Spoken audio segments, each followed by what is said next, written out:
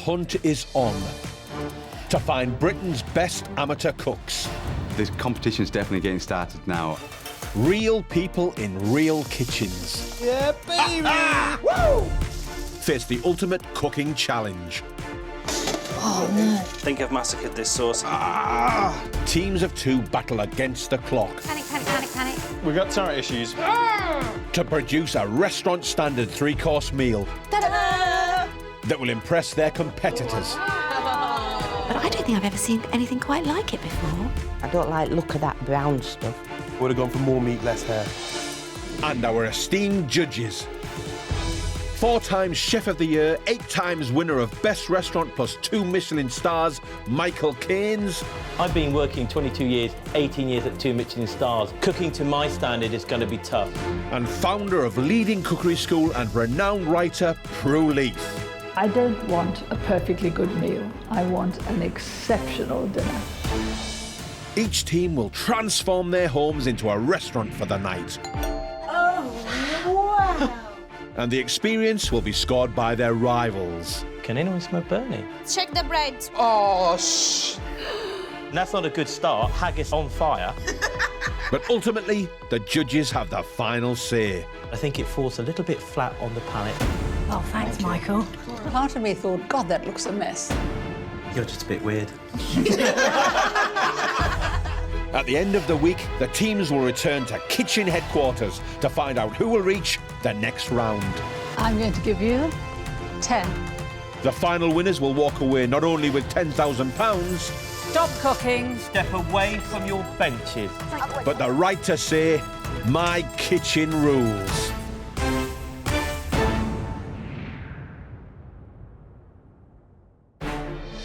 Today's the last of the Scottish Heats, which have seen 4 amateur cooking teams do battle for the chance to win £10,000. Glasgow gals Amy and Nicola kicked off with a dinner celebrating all things Scottish, and despite failing to serve on time, Biggest error was that it was late. they scored a respectable 55 out of a possible 90. Hugh and Steve, aka the Geeks, felt the burn in the kitchen, Can anyone smell burning? I can. with their modern Scottish fare scoring only 50. Yesterday's fusion friends Rebecca and Nancy lived up to their name, delivering a spicy Scottish Caribbean menu, The competition is heating up. winning them an impressive 64 points, putting them at the top of the leaderboard. Ooh, we made it. Today we're in Edinburgh with hearty Hebrideans Paula and David, I can't think quick. We've got 7 hours. We've got to get We shopping. have. Let's go and get some food. Yeah. who have just 7 hours to create a restaurant for the night and prepare a 3-course meal. I'm Paula. And I'm David.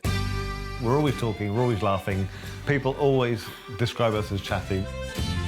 The couple call the Isle of Lewis in the Outer Hebrides home, but tonight they're on the mainland Oh, what have you found? Winkles. to face down their competition. My gran used to eat these pickles. Yeah. I've always loved living by the sea. I love the look of the sea and the sound of it. This scallop would be great for making some bread. Paula's very skilled in the kitchen. Sorry. I'm an average cook. You are king of pasta, though. Yeah. I'm not really that competitive. I just want to give everybody a lovely time. And I am fiercely competitive. When the children were young, you wouldn't even let them win at any Oh, no. board games. What do you think they'd think of this dish? Perhaps Flavours do wise, some better with presentation there. Exactly that. We are here to win. And, you know, it's like playing Monopoly. We'll go all the way around the board and the others won't even pass go. With £10,000 and the title of Best Home Cooks up for grabs, there's no time to lose. Now let's get the shopping done and get in the kitchen because I just want to get stuff done. In just a few hours, the rival teams will judge Paula and David on tonight's restaurant. Also at the table will be the ultimate judges, 2 Michelin-starred chef Michael Caines To be honest, it's just a little bit disappointing. and doyen of home cooking, Prue Leith. The texture isn't brilliant. Serving dishes late will result in losing points.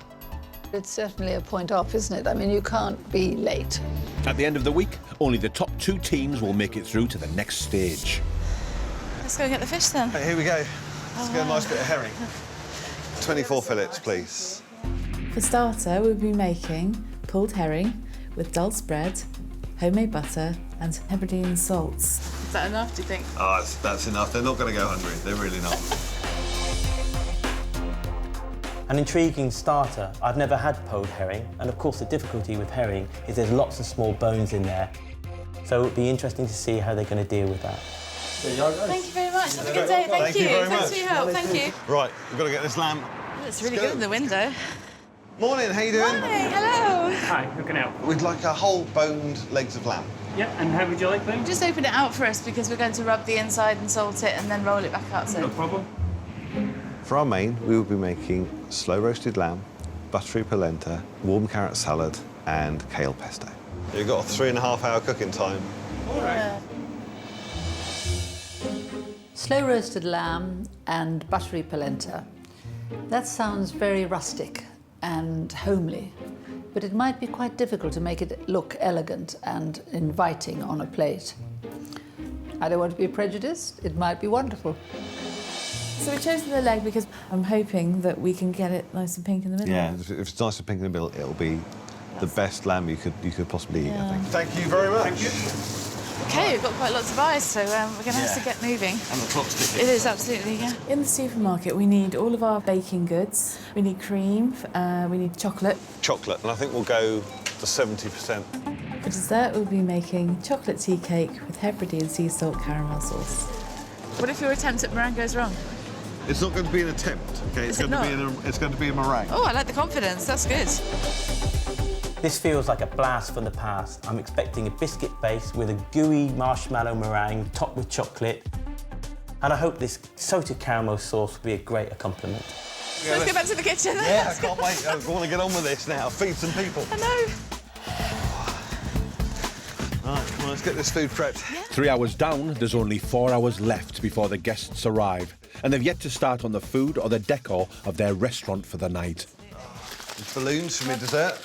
It's our lovely herring. Lovely. Bacon Balabo's biscuits. I got the lamb. Their guests have no idea what's on tonight's menu, but at the end of the night, we'll be scoring the meal. Right, we're done. That's it for the ingredients. That's going to make our restaurant look beautiful. Let's do it. So the theme for the restaurant tonight is the Gallic Coast. It's where we live. It's about what we love about where we live. We just want to transport them to the Hebrides and make them feel like they're living on an island. I love the rustic feel. It's a bit Viking with all the skins, isn't it? It is. It is a bit Viking. But it's playful like us as well, isn't it? How could you be serious with him smiling at us all evening, you know? Exactly, yeah.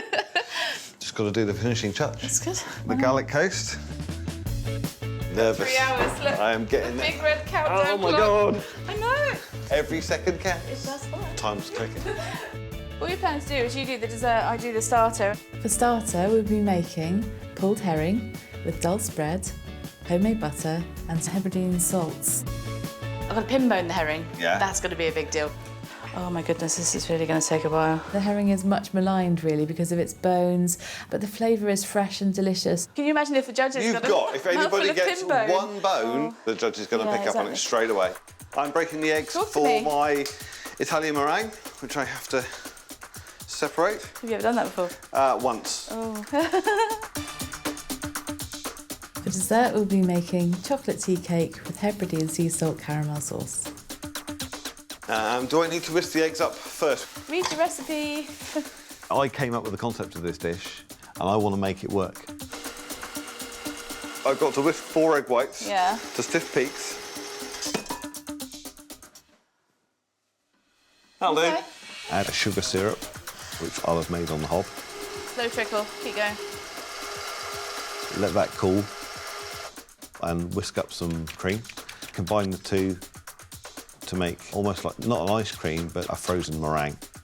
I'm just going to go and freeze this. I'll be back in a moment. Yeah. I need to make butter like now. I'm really hoping that making my own butter will give me a little bit of an edge. To create butter, all Paula needs is some cream, a mixer and a little leap of faith. Right, I'm going to over-whip this cream. Right, we now have whipped cream. And this is the part which feels really unnatural because you just have to keep going. You Okay. really shouldn't be over whipping cream. It feels completely wrong. And every time it gets to that stage where the Queen's whips, I just want to stop. I want to stop. Because... But yeah, you've just got to push past that, really. Oh, lovely. Let's just decorate this a little bit and get it in the fridge. I made butter in our prep time. I actually achieved something. For our desserts, I will be melting some really good quality chocolate, blowing up some balloons, covering the balloons in coconut oil. I'm just oiling my balloons. Nice! Dip them in the chocolate and then let the chocolate go cold, and then that'll be the dome for our pudding. We're on less than an hour, babe. All right, but I need to get the herring done, don't I? Yeah. So the hero of tonight's main course is a slow-roasted leg of lamb. If I can get the lamb in the oven in the next 20 minutes, I'm really happy. Having rubbed the lamb with softened onions, rosemary and garlic, they tie it with a string to keep it moist during cooking. I don't know what I'm doing here, babe. I have no tying technique at all. Kind of doing it like I'm tying my laces. Darling, you know that you're serving this lamb to Michelin-star chefs, don't you? This is something I've never ever done before in my life. I don't really understand what to do about this end piece. Oh my goodness. No. It doesn't look really neat and like it will create beautiful round slices. Get it on top of those veg. That's nice. With prep drawing to a close in the kitchen, the guest teams are only moments away. Paula is a threat for us, I think. And Paula and David have yet to make their bread. We have to, right now, make sure there's some bread ready to feed everybody. Yes. Thankfully, this is soda bread. Put the bicarb in. I'm going to put the dulse in. Dulse is a dried seaweed which is used for seasoning. So I can quickly get this bread and I've got about 30 seconds to do it. It can be mixed up and put in the oven without needing time to prove. Amy, it's our last night. I know, it's exciting, isn't it? It's very exciting. I'm going to roast this herring. There's got to be seafood on there coming from the island, and it's, you know, it's what it's known for. Do you reckon Paula's a little bit stressed? Got about 20 seconds. I don't know, maybe David. I'm going to have a meltdown in a minute, so you just talk to yourself and I'll fall apart, if that's all You right. can't fall apart. It's falling apart. It's not an option. The bread's going in. OK, excellent, well done.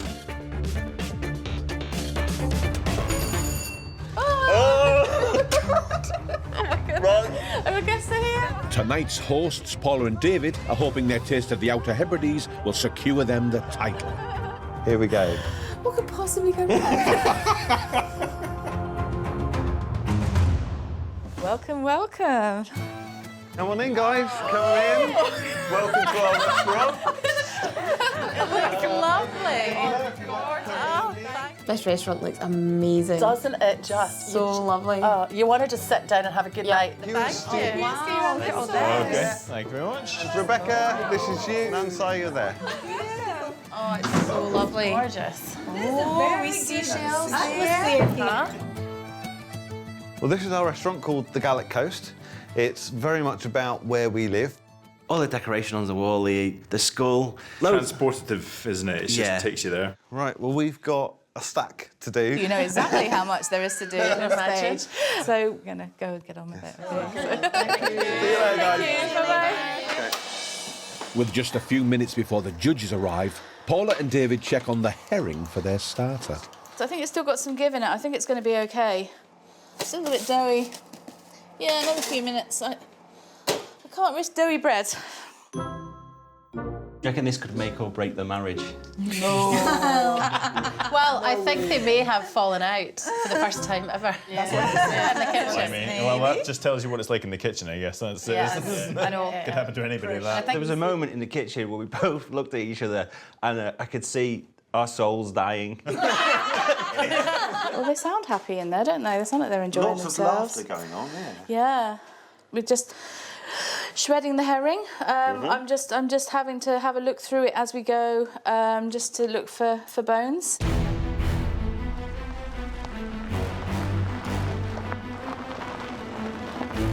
With Michelin-starred chef Michael Keynes and world-famous food writer Prue Leith nearly at the door.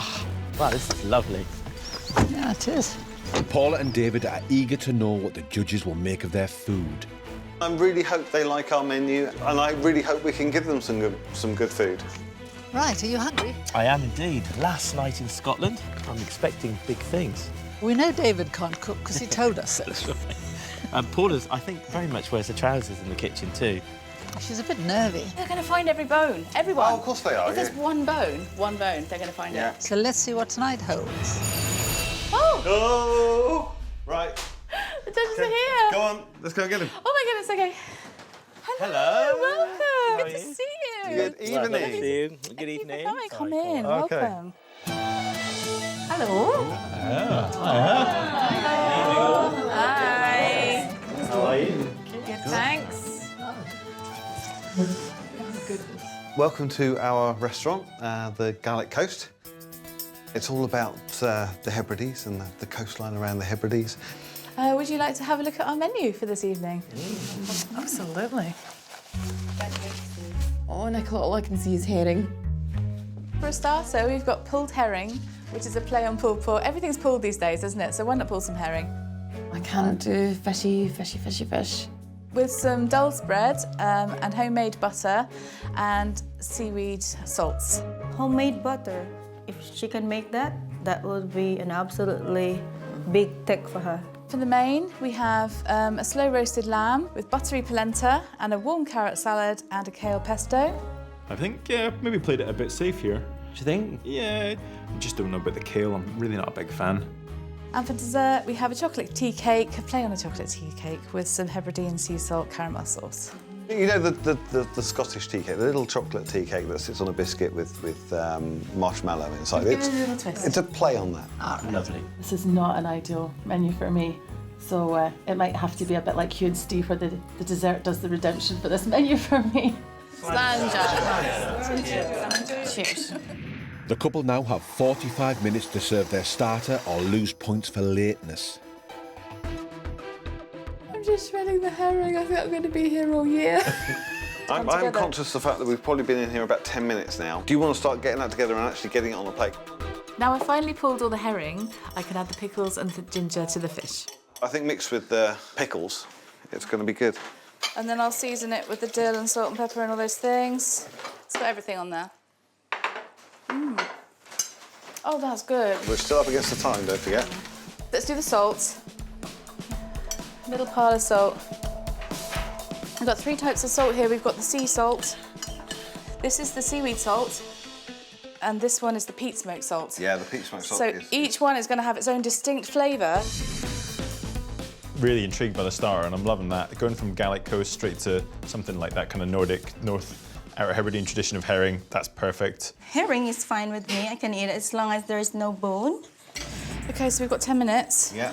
Are we all right? We're on it, don't worry. It's really exciting. You're shaking a bit. I'm shaking. I'm actually like a leaf.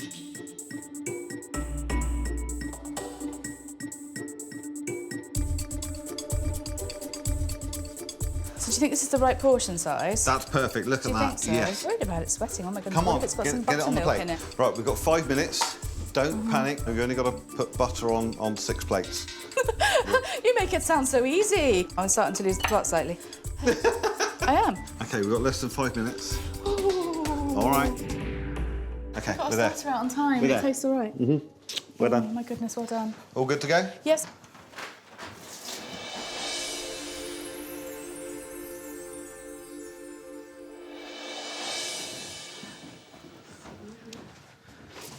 Your starter is served. Thank you. Enjoy. Oh, lovely. Enjoy. I can smell the sea and I can smell the fish, so it's inviting for me to taste it. Thank you very much. All I can see is bones sticking out my fish. I don't like bones. The judges will taste first and give each course a mark out of 10 at the end of the meal. This is terrifying. Actually watching Prue and Michael moving the herring around the plate with their forks and sniffing the bread. I'm kind of...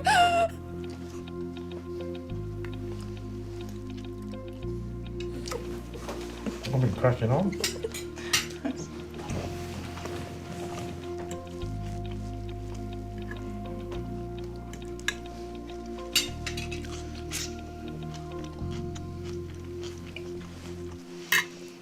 It's not overwhelmingly brilliant, if I'm honest. Herring's difficult, there's a lot of bones in there, but the flavour is good, and I think the balance in the vegetable and herring works well.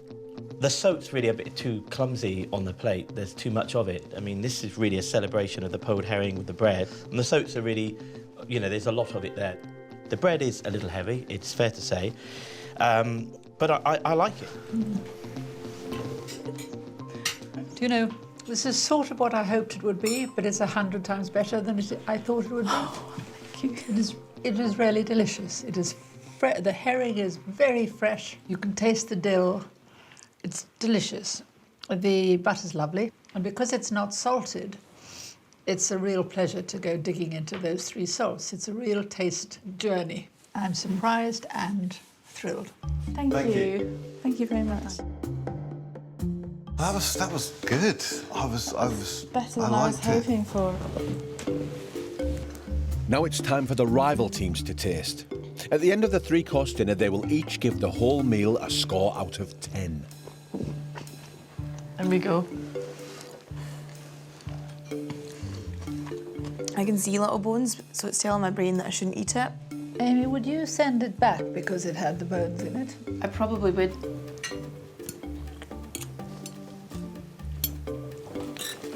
Lovely flavour. Refreshing. It's nice. Just maybe a wee bit more herring would be good. Delicious. I almost want to hate it because it could put us in last place if it carries on like this. Yeah. So now onto the main to see if they can edge closer to winning the title and the £10,000 prize money. For our main, we will be making slow roasted lamb, buttery polenta, warm carrot salad, and kale pesto. I'm putting some polenta in with the chicken stock, and I'm just going to be bubbling it away for about an hour, and I'm going to use butter to flavour it at the end. Get these Stornoway black pudding and make this into little bonbons. I know it's not on the menu, but I think it's important to showcase this ingredient as being Hebridean. I think that it will really surprise people. I'll just break up the black pudding, make little black pudding balls, cover them in egg and oatmeal, and get them fried off.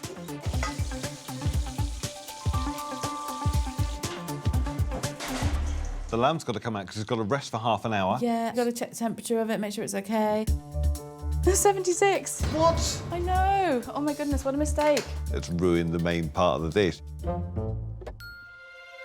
So how do you think the main course sounds? Well, I think just the way the presentations come out, it's going to be quite rustic and homely, quite a hearty meal as well. So I'm really looking forward to that kind of comfort food, I think. I really enjoy lamb. But I wish that the lamb will really be pink in the middle. The moisture is there, soft and moist, melts in the mouth. Back in the kitchen, there's just half an hour until the main is due, and Paula's making the warm carrot salad and kale pesto. Traditionally, of course, you make a pesto with basil and parmesan and pine nuts, but I just don't know how well it would actually go with what we've cooked today. So I'm just blanching some green veg and just making it a bit more spring-like. I need peas. Why am I here? Why am I here? Peas! Peas, thank you. My pesto is, I'm struggling with it, I'm battling with it, I'm trying to get it right, I'm blending it and then I'm adding more things to it and I've lost the plot. I got a bit of a panic on all of a sudden. Made me cry. With 20 minutes until the main course is due, a visit from Prue puts added pressure on an already fraught host team. It just happened to be that she's come in right now when I am badly carving overcooked lamb. This is not what I would normally do. You're going to carve it up into slices? I am, and it'll be a large slice and a small slice for everybody. I'm hyperventilating and I might cry. You're a very good cook, aren't you? You are. She is a fabulous cook, and that's why I'm not. No, you're learning fast. Calm down, woman. You've got... Shh. Big breath. 15 minutes you've got.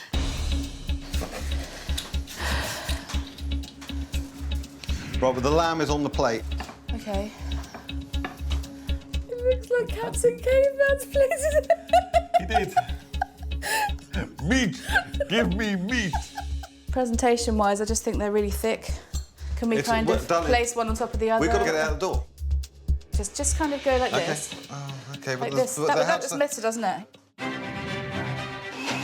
we've got about 8 minutes. Bonbons are on, lamb's on. Can put the polenta on. I need these polenta swirls to go on the plate. Are you absolutely certain you can do that? Yes. Okay, I made a little bit of a mess of one of the plates. No. I can't do them. They're not going to be neat enough. Blend this. What is this, my plate? You do it. I'm sorry. I just don't know how to do it. Presentation. This isn't what I wanted at all. You need to warm through the carrot salad and get it on the plate. In the final 2 minutes, it's Paula's turn to make a mistake. In my haste, I've dressed the carrot salad with the pesto and I didn't mean to. So we now have green carrots. I'm just a bit sad about this. Never mind. Right, 3 go and serve some judges.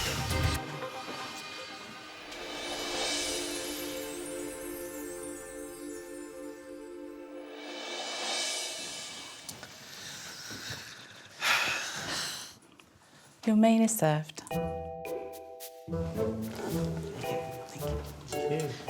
Enjoy. I've got a rough idea that these guys are really unhappy with their plate. Yeah. Thank you. It's just all together kind of disappointing before you even get stuck in.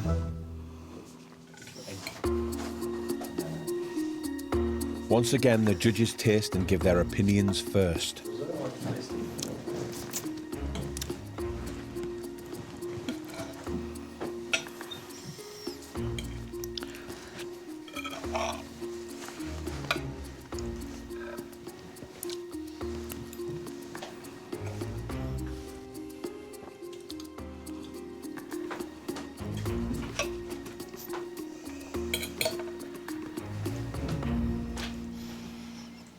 There are a few things here which I think you've made a few mistakes on. Principally, the choice of the cut. The cut would have been much better if you'd chosen the shoulder. The thing about a shoulder is you can chuck it in the oven, you end up with a moister piece of meat at the end of it, which isn't so dry. It's clumsy. David, did you cut that? I did. Yeah, it's a real man's portion you're giving us. It's not much finesse. I have to say that looking at it around the table, it just looks a bit dull and dry. His critique. It's tough. A bit like the lamb. My take is a little different from Michael's. I mean, I think there's nothing that really good gravy wouldn't have solved here. I think the flavour of the polenta is delicious. I think you've done it well. I agree that there's much too much lamb, David. Every element could have been better. It's not going well. I can start to see Paula welling up a bit. Don't get upset, keep going, and let's not take away the effort, the passion and emotion you put into this dish. And I can see it's hurting, but we want you to do well. So take that back to the kitchen and cook your heart out for your dessert, okay, guys? Thank you. Oh dear, you're crying. I know. Oh. They're such a lovely couple. That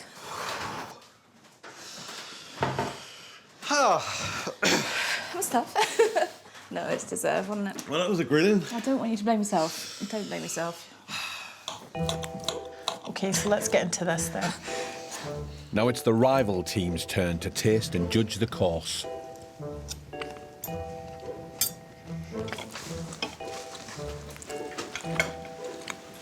Sorry, but it's really dry. They've worked hard, okay? Yeah, the lamb itself is a bit dry. Overall, it doesn't meet up to the standard I expect. I think we may still well be in the lead. Let's be honest, you've got to feel like you're back in the competition. There's no two ways about it. They've got to go back in that kitchen and really whip it up for dessert. Right, we've got just under 45 minutes to get the dessert done. For dessert, we'll be making chocolate tea cake with Hebridean sea salt caramel sauce. Our chocolate tea cake sits on a seaweed biscuit base. I'm just making these biscuits. 100 grams whole wheat flour, 100 grams plain flour, that's some baking powder, caster sugar, 50 grams of butter. Dare I ask about the chocolate zones? I'm ready for another grilling. These look absolutely shocking. I'm gonna pop the balloons, Ooh. get the chocolate off, and trim the edges up. So I've got to tidy them up, but if this works, bloody amazing. About 35 minutes. Is there anything I can start with the caramel sauce? You've got the recipe for it. Whisk butter, sugar, cream and salt over a medium heat. I'm not sure I care about the biscuit. Look, I think the caramel is... Please take over the caramel sauce. Uh-huh. I can cut the biscuits out and get them in.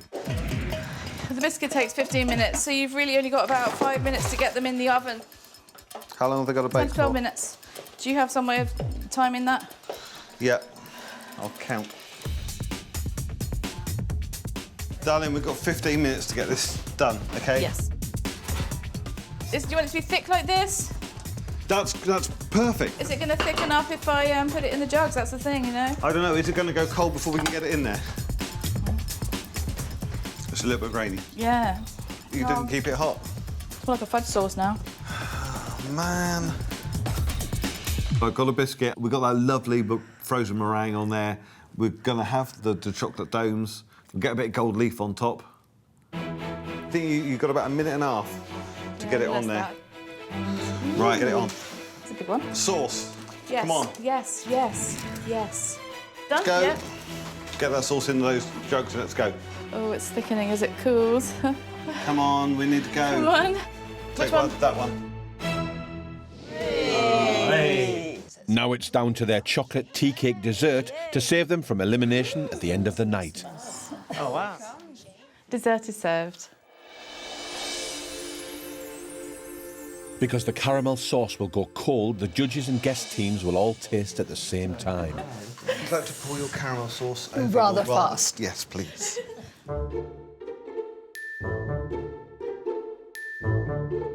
This looks fab. Yeah, really exciting. This is. And there's gold leaf. Stuffy gold leaf, there's chocolate. That's all I care about. Caramel sauce is a little bit thick. That's an understatement. But if it's hot enough, it'll do the job.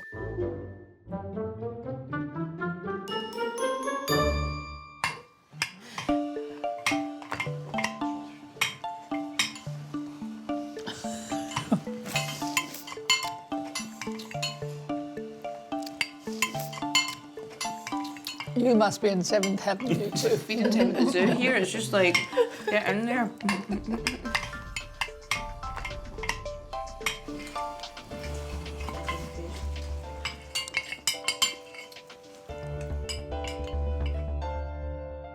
We needed something to lift our spirits, put a smile back on our face, and remind us what this competition is all about.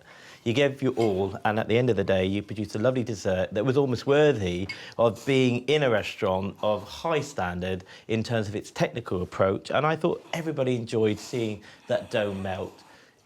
Yes, it was a bit rich, but then if you're a chocolate lover, that's never really a complaint you need to worry about. It's been a bruising night for you, and we must end with a positive. The emotions on this plate for me was pure happiness and joy, so congratulations to you both. Thank you very much. Your dessert, yours, David, Mine. was completely irresistible. Yes! I thought I will have one mouthful of this because it's very bad for me. And I just ploughed on and ate the whole lot. The sauce was a little bit grainy. You know, I could nitpick on it, but frankly, I'm not going to. I think it was a triumph, so congratulations. I was very happy with it. Very much. We'll let you go back and celebrate your success.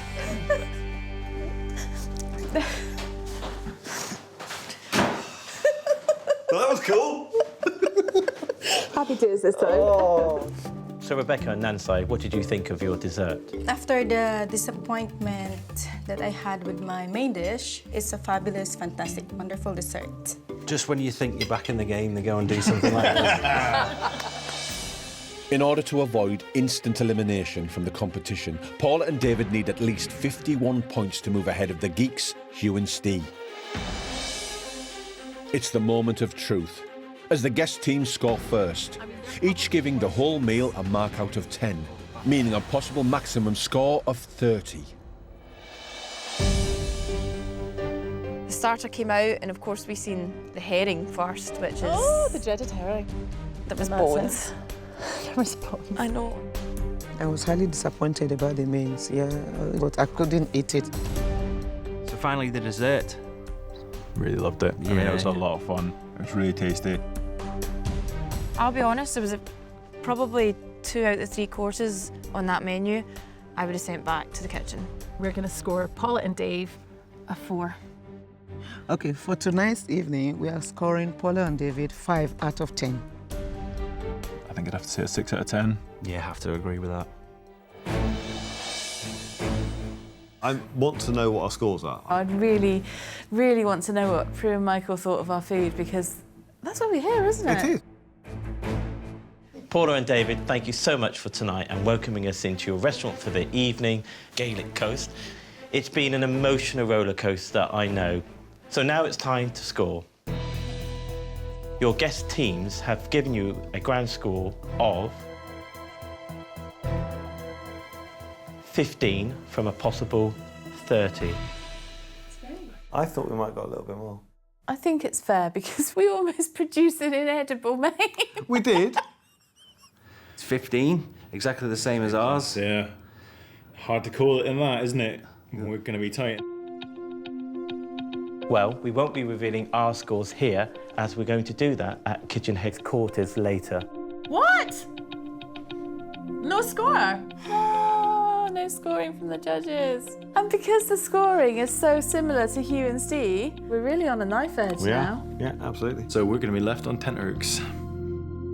Kitchen headquarters, bring it on. The competition is going up a gear as it now moves to kitchen headquarters, where our 4 teams will discover who will be going through to the next round and who will be going home. My kitchen rules headquarters. Wow. I'm looking forward to finding out where we sit on the leaderboard and getting these scores.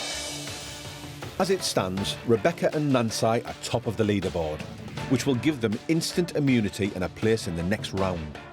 The teams in 2nd and 3rd place will battle it out in Kitchen HQ to fight for the remaining place in the quarter-finals, whilst the lowest scoring team will be eliminated.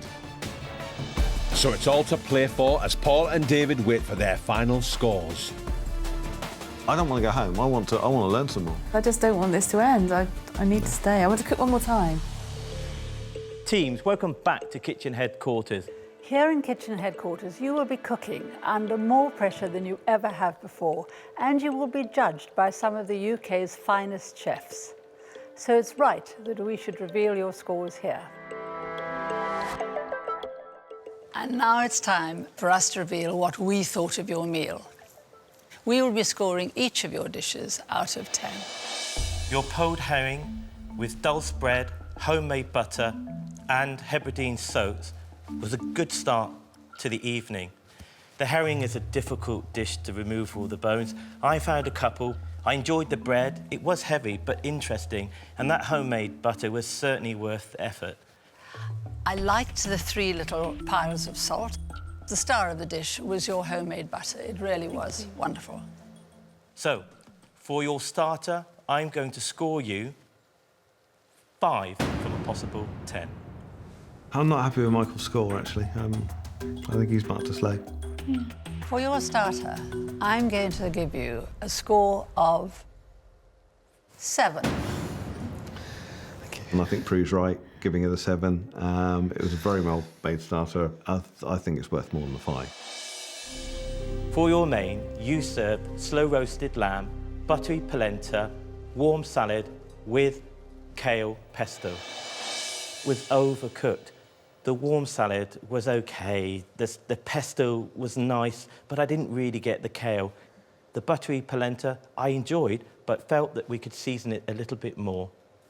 The lamb was dry, there was no gravy. I felt you shouldn't have called that green sauce on the carrots pesto, because there was nothing to do with pesto in it. The score I'm giving you for your main course is 5. Paula and David, for your main course, I'm going to score you 4 from a possible 10. Thank you. I was expecting 4. I think Prue was kind in her judging. Yeah. To stay in the competition, Paula and David need a combined score of 15 or more for their dessert. Your Scottish tea cake with a salted caramel. David, at last you performed in the kitchen and produced something that was memorable. I love the way we poured that caramel over the dome of chocolate. We had a great end to what was, we felt, an emotional and difficult evening. The sauce was a little bit grainy, but the tea cake was absolutely delicious. I found it irresistible. For your dessert, I'm giving you a score of 7. So the hearty Hebrideans' fate rests with Michael. If he scores them less than 8, they'll be eliminated. 8 or more, and it's the Geeks that are going home. The score I'm giving you is 6. I think it was possibly worth a 7. I think, I think 6 was a little bit low, I think. 6 was definitely low. I think so. That gives you a total score of 49, which puts you, sadly, in the last position. With 49 out of 90, Paula and David have the lowest score of the week and are eliminated. How do you feel? Yeah, gutted to be going home. But, yeah, good luck to the guys and, yeah, do really well. You have been enormous fun and great competitors, and your passion for cooking has shown through. Please don't give up. You've been great contestants and you will be missed. Thank you. Well done. Disappointing. Disappointed for them. Disappointed that they're going. Gutted for them. I'm really happy to have been here and experienced this and to meet all these wonderful people, and I just had the best time. Rebecca and Nancy, you are the highest scoring team and you have won immunity into the next round. Congratulations. Congratulations. Really? Thank you. Winning immunity means Rebecca and Nancy automatically go through to the next round of My Kitchen Rules. Surprised. Surprised. It's good. Yeah, it's an overwhelming feeling, actually. Good. Hugh and Steve, this means you are saved and get the opportunity to cook in the regional cook-off against Nicola and Amy. The relief was pretty great, to be honest with you. It's a shame to see Paul and David go, but yeah, we're still in it. We'll see you in the next round, and good luck. I think it could go either way. I think they're going to put up a pretty good fight. Oh, for sure. Yeah, absolutely. They're going down. Next time. Welcome to the regional cook-off. This pan's a little bit too hot. We're trying to push ourselves against the clock. Something burning. No! You are out of the competition.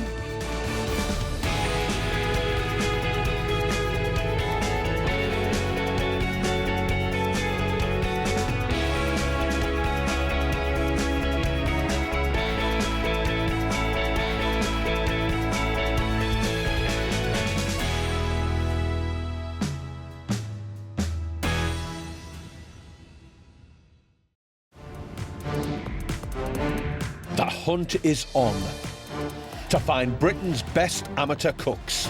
This competition's definitely getting started now. Real people in real kitchens. Yeah, baby! Woo! Face the ultimate cooking challenge. Oh, no. I think I've massacred this sauce. Teams of 2 battle against the clock Panic, panic, panic, panic. We've got turret issues. to produce a restaurant standard 3-course meal Ta-da!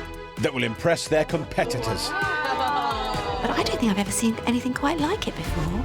I don't like the look of that brown stuff. Would have gone for more meat, less hair. And our esteemed judges. 4 times Chef of the Year, 8 times winner of Best Restaurant plus 2 Michelin stars, Michael Keynes. I've been working 22 years, 18 years at 2 Michelin stars. Cooking to my standard is going to be tough. And founder of leading cookery school and renowned writer, Prue Leith. I don't want a perfectly good meal. I want an exceptional dinner. Each team will transform their homes into a restaurant for the night. Oh, and the experience will be scored by their rivals. Can anyone smell burning? Check the bread. Oh, shh. That's not a good start. Haggis on fire. But ultimately, the judges have the final say. I think it falls a little bit flat on the palate. Oh, thanks, Michael. Part of me thought, God, that looks a mess. You're just a bit weird.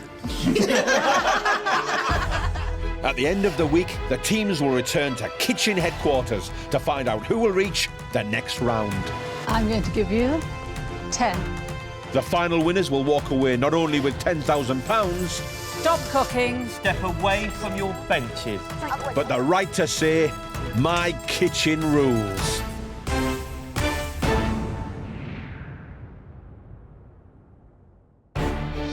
Yesterday, in the second heat of the Northern region, hunter-gatherers Angela and Rob put their cooking skills to the ultimate test.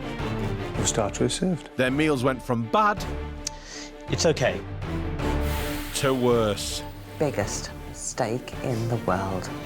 Oh my God.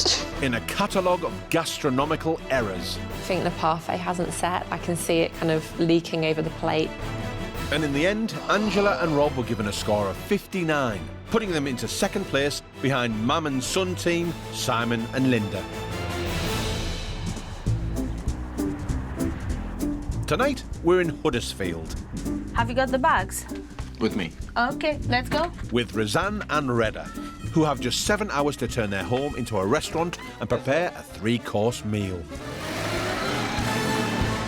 I'm Razan I am Reda. We are brother, and sister. originally from Syria. Yeah. Morning. How are you? I'm fine, thank Good. you. We left Syria late 2012. It wasn't safe. We thought to save our kids' life. We had to leave everything, and now here you are, start from zero. We make cheese, Make halloumi cheese. Mediterranean cheese. So let's massage the cheese. Our cheese is very spoiled. Halloumi for us, it reminds us with home. Here it is, ready. The milk from Yorkshire is amazing. It's made with lots of love. So Yeah. Test. she is the boss. I think missing. Some salt. No more salt. Butter. I like to cook for my friends, my family. My food is perfect. Very good. There you are. We are desperate to win, and I got the feeling that we are going to win. All the Doctor, best. cheers. With £10,000 on the table, there's no time to lose. How you feel? My heart's beating. In just a few hours, the rival teams will judge Rezan and Reda on tonight's restaurant. But the ultimate judges are 2 Michelin-starred chef Michael Caines. It really has nice texture, but it also stands up against that process of cooking. And doyen of home cooking, Prue Leaf. I don't have a single negative. I think this is a lovely little pudding. Beautiful. Failing to present dishes on time will result in losing points. It's certainly a point off, isn't it? I mean, you can't be late. At the end of the week, only 2 teams will make it through to the next stage. Half an hour down already, Morning. and the Syrian siblings need to source all the ingredients for tonight's menu. Let's have a nice big. Flat mushroom. For tonight's starter, we are having portobello mushroom stuffed with our halloumi cheese and a hint of za'atar on top, muhammara baba ganoush dips, and homemade flatbread. Let's have this one. The flavours on this menu read like a walk through a Middle Eastern bazaar. I'm looking forward for a baba ganoush that's got smoky flavours, and I hope that we get lots of flatbreads to scoop up those delicious dips. We need aubergine for the baba ganoush, red pepper for the muhammara. Cheers, bye. They're an hour down, but Rizan has more than just time concerns. She's worried about what her English guests will make of her Syrian menu. It's not easy to have people from different culture. They are judging your food. Hello. Please, we want a nice piece of meat, Lamb meat. 1.5 kilos. No problem. For tonight's menu, we are having lamb and almond meatballs with sour cherry sauce, served with burgle wheat and fattoush salad. Cherry sauce is a really interesting accompaniment for the meatballs, but I hope she gets the balance right because too sweet and it could kill the dish, and obviously too sour would be unpleasant. What time is it now? 12:30. 12:30. Some fat as well. Yeah, because we want to burn it and to smoke it. You know, to smoke the meat. Meatballs. Already 2 hours passed. Time's running really fast. I'm feeling stressed now, actually. I start to feel more stressed. Then we need to go to the deli shop. Damascene petals from Damascene roses, this is for the syrup. For the dessert, we are serving katay fasafiri, which is Arabic pancake stuffed with curd cheese and rosewater syrup. Pancakes can often fail to deliver as they can be too heavy for finishing your meal. They need to take care with the curd and, of course, the rosewater syrup too, as this can be overpowering. Some people don't like rosewater. Too much flavor, it will be really disgusting. There's now just over 4.5 hours until their guests arrive. Let's head back to the kitchen and start preparing the food. Let's go. Get the menu.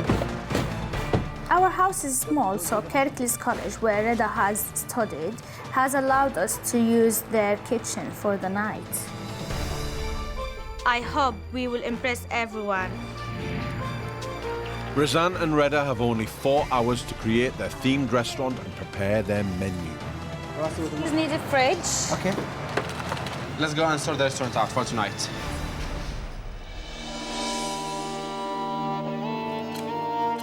At the end of the evening, the judges and the guest teams will be scoring the Syrians' 3-course meal in their restaurant for the night. The theme based on 1001 Arabian Night. And today is our night. The restaurant for tonight is called Shahrazad, and it's inspired by Princess Shahrazad. Razan, guests arriving 8 minutes now. Let's go back to the kitchen. First of all, roast pepper in the oven, okay? With the restaurant dressed to impress, and with only 3 hours until the guests arrive, to be chopped and cooked. The focus of attention turns to preparing a winning 3-course meal. Do this for baba ganoush, you know how to do it? We need to start with the starter as we need to cool it down. Not this one, parsley. I'm going to roast the aubergine and red pepper. As they start preparation... Sorry, we didn't bring aubergine. No. To make baba ganoush, we need aubergine, and we didn't bring aubergine. Aubergine's the main ingredient of the baba ganoush dip, so this is a major blow just 2 hours before the guest teams arrive.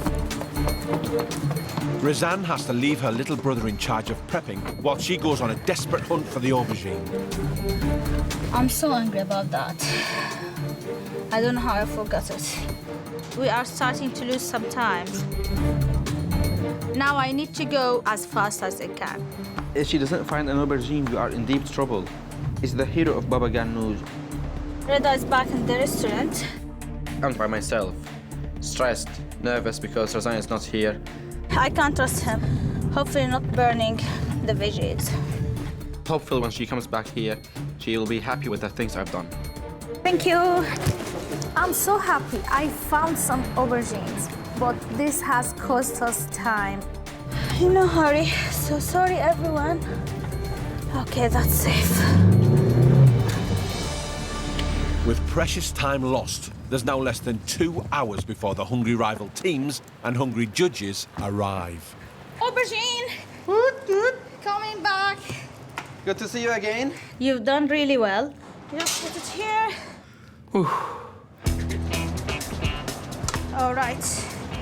The aubergine can go here. I'm preparing muhammara. Muhammara is roasted pepper and walnut dip. I don't think anyone tried muhammara dip before. I think this is amazing. I combine roasted pepper, tomato, onion, walnut,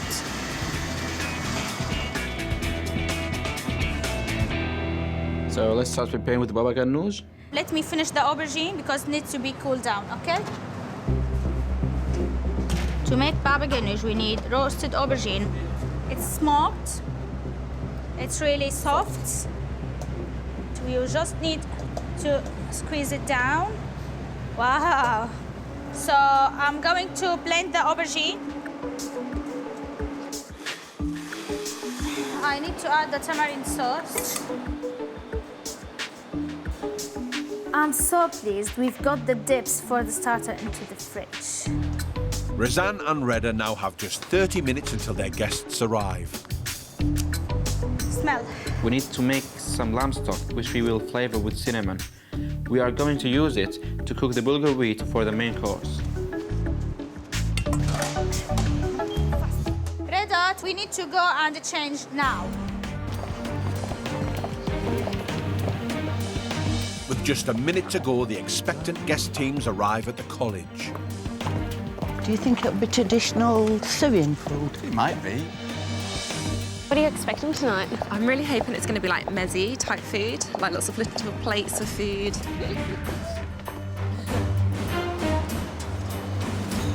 24 seconds. I'm looking at the college and I'm thinking, please don't let us be having school dinners.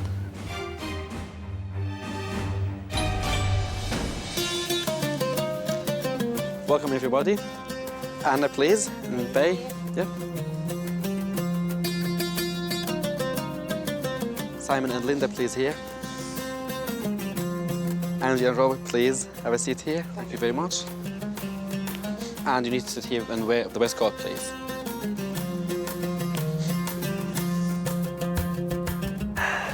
Very nice, chaps. Oh, it's nice, isn't it? It does feel like Aladdin.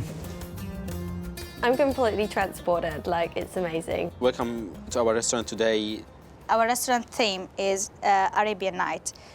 You need to excuse us because we still have lots of work to do in the kitchen, so have a nice time. Thank you. Thank you. Wonder if they've been making wishes throughout the day. Yeah. Just don't rub anything. All that's missing is the noise of a camel outside. Razan and Reda make the most of their time before the imminent arrival of the eminent judges. And I'm going to start with the halloumi stuffed portobello. Pomegranate on top of baba ganoush will be so nice. The judges, two of Britain's most celebrated figures in food, have arrived at the college. Slightly different venue, isn't it? So, what do you think about tonight? I think it'll be good tonight. It's Middle Eastern food, which I love, and if they do it well, it'll be great.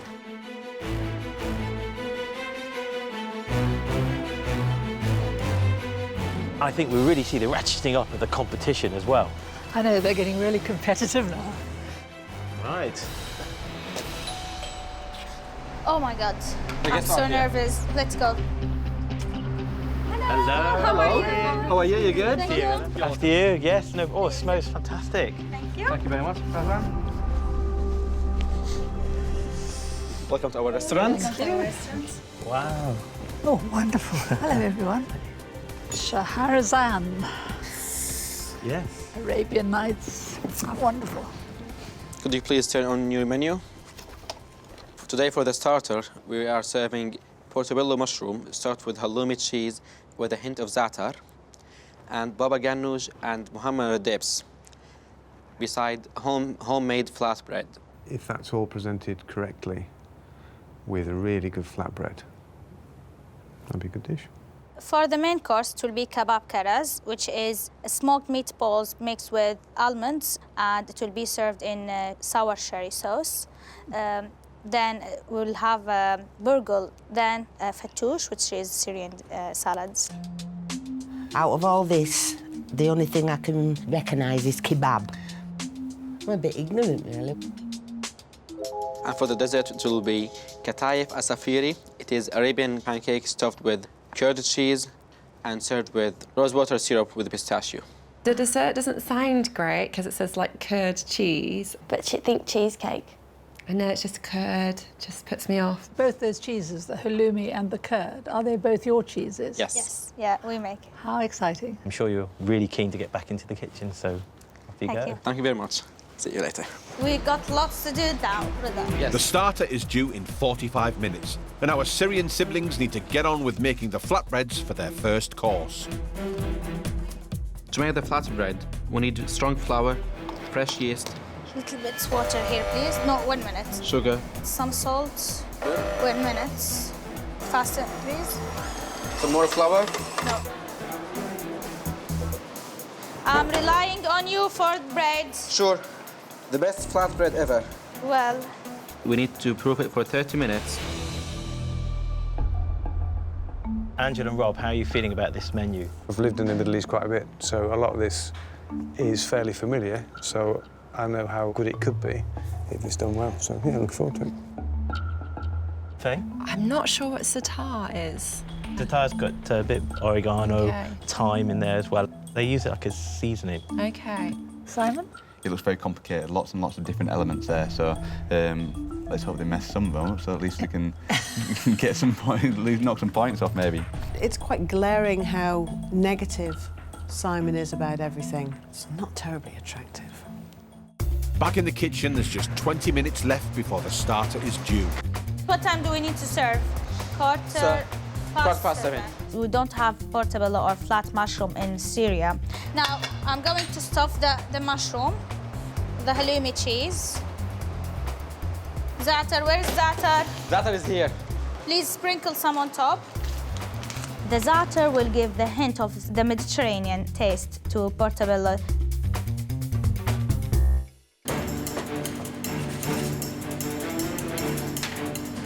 With just 10 minutes left, I need to add the chopped vegetables and pomegranate to the baba ganoush and start plating up. So for baba ganoush, mixing this together, I want to make the presentation as beautiful as I can. 7 minutes, seriously. And I need to get these flatbreads in the oven. Without the bread, they won't enjoy the food. They only take 45 seconds to cook. So if I'm not careful, they can easily burn. This is ready. It's down to the line with just 2 minutes until the starter is due. We could use these now. I don't know how much bread do they like to eat. I don't want to find I'm stuffing them. All the plates are ready. Everything is just perfect. We need to serve it now. There we go.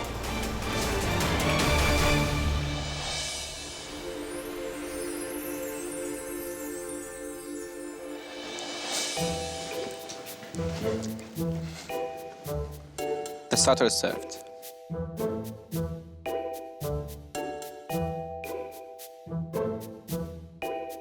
I'm looking at the flatbread and thinking, there's no way there's going to be enough flatbread to scoop up all that food. I don't like the look of that brown stuff. The baba ganoush.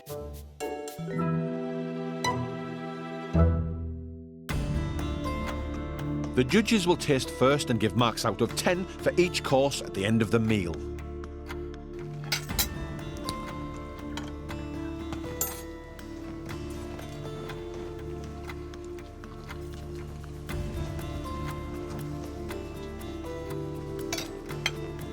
Look at Brew, how she is sampling the bread.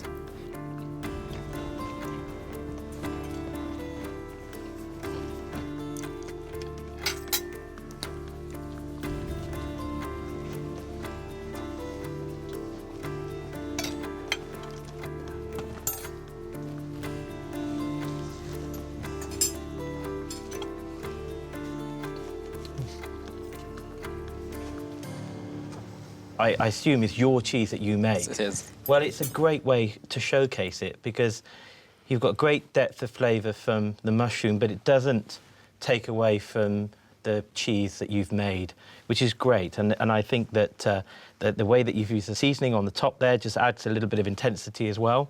I think your mahamara is delicious. I can taste the walnut coming through. It's really nicely spiced. Your baba ganoush is interesting because I would expect that to be smokier.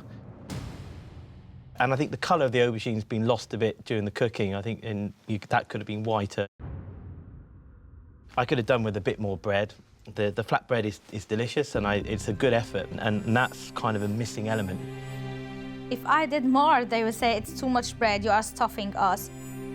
I've never had mushrooms in a Middle Eastern meal, ever. So that was very unusual, but I liked the combination. I thought the halloumi cheese was lovely. Thank you. I'm normally nervous of halloumi because it's usually too salty. Yes. You can taste the salt, but it's not offensive. It's really good. Delicious. I think it's a good dish. Prue really loves the food. I'm so happy. No worries. Yeah, we are in the safe track now. I know you'll be very, very keen now to get back to the kitchen to start your main course. Thank you very much. Thank you. Enjoy. Yes! It's a good start. Time for the rival teams to taste. At the end of the dinner, they'll each give the whole meal a score out of 10.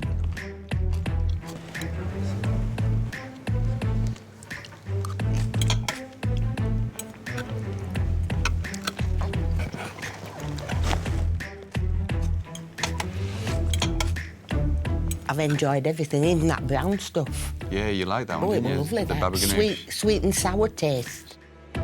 In fact, I think we've got a bit of competition here. If it had just been arranged slightly different and a whopping great flatbread on one side. There needs to be something more to scoop up all that lovely dip. Yeah. We need to do the main course. Let's make the meatballs, okay? They have 1 hour until the main course is due. Will their meatballs in cherry sauce help them secure high scores? Is it a good size? A little bit smaller. Take a bench. Yes, now it's good. For tonight's main, we are having lamb and almond meatballs with sour cherry sauce, burgle wheat, and fattoush salad. To make the cherry sauce, we add the lamb stock to the dried Merlot cherry. I'm adding cherry jam. It needs a little bit to be sweetened. It's really important that we get the right combination of sweet and sour. I'm counting 3 for each person. The portion size for Mediterranean are a little bit bigger than the English people. We eat more food than they do. Usually, kebab karas, we make it on barbecue because we are in domestic kitchen, so we cooked it and we smoke it. I'm going to add onion skin with a piece of fat and a charcoal on top. It's really important that the meatballs have a very smoky flavor, otherwise they will taste quite ordinary. While Razan worries about the meatballs, at the table, Linda has a confession to make. You took us into your home, took us back to some of your granny's recipes. The parkin is obviously yours, isn't it? It's my great-grandma's recipe. Just ask my mum her great-grandma's name. Rat bag. My famous grandma's recipe does not exist. I had to tell them my secret, that it wasn't great-grandma's recipe. It was a little twist on Delia's. I had never made Yorkshire parkin before in my life. We thought Yorkshire women were honest. I am, I've just told you. The whole truth. I'm sure she'd have been proud of me. Downright lie. We are adding vermicelli pasta to the burgle wheat, which is common in the Middle East. I'm going to toast the vermicelli before cook it because it needs to be toasted. I want to roast a little bit the burgle with it. That's good, so good. Yeah, isn't it? Yeah. I want to cook it with the lamb stock to have all tastes blended together. I'm going to start with the fattoush. Now we need to make our fattoush salad. It's a type of side salad with toasted bread in it. Bread, Ruda. The? Bread. I'm cutting the bread. Yes. Then add olive oil to the top. And then put it in the oven again to toast it. Ruda, 15 minutes and we need to go. Now, the burger is ready. I'm going to assemble the meal. Watch the bread because I don't want it to burn. Rida, 10 minutes. I need two minutes for the bread. Okay, 10 minutes to serve food. Rida, please check the bread. The bread. Oh, shh. Burnt, black. Right. Basita. Leave them. Go do some more. This is make it better. We'll do it. Take off the meat. We don't want to burn the meat, Rida. Stay next to the bread, please. Bread is ready. Keep it here. Don't move. Don't do anything. Don't move the sauce. Khalas, don't touch them. Olive oil. Just enough. Yes. Hata. Give it to me, please. I feel we've done it. Let's go. Okay. There we go.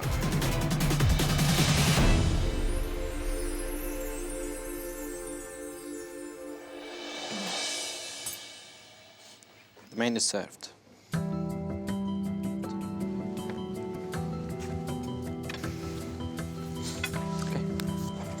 Visually, the main course is not massively exciting. I want to make sure the salad is really, really fresh and there's lots of flavours. I'm hoping it's really citrusy. Once again, the judges taste and give their opinions first.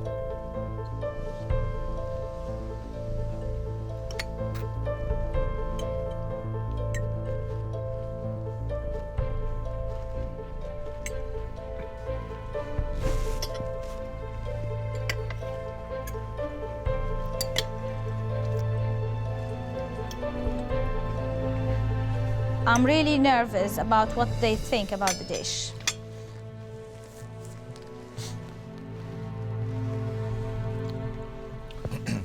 Razan and Reda, this main course is it's really tasty. I like this lamb. The bogler wheat, I think it's interesting. It's very, very subtle spice of what I think obviously is a bit of cinnamon here, yeah? Yeah, actually, we add the cinnamon to the stock. I think the elements that I was a little bit disappointed, I think the satouche salad, I was expecting it to be a bit lusher, but there is in the bread a little bit of bitterness. I could leave it if I'm honest. I want to come back about that lamb because it says on the menu smoked, but I'm not really getting that. It's not resonating through the dish. I was expecting to go up a notch after the starter, and I don't think we've done that. So it's left me a little bit flat on the palate. I'm worried to lose some points just because of fatouche, which is, I thought it should be really good. I like the flavour of the meatballs. I like the fact that the almonds are in slivers in there. I think the triumph on this dish is the cherry sauce. It's really delicious because it is sour. And I'm always a bit nervous about cherry sauce because it's often too sweet. Thank you. Enjoy it. So, what do you think? I wasn't really expecting that.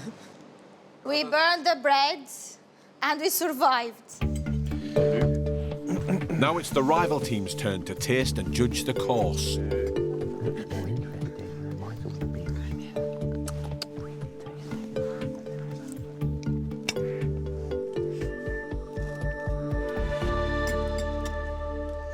I'd expected a bigger flavoured main course, but I really love the subtlety of this. Cinnamon's coming through beautifully in the bulgur wheat. All I can see when I see this vermicelli is worms. It does look like maggots, doesn't it? The salad is kind of, I've got nothing really to say about the salad. It'd be great in a kebab, but I'm not sure if I had it in a restaurant, I wouldn't be very impressed. 2 courses down, and now Rezan and Reda have just 45 minutes in which they need to serve up a winning dessert. You start to make the syrup. I will make the dough, okay? It's 2 flour, 1 semolina, and the same amount water. The pancakes we are making are not like European ones. These are thicker. We add yeast, like if we are making bread, so it's fluffy. With the pancake batter proving, the siblings now have less than half an hour to create the rest of the dish, starting with the rosewater syrup. Some lemon to not crystallize the syrup. Now we need to add the rose water to syrup, and this is really tricky because too much will be really disgusting. It's really powerful flavor.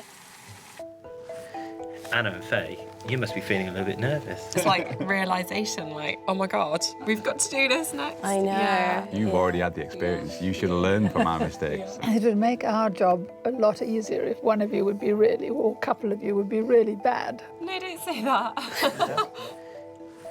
I don't think I'm going to sleep much tonight. No.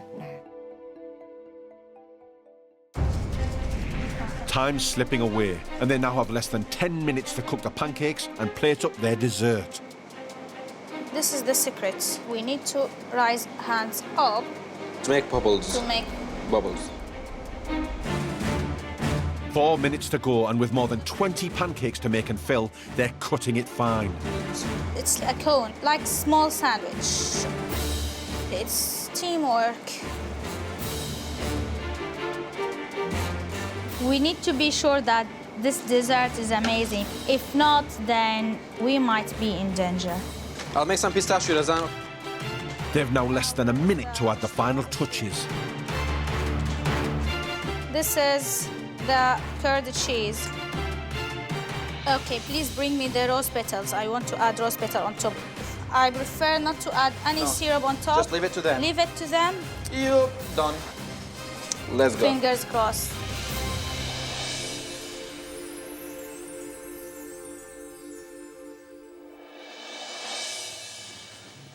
And dessert is served.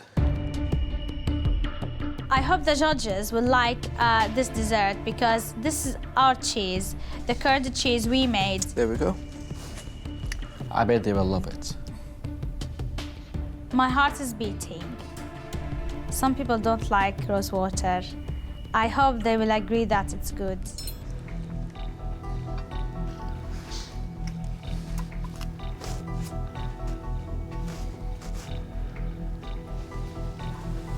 I'm looking at the dessert and it looks beautiful. It looks really pretty, like kind of a flower. It's amazing. They look like 3 little pancake posies on my plate.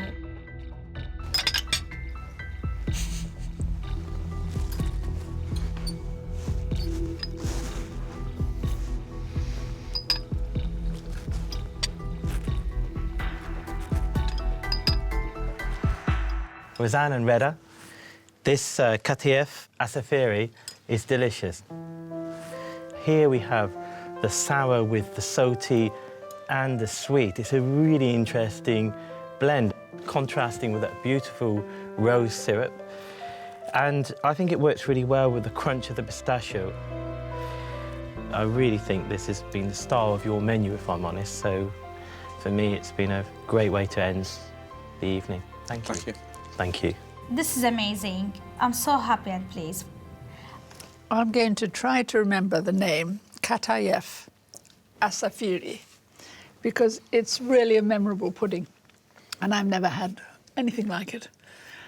It's, I know why I like it particularly. I love that flavour of rose syrup, rose petals. But I find the pancakes a bit stodgy and thick. I think I'm used to a sort of French crepe or a thinner pancake. But I think the curd and the pistachio and the rose-petaled syrup are just heaven. She just loves it. So let's keep fingers crossed for good scores. You can go back to the kitchen. Thank you. Thank you very much. Wow. We've done it. Well done. I thought so. How much you think? Michael scores 10 and Brew maybe 9. Time now for the guest teams to taste the dessert.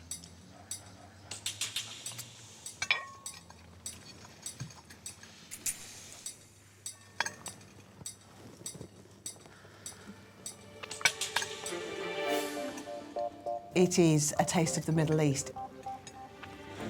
Eating the rosewater syrup, you feel like there's rose petals in your mouth. It kind of just goes, pow. Not my kind of dessert at all. I wasn't a fan of it. I don't think I'd want it again.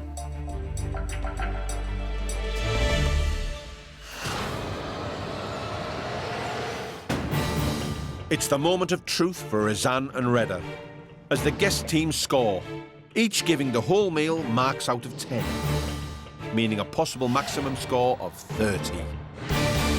So now it's time to score them. What do we think? If we knock off a couple of points for the things that they've got wrong and the things that we didn't like, we can maybe get down to a 6 or a 7. Tonight we score Razan and Reda a 7. I would say a 7.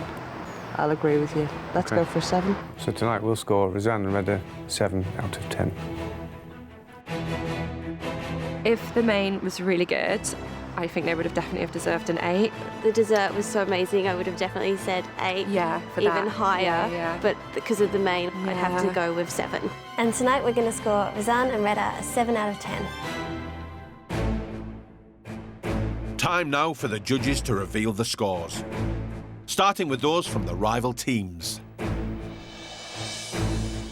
Razan and Reda need a total score of 61 points to knock Team Mam and Son off the top of the leaderboard and avoid elimination at the end of the week. Razan and Reda, thank you for letting us into your restaurant for the evening.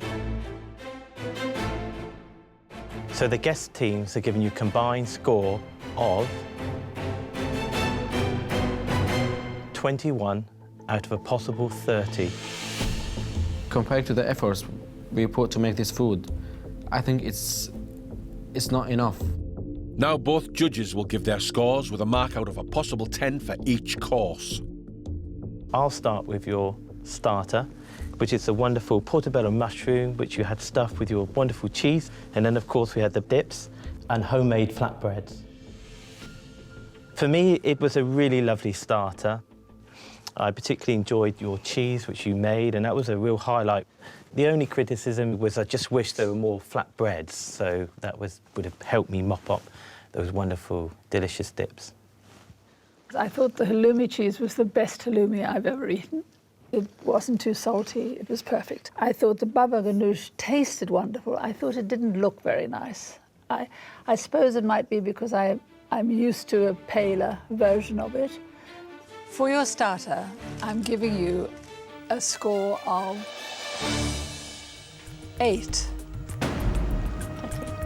For your starter, I'm going to score you 6 out of a possible 10. 6. I think it's unfair. We deserve more. Your main course, the kebab karaz. I thought it was a little disappointing because although I thought the lamb balls were delicious and I thought the cherry sauce was fantastic, the disappointing thing was that the main component on the dish seemed to be the bulgur wheat. And for some reason you'd put pasta in it. Maybe that's traditional in Syria, but I just didn't like it very much.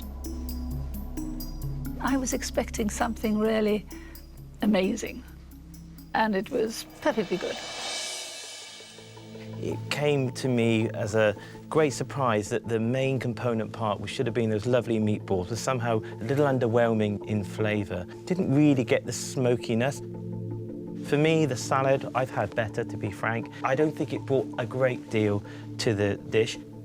For me, it was a flatter impact than the starter, and for that, I'm going to give you 5 out of a possible 10.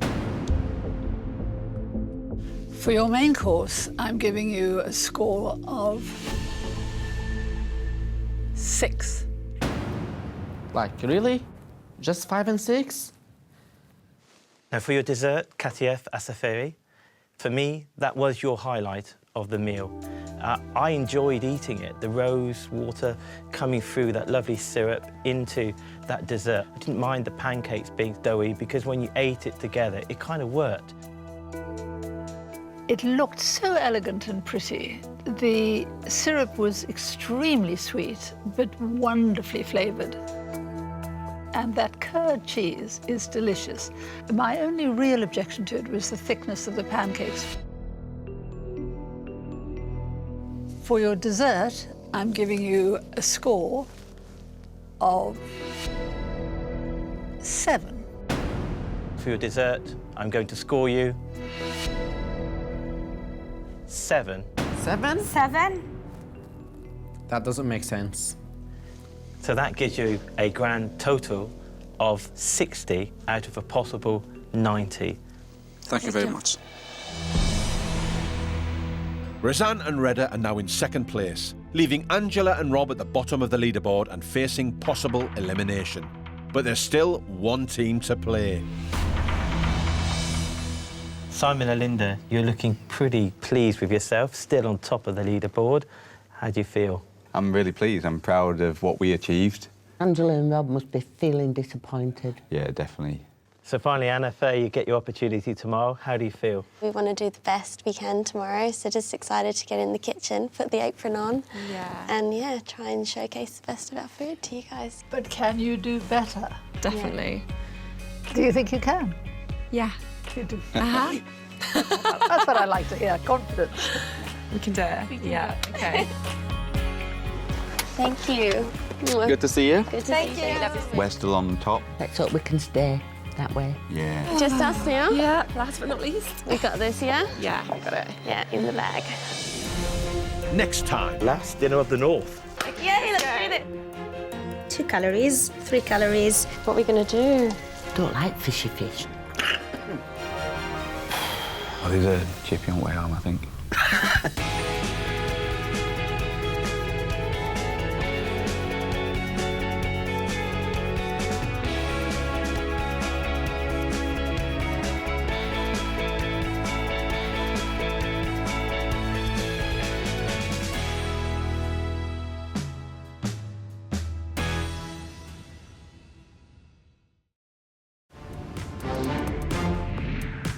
"16 cooking teams have been battling it out to become Britain's best amateur cooks. Wow! They've been producing restaurant-standard 3-course meals Ta-da! to impress their rival teams I would have gone for more meat, less hair. and our esteemed judges. Can anyone smell burning? Oh, 4 times Chef of the Year, 8 times winner of Best Restaurant plus 2 Michelin stars Michael Caines.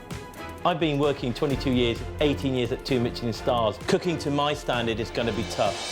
And founder of leading cookery school and renowned writer, Prue Leith.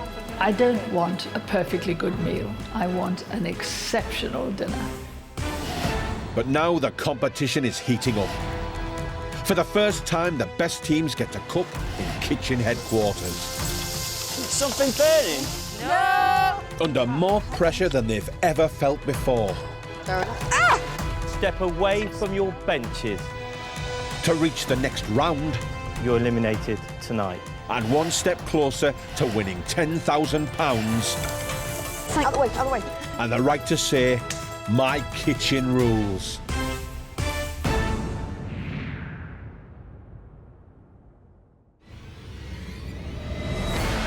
It's Friday and time for the first ever regional cook-off, with 2 teams from Scotland at the stunning grounds of Stoneleigh Abbey in Warwickshire. It's Glasgow versus Edinburgh, as Glasgow gals Amy and Nicola and the Geeks Steve and Hugh fight for survival. You just kind of have to bring your A game and hope that you do it justice. We've definitely got something to prove, I think. Yeah, we've got to redeem ourselves a little bit here, I think. Yeah. Today's winners will join Team Fusion Friends, Rebecca and Nancy, who won the regional heat, in the next round. Oh, Nick. I feel like we've minced Big Bird from Sesame Street. While for the losers, their My Kitchen Rules journey will be over. You are out of the competition. Earlier this week, there were 4 Scottish teams battling it out in the first round. But hearty Hebrideans Paula and David sadly failed to impress, It just looks a bit dull and dry. leaving them bottom of the leaderboard and having to leave the competition. While Team Fusion Friends, Rebecca and Nancy, topped the leaderboard with 64 points and won immunity from today's cook-off. It was a really original and delicious dish and a great fusion. leaving long-time colleagues and friends the Geeks Hugh and Steve, who finished third. If you want to win My Kitchen Rules, you need to be sharper. And well-travelled best friends the Glasgow gals, who came second. One of the nicest chocolate mousses I've ever eaten. To cook off for their last chance to stay in My Kitchen Rules. Teams, welcome to the regional cook-off. Today, 2 teams go head-to-head. One team will win and the other will be eliminated. The regional cook-off consists of 2 challenges. A 90-minute signature dish, which will allow you to showcase your culinary skills. And a creative challenge using the finest regional produce. You must design a delicious starter and cook it from scratch in 45 minutes. Now you're at kitchen headquarters, you'll be cooking under more pressure than you've ever experienced before. And you'll be judged by some of the finest chefs in the UK. Teams, please welcome our guest chef, Jimmy Lee. At his multi-award winning restaurant in Glasgow, head chef Jimmy Lee elevates classic Cantonese cooking to fine dining standards using Asian techniques fused with the very best of Scottish local produce. I don't like the look of what's under that tartan. Teams, today I've brought with me some hand-dyed scallops from Scotland. This is an ingredient which I use regularly in my restaurant. It's fresh, it's very delicate, and I want this to be the hero ingredient for your dish. I've cooked with scallops maybe once or twice. I've eaten a few, but I've never prepared any. No. With this ingredient here, you should use very compatible flavours which wouldn't overpower the scallop. So teams, get cooking and make it perfect. Jimmy, Prue and I will be judging each dish from each challenge out of 10. The team with the lowest score will be eliminated. Yeah, scallops. Well, it's interesting. Yeah, looking forward to it. Good, yeah. A lot can go wrong, I guess, but as long as we show the ingredient to the best of its light, then hopefully we'll be okay. So thank you, Jimmy. We'll see you at the tasting. Cooking teams, your kitchens are ready. Please go to your stations and put on your apron. May the best team win. This challenge will test the team's palates to the limit. They have to invent and cook from scratch a dish that brilliantly showcases the subtle flavours of Jimmy's hand-dyed scallops using a larder of Scottish ingredients in just 45 minutes. Nervous? Yeah, I'm petrified. Okay. Right, OK. So we need to get our stock ready. Yep. We need to infuse it with our spices and our aromats. Yep. Get our lovely veg components done and then cook our scallops last off, yeah? Let's go. Let's do it. For this challenge, we'll be serving an Oriental scallop broth. I'll be honest with you, Hugh, this is something I've not done before. I feel like a pro, and that's the main thing. I'm more worried about stabbing my hand. We're going to plate scallops and bacon. With a pickled radish and cucumber salad.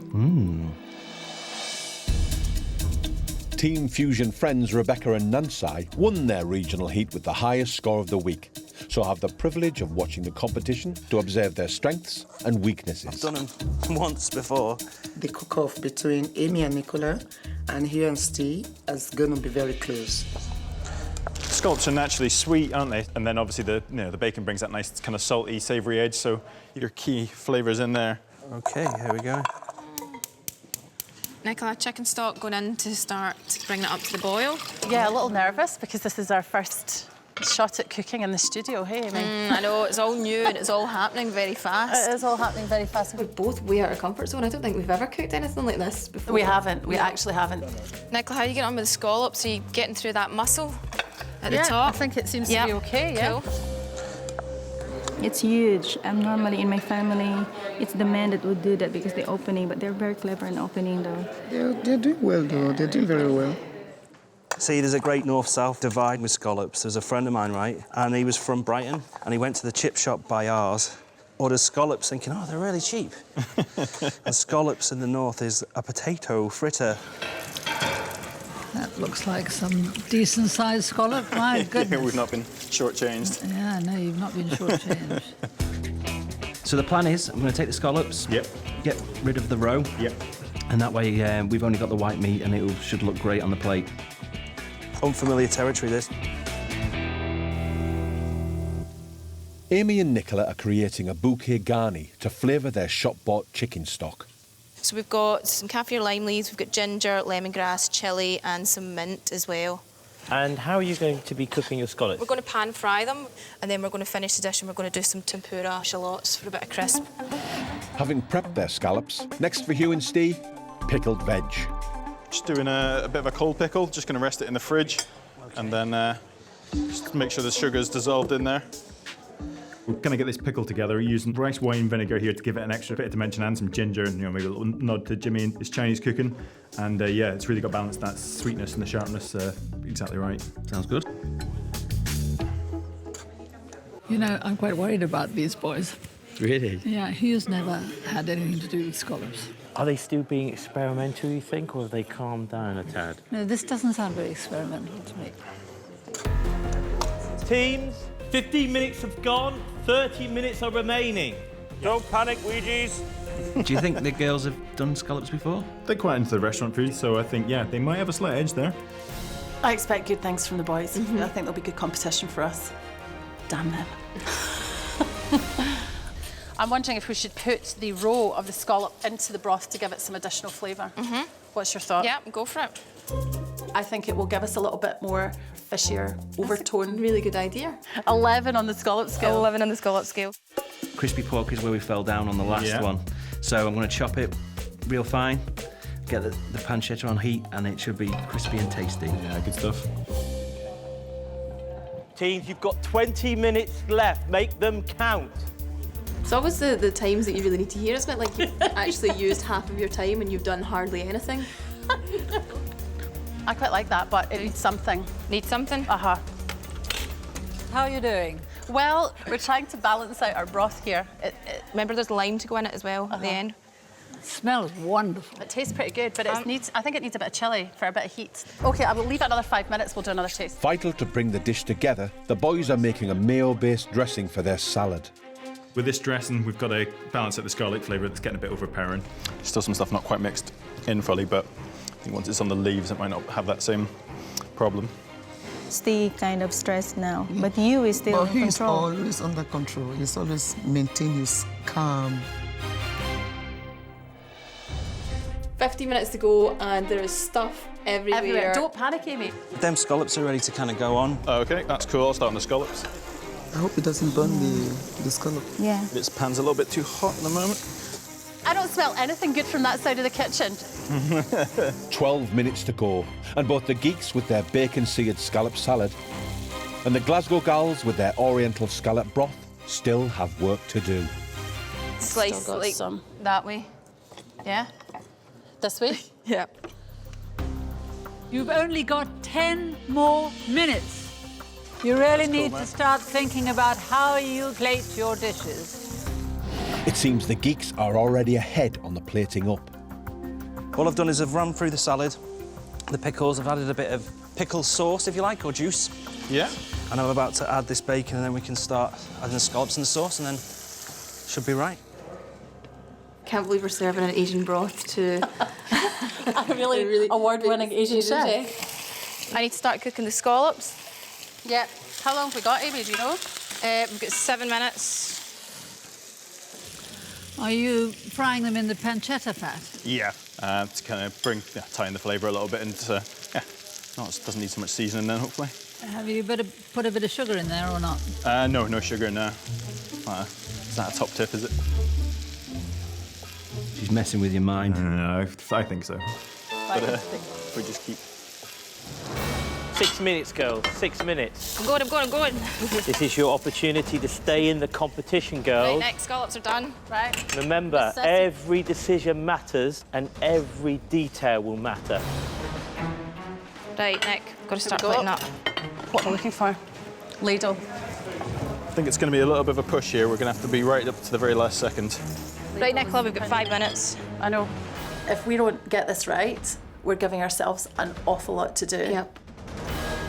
One of the bigger ones is not quite good to go. This wasn't the plan when we first started the challenge, was it? 2 minutes remaining, teams. We can only judge what you put on the plate. This is going to be well close. Nick, we're nearly there. It's just final few tweaks. Oh, you're going for a bit of dressing on top? Just a little. Put a bit of lime zest. Oh, we never put bloody lime in the thing. 30 seconds, team. Just a little bit of separation. Yeah, OK. We're going to get it done in time, Nick. It's just the final few touches. If there's pesky lemon, it's it. Make sure this is the dish that keeps you in the competition.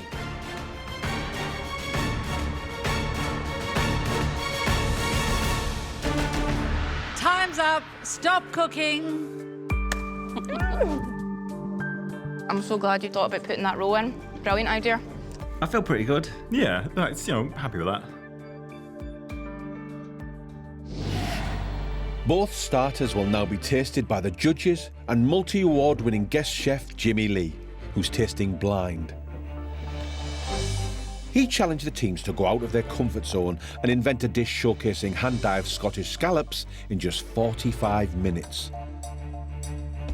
The teams will get their feedback and crucial scores at the end of their second cooking challenge.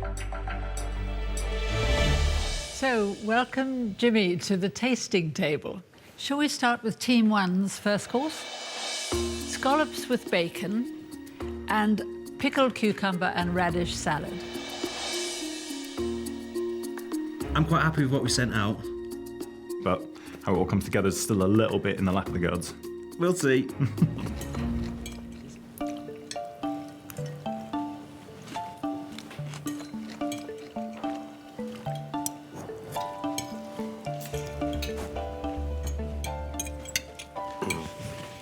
First thoughts, the presentation's very nice. It's very simple. The scallop there is cooked, but it might be a little overdone. And for me, the coral or the roe, they discarded that, and I wouldn't have wanted them to actually leave something out from the scallop. However, the pickled veg brings a different sort of balance to the dish as well. So overall, quite a nice dish. Yeah, it's an inviting dish. Presentation is simple but sharp. It's got good elements of texture in the lettuce itself, and then the bacon, which is smoked, which is nice with the scallops. I think the only criticism I would say about this dish is the fact the scallops are slightly overcooked. As to whether scallops are the hero, I think the bacon is probably the overriding flavour, but it's very good with the scallops. And one of the things I would commend them for is not over-vinegaring the pickle. I mean, the pickle is very mild, which it needs to be because scallop is not the strongest flavour in the world. Absolutely. I think it's absolutely wonderful and I want to gobble it up. I think with the time involved here and having to pull something out the bag in that time limit, they have done this dish justice.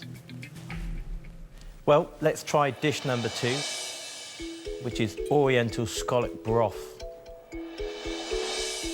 Did we make scallop the hero and the star of the show? I think your little part of putting the scallop roe in the soup, they'll be able to taste that flavours. I think it will enhance it.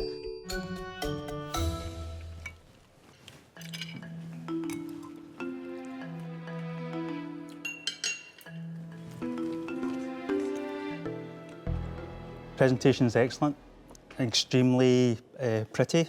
It seems that these guys have got a great understanding of Asian cuisine. So overall, I'm really impressed with this dish. I think it's a really, really good dish. I think the broth is very delicate and delicious, doesn't overpower the scallop, but it shows it off nicely. I usually object to things going on the plate that you're not going to eat or use. But in the case of chilli, I think it's quite a good idea to give people extra chilli. I really like this dish. The presentation was clean and precise. I like the fact that they used all of the roe as well within the stock. The only one complaint I've got about the broth itself is that, for me, it's the tad light. There's so many different elements going in there, and I just really, really love this dish. They now have one last chance to join heat winners Rebecca and Nancy in the next round of the competition by cooking their own signature dish. Now it's time for you to cook your second dish. This is your chance to show us your culinary skills and your signature dish. Guys, I don't want this dish to be a one-dimensional dish. I want it to be 2, 3, even 4-dimensional. I want to smell it, taste it, be wowed by it. So guys, get cooking and do Scotland proud. Teams, you have 90 minutes for your dish and your time starts now. Good luck. Good luck. We need to get the signature dish on the go. 90 minutes to do it. This is unlike any time pressure we've done before. We need to get on with it. Yeah. Let's do it. So we're serving Scottish summer lamb with lamb bonbons, asparagus spears and broad beans, parmentier potatoes and lamb jus. So Nicola, as you know, lamb's one of my favourite meats. We kind of developed this recipe ourselves, didn't we, this dish? Yeah, this is the result of our troubled minds in the kitchen. Yep, that's it. You're making the veggies for the Yeah, I'm doing the veggies for the stock. Cool. I'm going to start getting the stuff to marinate the lamb in, because I think the longer it marinates, the better. I'm a little bit worried about this dish, Hugh. It's a lot of components. Yeah, that's the thing. A lot of spices, a lot of tasting. So we're doing curried lamb chops, the spinach pancakes, brinjal bhaji, and lemon rice today. It's kind of like a favourite of mine from a restaurant that I went to and then tried to adapt it and took it home and have added and copied a little bit and adjusted it over the years, so. This is our chance. Can we make or break for the competition? No, exactly, that's it. It's a big one. That's the rice. Well, you want the rice at the lowest possible heat, mate. We've got an hour and a half, so it's going to absorb the water over time. Both teams have decided to cook lamb. But while the Glasgow Gals' seared lamb rack dish is traditional, the Geeks are going back to their experimental ways with their own take on a curry containing 43 separate ingredients. 43 ingredients. Yeah, I couldn't believe it when I counted it. So I'm toasting together 2 types of mustard seeds, some celery seeds and some sesame seeds, and then I'll give them a coarse grind before keeping them aside for the aubergine later on. Obviously, our pressure cooker is the thing we're most nervous about, because, you know, we haven't used one a lot, but with this time pressure, we need to make sure we get our lamb really tender, so it's really the only way that we can do it. Agreed. We've got lots of technical elements to do today. We've got 17 things on the go at any given point in time. So I'll be looking to you for some help with my planning, because I'm not the best planner. The girls are cooking with 2 types of lamb. First, they prepare the shoulder for their bonbons. The quirk in our dish is our lamb bonbons, so they're actually quite Indian-inspired, aren't they? Almost to take on a pakora. Amy, I'm just going to start to brown this meat. Yep, get lots of colour on it, get that flavour into the pot. So 8 minutes in and we've got something cooking. That is a good thing. The girls are a very competitive team. That's what we like, though. Yeah. Gives you a bit of a spur on. Yeah, it's pushed us, don't you think? Yeah. We've basically been pitted against each other because, we're quite close in score. And, that means, fairly close in ability. It's a fight, Well, I'm sure they would say different. There's some pretty hefty, earthy flavours in lamb chops, so we've got to be a little careful how we marinate them. We've got asafoetida in there, which is pretty powerful. We've got some chilli, we've got some garlic powder, we've got a bit of fenugreek. It's colour and flavour, and it's a powerful flavour, so you don't want to be messing around with it too much, to be honest with you. They have got huge flavours there. They've got garlic and ginger and peppers. I mean, there's nothing there that isn't shouting to be heard. We need a bouquet garni for this, no? We'll just chuck them in. It should be all right. Happy with this to go in here now? Yep, go for it, Nick. Trust you. Ooh. Yikes. Something burning? No! Nothing to see here. Right, ready? Happy? Right. It's boiling. Boiling. Down? Yep, that's it. OK, so now we turn it down? No, we need to keep it hot until it starts going and then we turn it down. OK. The 2 teams have an hour and 10 minutes to secure their place in the competition and join regional heat winners Rebecca and Nansai.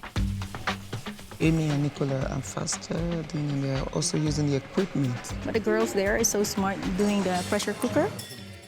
What are you doing then? Secret. It's not allowed to be a secret. I need to know.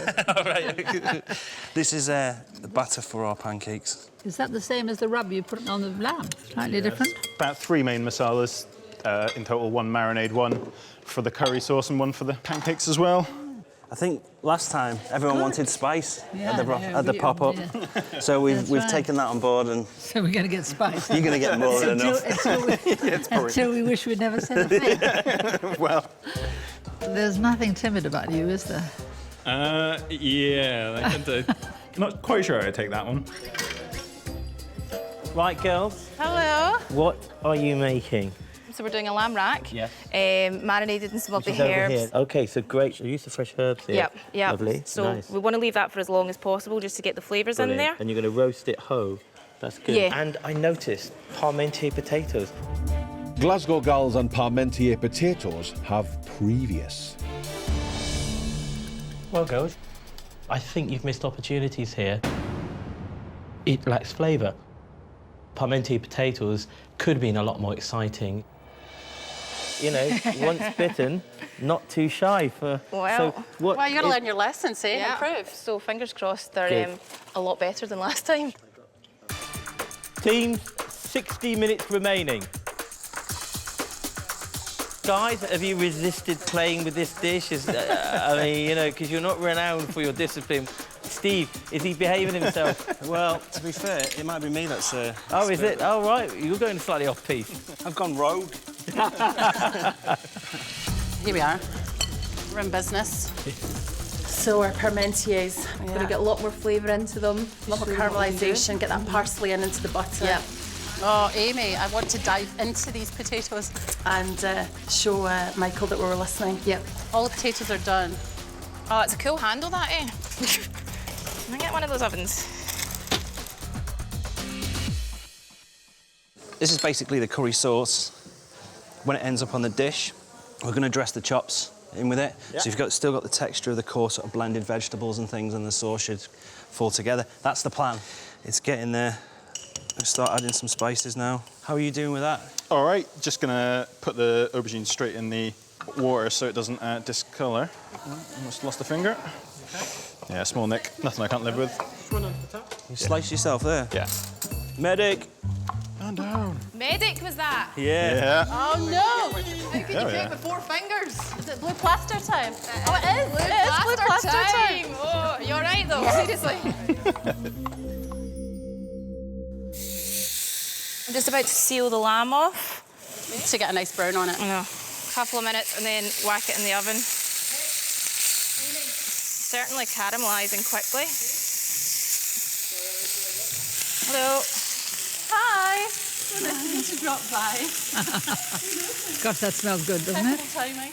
Right, Nick, I'm chucking it in the oven. Good. Yeah, 180. Ta-da! Right, lamb's in the oven. Timer. 45 minutes remaining. You're halfway through your time, but I don't think you're halfway through the tasks you've got to do. This is the first time bombs hit it. They're quite messy, aren't they? They're very messy, and they're making jokes all the time because they're that kind of guy. Yeah. But, you know, if you're trying to win a competition, you have to stop joking and get cooking. This is chaos. There's nothing to be proud of. So we flick it that way and let all the air out. Woohoo! And then just leave it for a while, and then once it stops hissing, we'll take the lid it off the heat. Oh, now that looks a wee bit lush. Oh, and it feels quite soft. Just going to start work on these pancakes. Maybe a little more careful on the shape of them, just a bit more round. So yeah, we practiced this dish. Yeah. We've got each element the best it can be. Yeah, well, you think so? That lamb should have been way out and resting by now. No, we're fine. So 10 minutes for the chops, we think, and then 5 minutes in the oven, then start plating. Yeah. Just be careful with that heat. Even though we're going to rest them, you still want to make sure they're going to cook and rest. Thank God we are not actually cooking today because it's quite stressful. 30 minutes to go. Somebody will be going home after this competition. You don't say.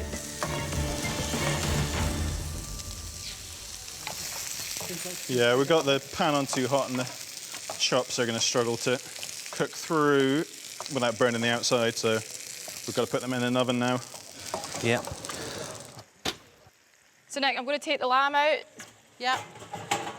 So it can start resting. Yeah, it's looking good. It does look good. Realistically, I don't know what the internal temperature should be. So Nick, I'm a bit concerned that this is really still quite raw. It says it's at 44.7 degrees. We've still got to rest it, so do you think it's still going to keep cooking enough? No idea. 20 minutes to go, everyone. Right, so now we just need to hustle. Right, 20 minutes Get these to go. bonbons in the fryer. That size. Smaller. Quite small, yeah. What's the small pan for? Rice. You probably just do it in the pan it's already in. As it is there? Yeah, it'll be fine. Put a bit of cashews and turmeric and curry leaves. Just a bit of ghee, bit of this, bit of that. Ghee? Ghee. That is some yellow rice, that, Hugh. Yeah. Yeah. Rice has gotten a bit sticky and dried out. Crikey, I'd say. Yeah. Plumps. I'm not sure stirring it is helping. No. I'm curious to see how it comes out. 15 minutes to go. Start thinking about what you're going to put on those plates. Nick, we've got 15 minutes to go. You happy for me to carve this lamb? Yes, check, go. Oh, Nick. This lamb is too raw. We're going to have to put it back in the oven. Well, let's see what the rice tastes like. With a bit of seasoning and lemon, I think it'll taste okay. I think it could do something to freshen it. Some mint or something. 5 minutes to go. Keep your head in the game. You need the ingredients over there? Yeah, please. Still really pink, Nick, but we're just going to have to run with it. Do you reckon we go with the rice then? Yep. 1, 2, 3, 4, 5, 6, 7, 8, 9. This rice is a bit like custardy rice pudding. Don't lose the lamb now. 2 minutes to go, teams. It's looking a bit better, but it's not ideal. It's as good as it'll get for us today. 1 minute to go. Make sure you put everything you want judged on that plate. See, it looks pretty good. There's just elements of it. Little bits and pieces. Yeah. It's not quite as pretty as we would have liked. I wish I can try the dishes. Well, but we're not the judges, unfortunately. We can taste it. Just a wish, just a wish. Clean the plates, clean the plates, clean the plates. I feel like we've minced Big Bird from Sesame Street. Time's up. Stop cooking. Step away from your cooking stations. Well done. And may the best team win. That's it, dude. Got through it in the end. Coming up. As with the starter, the judges and guest chef Jimmy Lee, who is tasting blind, will critique the two teams' signature dishes. For them to impress, not only must they display great cookery skills, but also culinary progression from the starter. Our teams have completed their second challenge.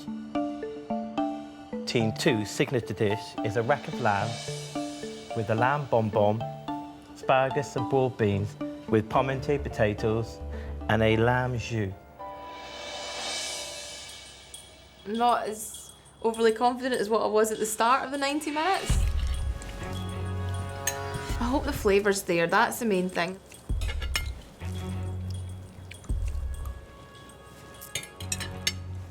Jimmy, what do you make of that signature dish? I think they've presented it very well. It's very engaging. It's got the elements that they wanted in the dish. I'm glad that they've tried to up their game and make it really chefy. The lamb itself, it's seared well. It's nicely pink in the middle as well. Delicious when you eat it. If I had one comment about the jus, I would expect it to be a bit more thicker. The jus is too thin. It's a little bit greasy on the top, but it has the most wonderful flavour. It's lamb and mint in that classic English way. And the mint is very strong and beautiful, and it does pull the whole thing together.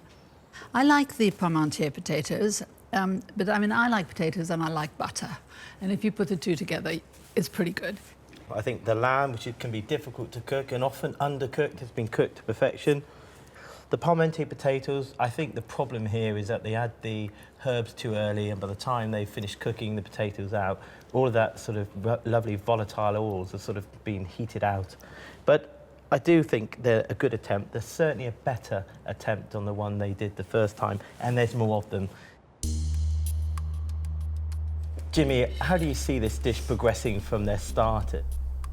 This dish, I feel as if it's on a par with the Asian broth. I think it's an accomplished piece of cooking. So I'd be really happy with this dish if I was Team 2.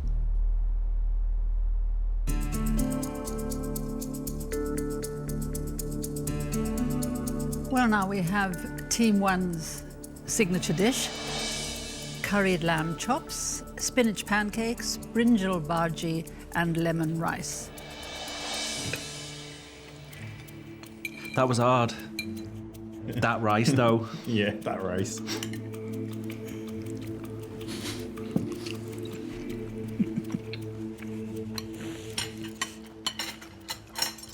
There's lots of different elements going on in this dish. Rice here is meant to be fluffy, but I don't think it's as fluffy as it should have been. It's actually quite mushy and quite hard. I didn't feel that the lemon was coming out through the rice at all. And also the brinjal bhaji here, I felt as if it was lacking in flavour a bit. However, in saying that, I actually like the lamb chops in this dish. There are some amazing flavours in this dish, there is no doubt. But there's also some technical flaws here. The rice, as you say, is a good example.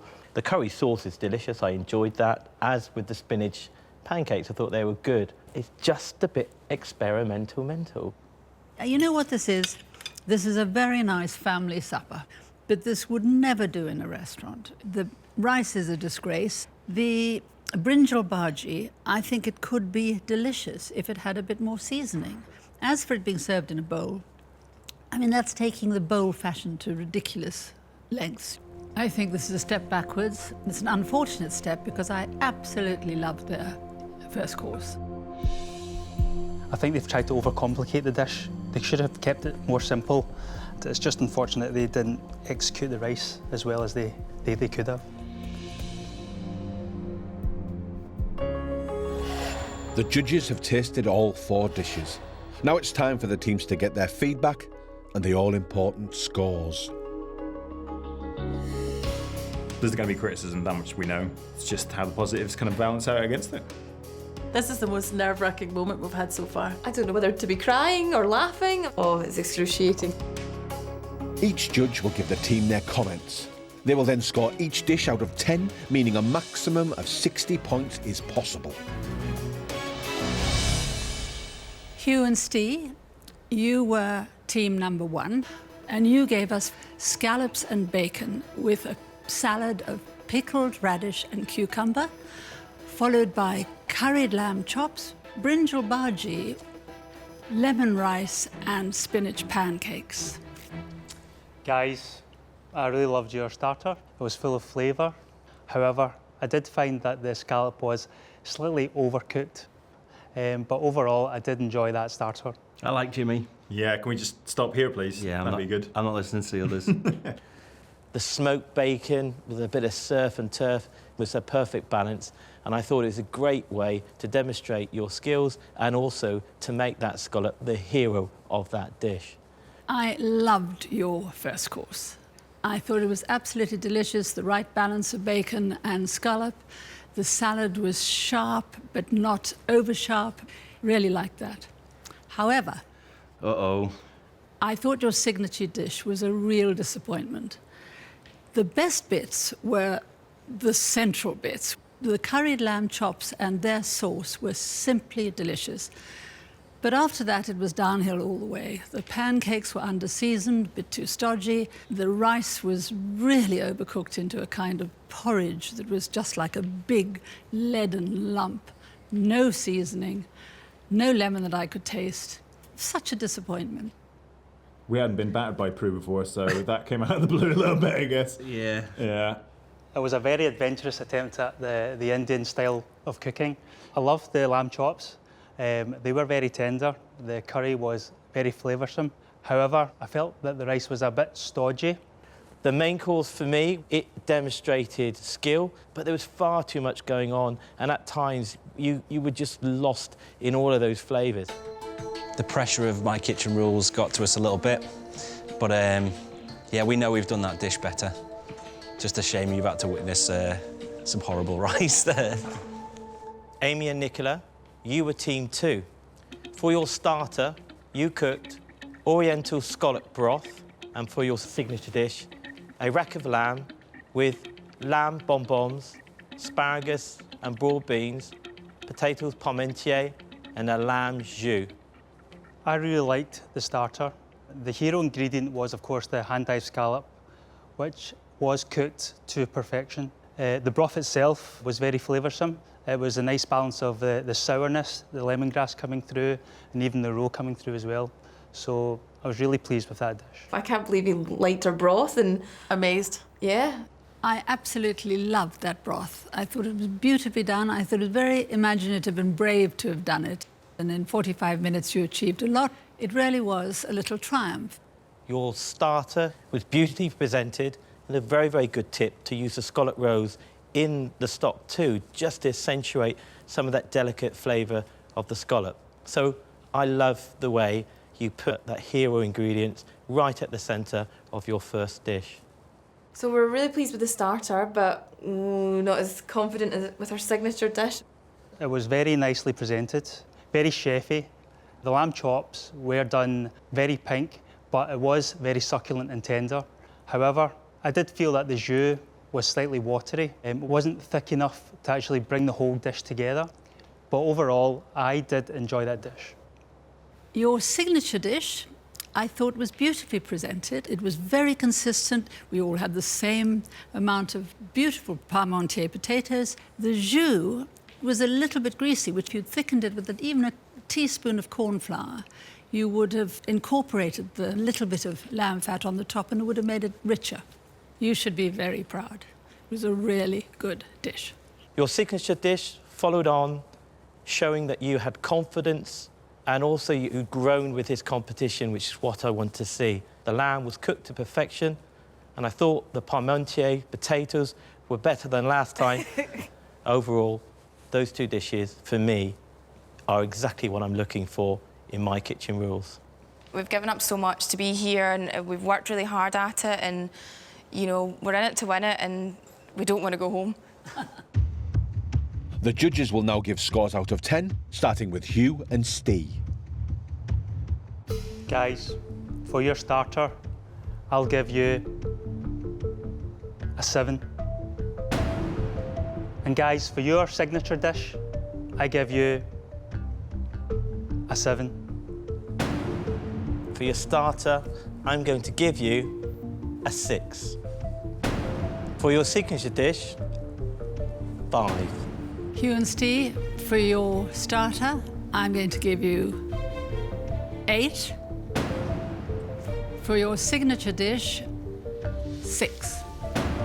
That gives you a grand total of 39 from a possible 60. So well done. Now it's time to score Amy and Nicola. For your starter, I'm giving you an 8. For your signature dish, an 8 also. For your starter, I'm giving you an 8. For your signature dish, I'm giving you an 8. Amy and Nicola, for your starter, I'm going to score you 7. Thank you. And for your signature dish, a 6. That gives you a grand score of 45 from a possible 60. Congratulations, you are through to the next round. We won! I can't believe it! I know! We won! So Amy and Nicola win the regional cook-off, beating Hugh and Steve by a clear 6 points. Hugh and Steve, I'm sorry to say that means you are out of the competition. I'm pretty proud of the dishes we served. Yeah, you've got to hang on to the positives, and we've done ourselves proud. Yeah, definitely. Areas, yeah. You've been great fun to have around. We've absolutely loved you and we'll really miss you. You brought a lot of creativity and, of course, a lot of adventure in your cooking. But I think today you kind of just went too many steps too far. But nevertheless, you've done a great job and you've continued to make Scotland very proud. Well, now we're cheering on Team Scotland, I guess. Yeah, definitely. Amy and Nicola will join Rebecca and Nancy and the other regional finalists in the next round of My Kitchen Rules UK. Big challenge, big one. Yes, but we're up to it. We said we'll either go hard or go home. We went hard, we're not going home.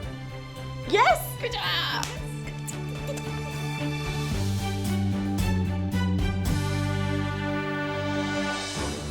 Next time, emotions run high.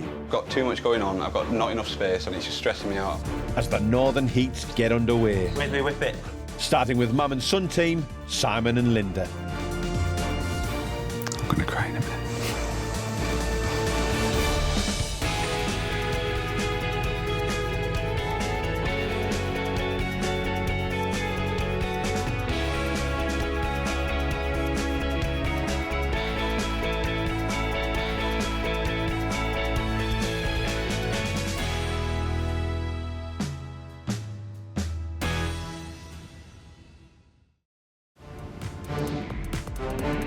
The hunt is on to find Britain's best amateur cooks. This competition's definitely getting started now. Real people in real kitchens. Yeah, baby! Woo! Face the ultimate cooking challenge. Oh, no. I think I've massacred this sauce. Teams of 2 battle against the clock. Panic, panic, panic, panic. We've got turret issues. To produce a restaurant standard 3-course meal Ta-da! that will impress their competitors. But I don't think I've ever seen anything quite like it before. I don't like the look of that brown stuff. Would have gone for more meat, less hair. And our esteemed judges. 4 times Chef of the Year, 8 times winner of Best Restaurant plus 2 Michelin stars, Michael Caines. I've been working 22 years, 18 years at 2 Michelin stars. Cooking to my standard is going to be tough. And founder of leading cookery school and renowned writer, Prue Leith. I don't want a perfectly good meal. I want an exceptional dinner. Each team will transform their homes into a restaurant for the night. Oh, wow! And the experience will be scored by their rivals. Can anyone smell burning? Check the bread. Oh, shh. That's not a good start. Haggis on fire. But ultimately, the judges have the final say. I think it falls a little bit flat on the palate. Oh, thanks, Michael. Part of me thought, God, that looks a mess. You're just a bit weird. At the end of the week, the teams will return to kitchen headquarters to find out who will reach the next round. I'm going to give you 10. The final winners will walk away not only with £10,000, Stop cooking. Step away from your benches. but the right to say, my kitchen rules.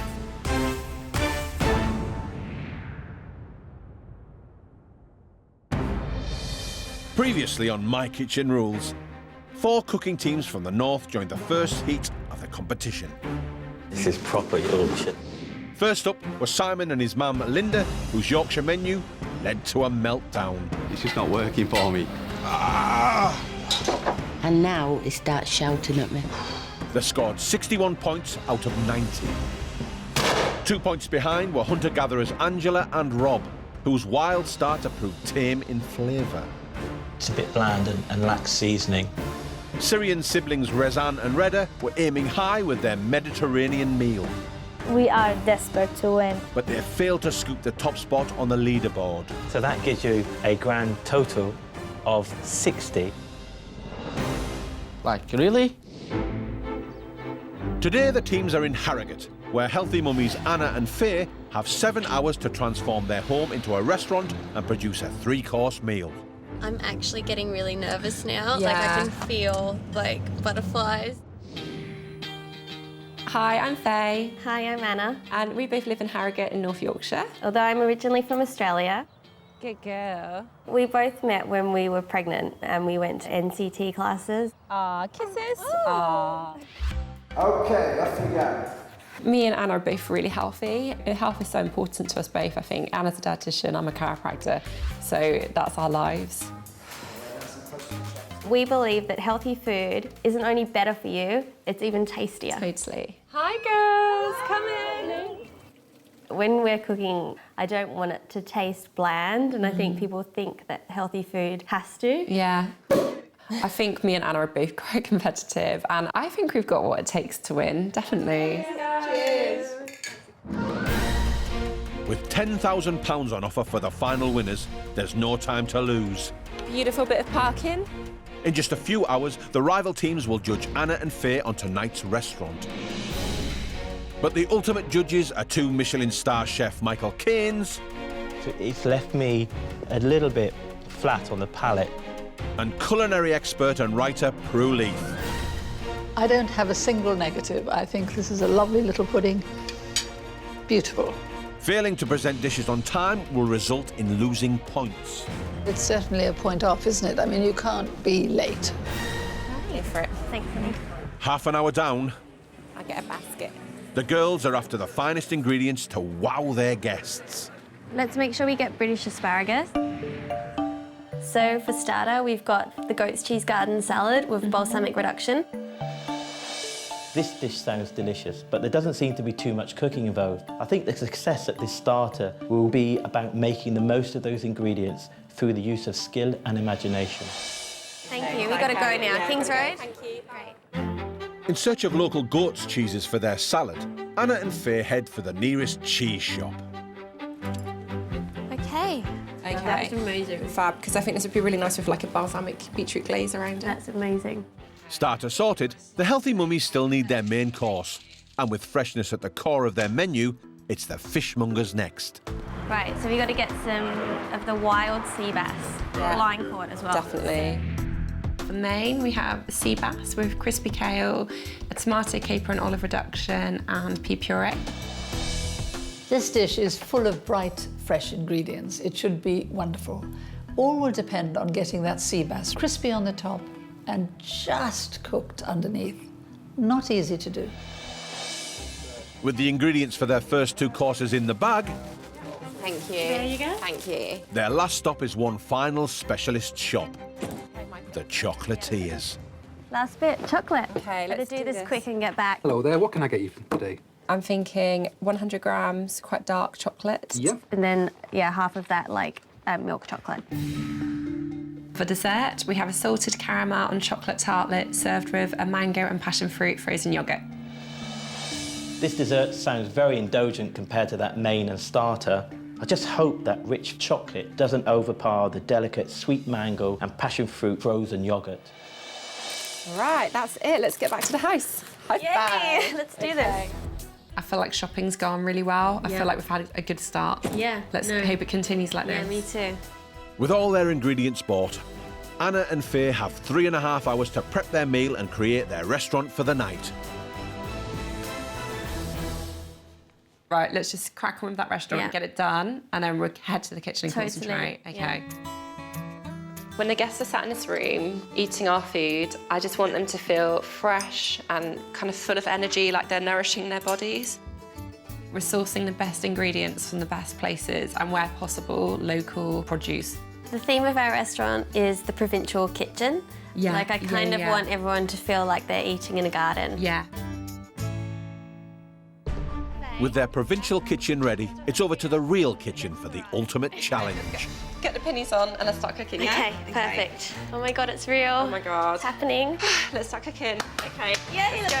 With under 3 hours until their guests arrive, the girls must get as much of their 3-course meal prepared as they can.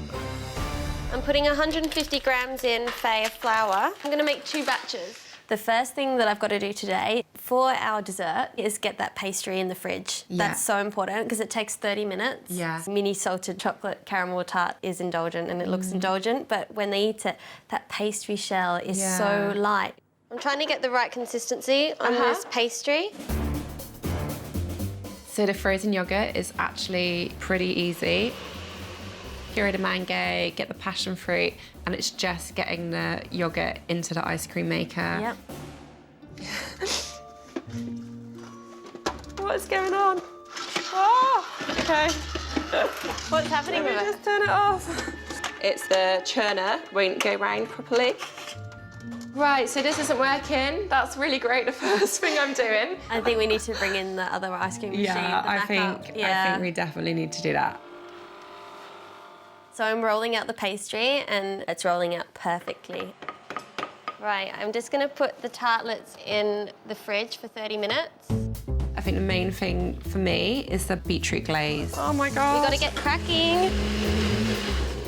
It's literally a bit of beetroot, a bit of balsamic, so we're just combining the two. I think that's perfect. Do you think it needs more balsamic? No, it's good. I'm gonna get the cheese out. The purpose of the beetroot glaze is to colour the cheese. It's just going to cut through and to add that kind of earthiness. I'm excited about tonight. I think Anna and Faye are going to rise to the competition. These pastry tartlets are perfect. They're cooked, we just got to cool them. Yeah.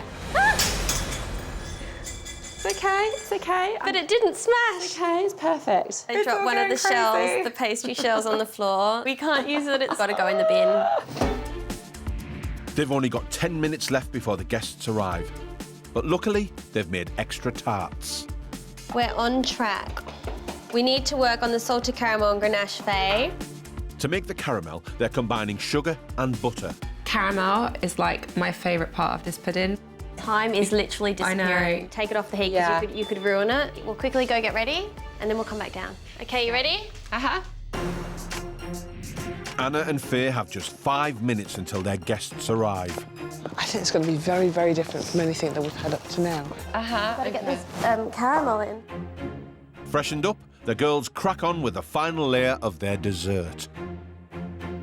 So I'm just heating some cream and I'm going to melt the chocolate in it for the ganache. Yep. We reduced the amount of cream to make it a bit lighter. I'm imagining that when they are doing the menu, just having calculated 2 calories, 3 calories. Put a tiny bit more in here. I'm just filling the tart cases with the chocolate ganache. It looks beautiful. Okay, let's get these in. Yeah? Yep. I'll only give them a 10 if we get chips, though. All right then. No, But that's the only way we're going to lose our crown at the top of the title. Guests are going to arrive, honey. Literally, we've got seconds. I'm really nervous. Yeah, we better go. Oh my God. Tonight's hosts, Anna and Faye, are planning to serve up a low-calorie menu. Do you think we'll lose any weight tonight? Tonight? No. What, if we beat Simon and Linda, I would be so happy. So, Roseanne and Retta, to the right. It looks nice, just so natural.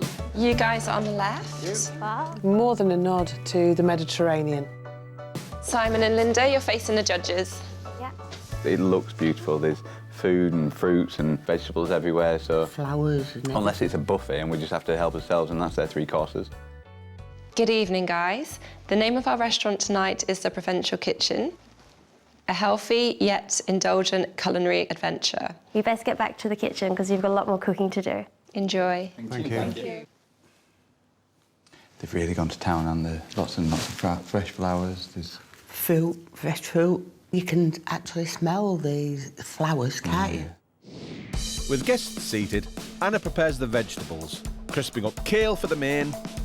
We're going to make sure we're going to rub it in extra virgin olive oil. Just going to pop it in the oven, Faye. And roasting radishes and boiling asparagus for the starter. Got to make sure that I can take the ends off this asparagus perfectly and that they blanch really well. I can't wait. It's just so pretty and fresh and natural. Yeah. I think we're just going to have an explosion of really fresh flavours. I'm hoping they're going to burn something. They can't burn anything if it's all raw food, so... The pressure's about to be ramped up for Anna and Faye, as 2 Michelin star chef Michael Caines and renowned culinary expert Prue Leith are outside. Last dinner of the North. Indeed. I wonder what the girls will do. Do you want me to put your asparagus in? Once the judges arrive, the girls will have just 45 minutes to get their starter ready to serve up. Oh my God, so the judge is going to be here soon. So here we are. Shall I ring the bell? Yeah. Oh my God. Okay, right, Prue and Mike. Oh, we better get them in. We're just going to give them the best night ever, yeah? Okay, let's do this. Hello, Anna. How are you? How are you? So nice to see Michael and Prue again. Okay. Let's hope that we still think they're as nice at the end of the night. Come through. Wow. Oh, this is lovely. Hello, everyone. I feel we're old friends now. So, good evening, guys, and welcome to the Provincial Kitchen. It's a healthy yet indulgent culinary experience. The food you'll enjoy tonight, it's tasty, nutrient dense, and it's doing you good. Okay, guys, if you'd like to turn your menus over. For starter, we've sourced 3 local goat's cheeses, all from the Yorkshire Dales, served with a balsamic glaze, seasonal green vegetables, beetroot and radish. That is just a goat's cheese salad. For a main, we're serving line-caught wild British sea bass with tomato reduction, which has caper and green olives. We're serving that with crispy kale, smashed chickpeas and thyme pea puree. I expect it to be tasty. I like olives and caper with fish. This combination is really good. And for dessert, we have salted caramel and chocolate tartlets served with homemade mango and passion fruit, frozen yoghurt and a chocolate shard. Sounds delicious. How can they get that many goodies into so few calories? It sounds decadent, but actually, it's the least calories. Do you think we'll be full after? I don't know, these are chippy on way home, I think. We hope that you have a wonderful evening tonight in the Provincial kitchen. We best get back because you've got a lot more cooking to do. Thank you. Thank you. Anna and Faye now have just 45 minutes to get their 315-calorie starter in shape. And you're getting the balsamic reduction ready? Yeah, I'm on it.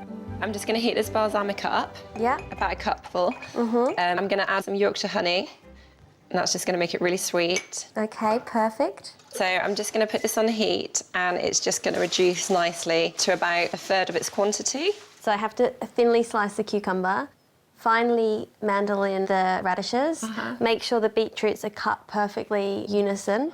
I just want to make them as perfect as they can be.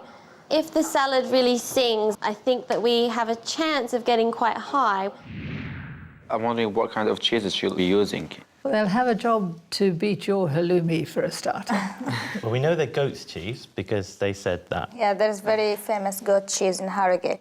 It sums up what we think of Anna and Faye at this stage. Great produce, doesn't need much doing with it, and so that's going to speak volumes, how much cooking they've actually got to do. Just lick this for me. I think that's right. It's going to cool down and get thicker. Nice, yeah. So I'm going to take it off the heat now. Okay, perfect. With just 10 minutes to go, they need to start plating up. It's not getting that thick, is it? No. Happy? Yeah. We kind of really need this now. Literally just. Oh my God, those radishes look divine. Beautiful.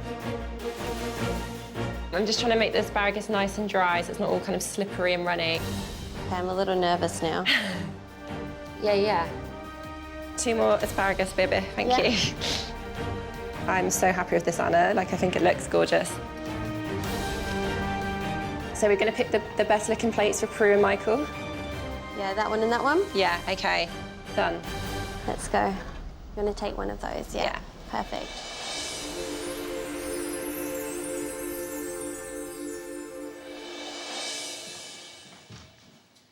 Your starters are served. This is a balsamic reduction for you both to share. The starter looks beautiful. There's asparagus, there is a balsamic glaze. But it's just 3 cheeses on a stripe. It's nice and colourful, full of veggies. Thank you, Ryan. As you can see, it's a very colourful plate, and that's what we look for, foods that are richer in antioxidants. So whilst you eat it, you can also know you are getting some nutrition from the vegetables. The judges will taste and give their verdicts on the starter first, and will later score each dish out of 10. Save some for me, Prue.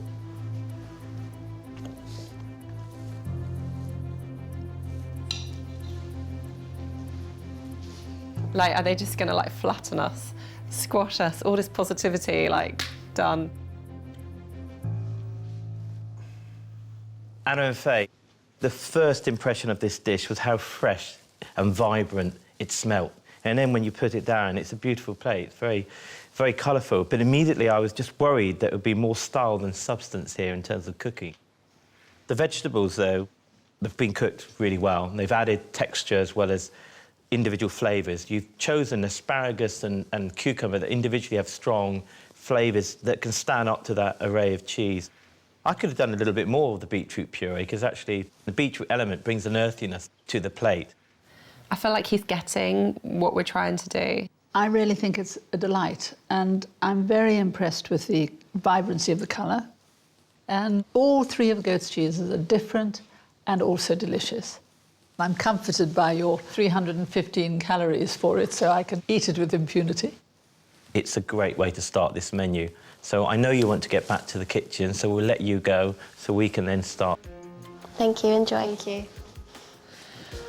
It's all done. Oh my God, what did you think? I'm really relieved. I know it was our dish, but I do think that's the most beautiful dish that's been presented. But what will their rivals think of their starter? I can't wait to get stuck into this. The cheese, I smell it, and the texture, it's really good. As a starter, I think it's a bit too much cheese. They can't take credit for the cheese. However, they can take credit for the choice of cheese. The balsamic started to flood, and so everything started to taste like balsamic. Not much cooking. No, there's definitely not. All they've done is steam a bit of asparagus, slice some cucumber with a speed peeler, and then we've got to put our own dressing on. It just seems a funny starter, more of a cheese board type thing that I'm used to having at the end of a meal. This starter is very much an extension of their personalities and their beliefs, and they've done it in a tasty and enjoyable way. And that, I think, has been very clever. Faye and Anna need to impress their guests with their main course of sea bass and crispy kale with pea and thyme puree, but have just 1 hour to cook it. With the main, first of all, I've got to roast the tomatoes for the passata. Once that's done, then I can sieve the tomato, get the passata, and then start the reduction. Just going to saute the garlic, and it's going to release all the flavour. I'm going to put in the passata. I feel like a cocktail waitress. I'm making a chickpea mash. I'm just chopping up some lemons, put in the chickpeas so it's nice and kind of fresh. Basically, we just need something to sit the sea bass on to lift it up. And I'm just going to pop a bit of milk in for a bit of creaminess. This has really been an amazing week because you were all so close. I mean, there's only about 3 points or something between Simon, you at the top, and you two in third place. So, you know, it's all to play for, isn't it? But I was surprised how remarkably calm those girls were, weren't they? They're calm, cool and collected. They're going to smash this. Right, Faye, 35 minutes to go. I'm going to put the fish on, OK? OK. This is the main hero of our dish. It's such beautiful quality fish. If I ruin this, push the fish down, and this is going to make sure that it cooks evenly as well. I was really pleased to see fish as a main course. I almost always choose fish in a restaurant because I don't get it enough at home. Cooking 8 sea bass in a domestic oven, maybe that'd be a bit of a challenge, but yeah, no, this could be a 10 out of 10 menu, so yeah, knock us off our perch. Can you help me? Because for some reason your thing's going like error. What's that mean? What have you done to the hob? Oh, God. I think my hob doesn't like your pan. What do you think? It's not used to it, yeah. The pan's got too hot that we're frying the fish in, and it's tripped the whole of the system. This is a nightmare. Oh, my God. What are we going to do? Every element that was on when it tripped isn't working, but there's 2 small elements that are. Just leave it for 2 seconds. We've got 2 tiny sources of heat that we're going to have to do the fish on, and the tomato reduction is going to reduce no more. Yeah. Should I be worried? It's not crazy. ideal at all. We've got 30 minutes left, and we've got the pea puree to do. I'm just putting milk into the pea puree instead of cream. Hopefully it's going to help the consistency. Yeah. And it's obviously a healthier choice. Yay, the hob's working. They're back on track, but they've lost 12 valuable minutes. I'm going to do 2 at a time. The most important thing that you can do now is cook the fish to perfection. Say we got 15 minutes, so basically I'm going to give you these fish and then you can start putting them on the plate. Yeah, OK. The most fine restaurants you go to, the fish is always on a bed or something. This is good. OK, do you want to get the fish on the plate? I'm going to actually put it on an incline. With less than 10 minutes left, they're still 3 fillets short. I'm just like Anna, fry, fry, fry. I'm on autopilot. I'm just plating. I don't know how I can cook this any faster. Just focus on the fish. Like, I wish I had more arms. I know. I'm definitely feeling the pressure. Right, these are done. OK, do you want to come plate? I'm really, really happy with the fish. It's looking amazing. I mean, the sauce, it's a bit annoying. Look, you can see the sauce coming out. With a broken hob, we couldn't reduce the tomato sauce as much as we wanted, so it's kind of quite leaky on the plate. And I'm really worried they're going to mark us down on that. Are you happy? I just love the presentation. All the ingredients just go really nicely together. I think maybe these two for Prue and Michael. Okay. Okay.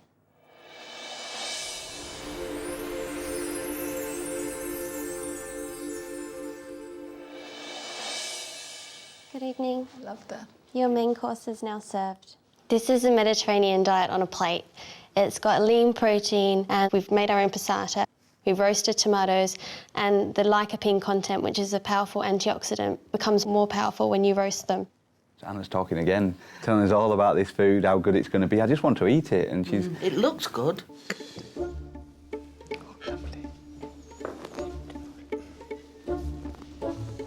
It's fish. I'm not a lover of fish. I'm not very adventurous with fish. I like the way they presented the fish on with the crispy kales and on top of the chickpeas. Once again, the judges will taste first and give their verdict.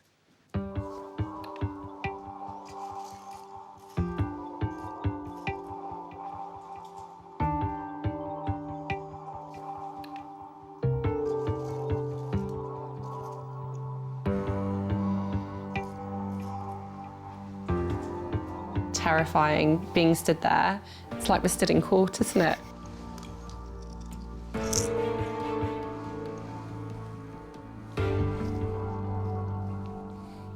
Anna and Faye, thank you for presenting this really colourful and lovely main course. The sea bass is cooked to perfection. However, there is one element of the sea bass which I think you could have done better, and that is the skin. I think if you're going to pan fry it, one little tip is that you can just cut the skin very, very finely, and that allows you to fry it and crispen it up a bit. It still doesn't take away the magnificence of the cooking of the fish itself. I am so relieved. It's just such a weight off my shoulders now because it was the main element of the dish. The chickpeas are nice. I think there could have been a little bit more going on there. The kale, crispy it is, and delicious too. Was that fried or was it? It was actually oven baked. That's really good. It's for the kale to taste deep fried when really it's actually oven baked. Perfect. I've seldom seen such a nice piece of sea bass, and you've done it justice. One more thing, which is my old bugbear. I've got a slightly smeary plate. That she has picked up on the watery sauce, which is a bit gutting. Well, thank you very much, girls. I'm sure you're very keen to get back into the kitchen to start your dessert. Equally, these will be keen to get on with this main course. Thank you. Enjoy. Thank you.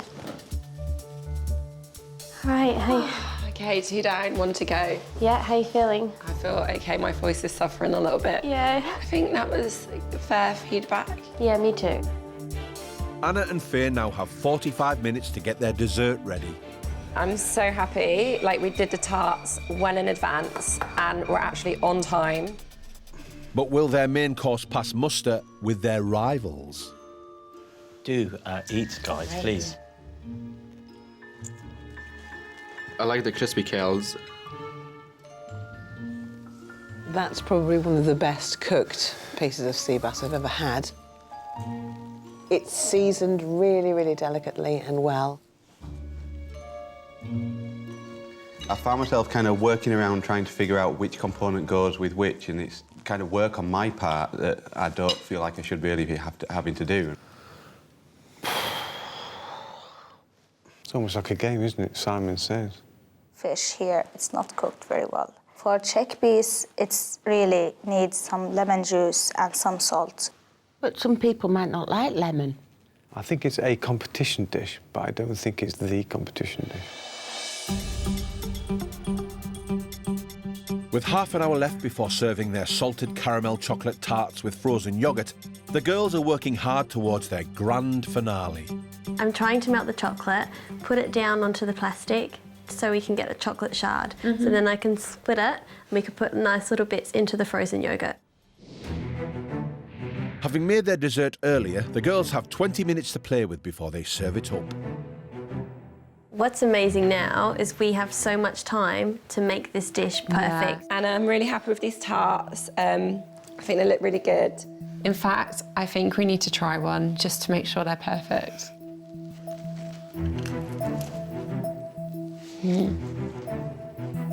That's amazing.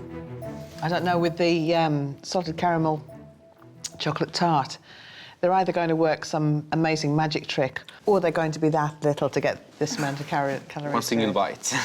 I like salt caramel, but caramel and chocolate and dietitian, how comes so? Well, it says here 295 calories, so that's the least of the menu. So I'm up for that. What we're trying to portray is that this isn't a diet food, so this is lifestyle. You know, if you eat healthily most of the time, you are allowed treats. And we're plating up. I'm so excited, like, to put these edible flowers on. I think they look really pretty. Simon and Linda, obviously end of the week, top of the leaderboard, one night to go. You must be feeling a little bit nervous. The lowest we can finish is second at this stage, so that's a good point. But with the competition being that it was only a couple of points between us all, it's tight. A long way to go. There's a long way to go. Faye, I'm just adding a little bit of the passion fruit to the plate. I love the way that the actual passion fruit sort of melts into the mango. Prue doesn't like smudges, but you know what? She's in our house tonight. We need to get this frozen yogurt out of the freezer. I'll put the bits down and you do the smudges on top. Okay. Last dish of the week, actually. Let's hope it's a good dish to finish the week off. You happy? Yeah, done. I'm just really excited for them to try our final dish, and I really hope they love it. Right, let's go.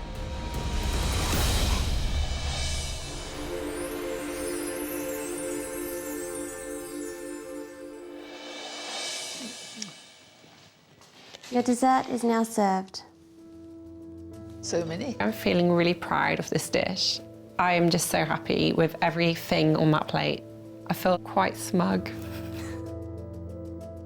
I thought it would be really quarter of this portion. Pastry looks wafer thin and very delicate. It's not bad. I'm looking forward to this now. Oh, I am. Yeah. It's got flowers on though. But he did definitely have a little smirk. Really? Yeah, a little, like that. Oh, good. Subtle.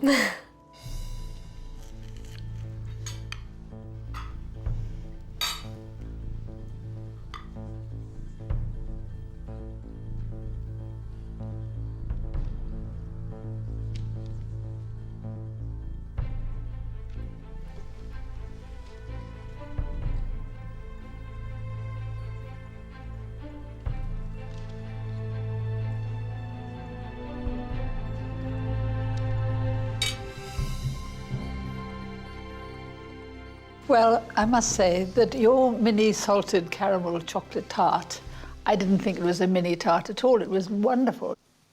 I was so tempted to just gobble the whole lot down because it was so good. She couldn't restrain herself. See, that's always a good sign. That's really good. The chocolate was really good quality chocolate. And I'm not a great chocolate fan, but I really love this. I thought the yogurt was really nicely made. And I'm surprised it's a low-calorie yogurt because if you hadn't told me it was yogurt, I wouldn't necessarily have known. I don't have a single negative. I think this is a lovely little pudding. Beautiful.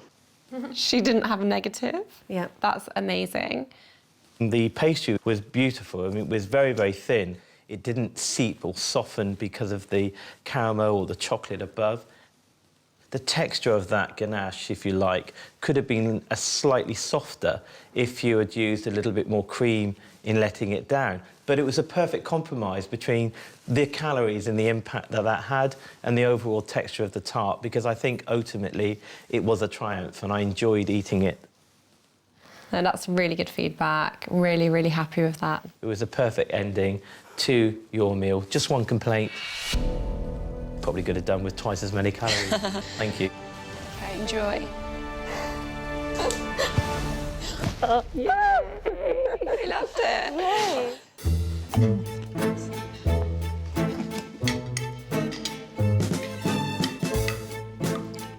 It's so good. You wouldn't know that it was low calorie. No. The tart, it's a little bit tough, while I prefer to be more crumbly. The tart with ice cream make good combination. If it's a little bit more ice cream, it will be better. How on earth they managed to get the dessert to 295 calories is quite amazing, really. And they have shown us that you can have a delicious dinner and it'll be less than 1,000 calories. To avoid instant elimination from the competition, Faye and Anna need at least 60 points to move ahead of hunter-gatherers Angela and Rob. It's now time for Anna and Faye's rival guest teams to mark them out of 10 for a maximum of 30 points. OK, so starter. Everything was executed perfectly. I loved the cheeses and I loved the way they were presented. So what do you think about the main? Well, the fish is nice. The skin, it wasn't cooked. Well, for me, I had bad experience as my fish was raw. But then that dessert Pudding. claws everything back.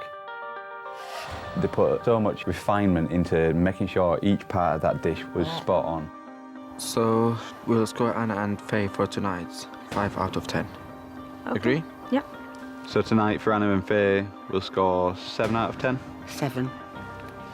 I'd be tempted to give them a 9, but because of the fish skin, I'm going to go for 8 because it was so well executed apart from that. OK. Whatever happens now, we've done everything we can. You know, what they score us is up to them. So Anna and Faye, it has been a triumph serving something healthy and delicious, so well done to you both. But now it's time for us to reveal your score from your guests tonight. The guest teams have given you a combined score of 20 out of 30. I'm pretty gutted with 20 out of 30. I suspect that someone's voting tactically. Somebody scored low, haven't they? Yeah. It's down to the judges. The judges got the biggest Oh, yeah, vote, we've got that to come, haven't we? Well, we won't be revealing our scores here. You'll find out your scores from Prue and I from the kitchen headquarters later. OK. You have to wait. No. What? I can't believe we're not getting our scores. I know, this is, yeah, torturous. That keeps us on top of the table for a bit longer anyway. The competition is heating up as it now moves to kitchen headquarters, where our 4 teams will find out who will be going through to the next round and who will be going home. It's really very close. Everyone just doing amazing. I think some people might have just been taken immediately out of their comfort zone here. As it stands, Simon and Linda currently have the highest score, which could give them instant immunity and a place in the next stage of the competition. The teams in 2nd and 3rd place will fight it out in kitchen headquarters tomorrow for the remaining place, whilst the lowest scoring team will instantly be eliminated. So it's all to play for as Anna and Faye await their final scores. My stomach is just like a tight ball and I'm thinking, wow, this is actually happening. Yeah. Teams, welcome back to kitchen headquarters. Now it's time to take the competition up to the next level. You will be cooking under more pressure than you have ever cooked before. And you will be judged by some of the finest chefs in the country. So it's fitting that we should reveal your scores here. As you know, tonight, Anna and Faye cooked the last meal of the week. And now it's time to find out what we thought of your meal. The starter was a wonderful garden salad. I loved the goat's cheese. In fact, I loved all the cheeses. And the flavours were delicious and was very fresh. For me, the 3 cheeses were perfectly chosen. My only problem was how much cooking was on display, but obviously you had the rest of the menu to prove that. I'm going to score you 7 from a possible 10. I gave you a score of 6. As the scores are read, I'm getting so nervous. My heart was like thumping in my chest. For your main, you served local sea bass and a pea and thyme puree. For me, the sea bass was cooked to perfection. However, I'd like to have had that skin a little bit more crispy. But nevertheless, that sauce beautifully seasoned and brought the whole thing together. I thought that main course was a triumph. I really did. I'm not really keen on sea bass usually, but yours was a hefty, beautiful tasting piece of fish. The chickpeas were a bit under-seasoned. but it was a great dish. So for your main course, I'm giving you 7. Anna and Faye, the score I'm giving you for your main course is 6 from a possible 10. I feel like maybe we could be in with a chance, but it's so close. Yeah, like it's so you just close. can't predict it now. It's too tight. To stay in the competition, Anna and Faye need at least 14 points for their dessert. Your mini chocolate tart with caramel and a frozen yogurt was absolutely delicious. So I had no negatives at all. For me, the pastry was perfect, topped with this lovely ganache, and that was offset with that lovely frozen yogurt swirl. Great combination of fantastic finishing to what was a good menu. The score I'm giving you for your dessert is 8 out of a possible 10. For your dessert, I'm giving you 9. That gives you a total score of 63, which means you are the highest scoring pair. I'm so happy. I just wanted to scream and shout and go like, woohoo, and do a little dance. I've been preparing myself for this, so it looks like we're probably going to go to a cook-off. Yeah, I think we expected it. It's kind of nerve-wracking. Like, I don't feel like we can actually relax. No, we can't Even though we're not doing a cook-off, yeah. we can't relax yet. With 63 points, Anna and Faye have knocked Simon and Linda off the top spot, winning immunity to take them straight through to the next round. This means Mum and Son team will take on the Syrian siblings tomorrow in a battle for the last place in the next stage of the competition. The hunter-gatherers, however, are the lowest scoring team of the week. So Angela and Rob, unfortunately, you are eliminated from the competition. Well, I'll tell you what, it have been such fun. We'll miss you. We will. Amazing experience. Wouldn't change it for anything. Loved it. Okay. Thank you. I think we can be very proud of ourselves. We did make some mistakes, but we also had some incredible triumphs. We feel sorry about Angela and Rob, but this is the competition. It's a shame that they're going home today, because I think it would be nice to see them cook again.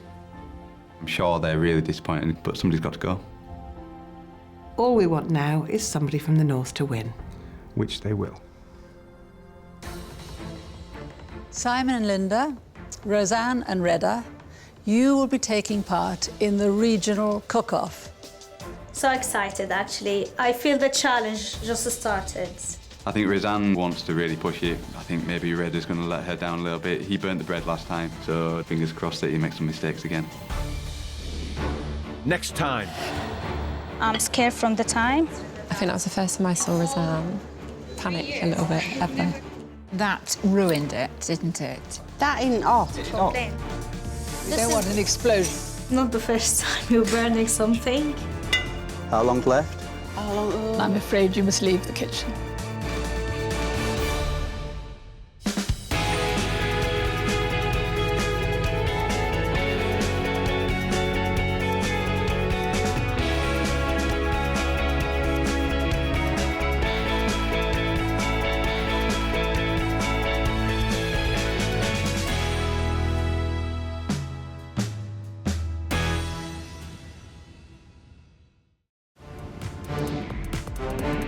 The hunt is on to find Britain's best amateur cooks. This competition's definitely getting started now. Real people in real kitchens. Yeah, baby! Woo! Face the ultimate cooking challenge. Oh, no. I think I've massacred this sauce. Teams of 2 battle against the clock Panic, panic, panic, panic. We've got tart issues. to produce a restaurant-standard 3-course meal that will impress their competitors. But I don't think I've ever seen anything quite like it before. I don't like the look of that brown stuff. Would have gone for more meat, less hair. And our esteemed judges. 4 times Chef of the Year, 8 times winner of Best Restaurant plus 2 Michelin stars, Michael Keynes. I've been working 22 years, 18 years at 2 Michelin stars. Cooking to my standard is going to be tough.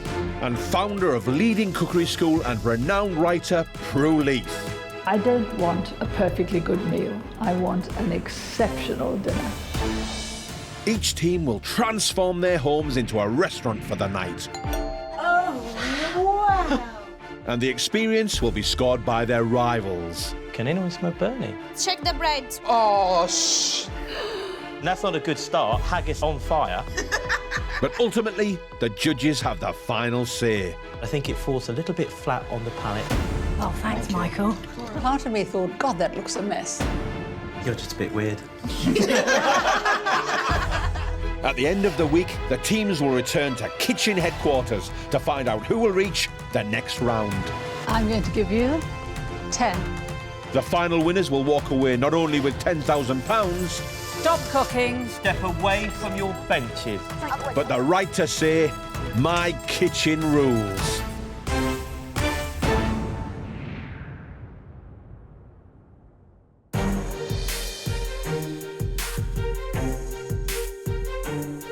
I feel we're on the edge of something big here. We're in it to win it. Oh, there's no point queuing at the bus stop unless you're going to get on the bus. I feel like we are entering the Roman Colosseum. This is the ultimate cooking competition, and this is serious. I'm ready for this challenge. Bring it on. Oh my goodness. Poor Michael. Oh my God, a 2 Michelin star chef and a food critic. Imagine cooking for these guys. Welcome, teams, to My Kitchen Rules UK headquarters. You've been selected as some of the best and most passionate amateur cooks in the country. But which of you can deliver fine dining to a restaurant standard? That's what we intend to find out over the next 6 weeks in this nationwide home cooking competition. The champion team will win the title of Best Home Cook and a prize of £10,000. Oh, this is real now. We're going to have to do our best to win this. Starting for now, we're going to split you up into 4 groups, representing each of the regions: North, South, Midlands and Wales, and Scotland. You will turn your homes into a restaurant for the night and cook 3 courses for us and for your rival teams. So my advice is to hit the ground running, because the team with the lowest total score from each region will be eliminated. So let's get started. The first team to cook is Amy and Nicola from Scotland. You don't enter a competition if you don't want to win, right? No. So, gonna give it our best shot, cook our hearts out, take some risks, have some fun, and win. So remember, you need to cook your socks off to stay in the competition. Good luck, everyone. And may the best team win. So the competition kicks off in Scotland, where 4 amateur cooking teams will be going head-to-head in a battle to produce the best restaurant standard 3-course meal. Meet the Geeks, Hugh and Steve. We're always trying to do something that's a bit out of the ordinary. Rebecca and Nancy, fusion friends.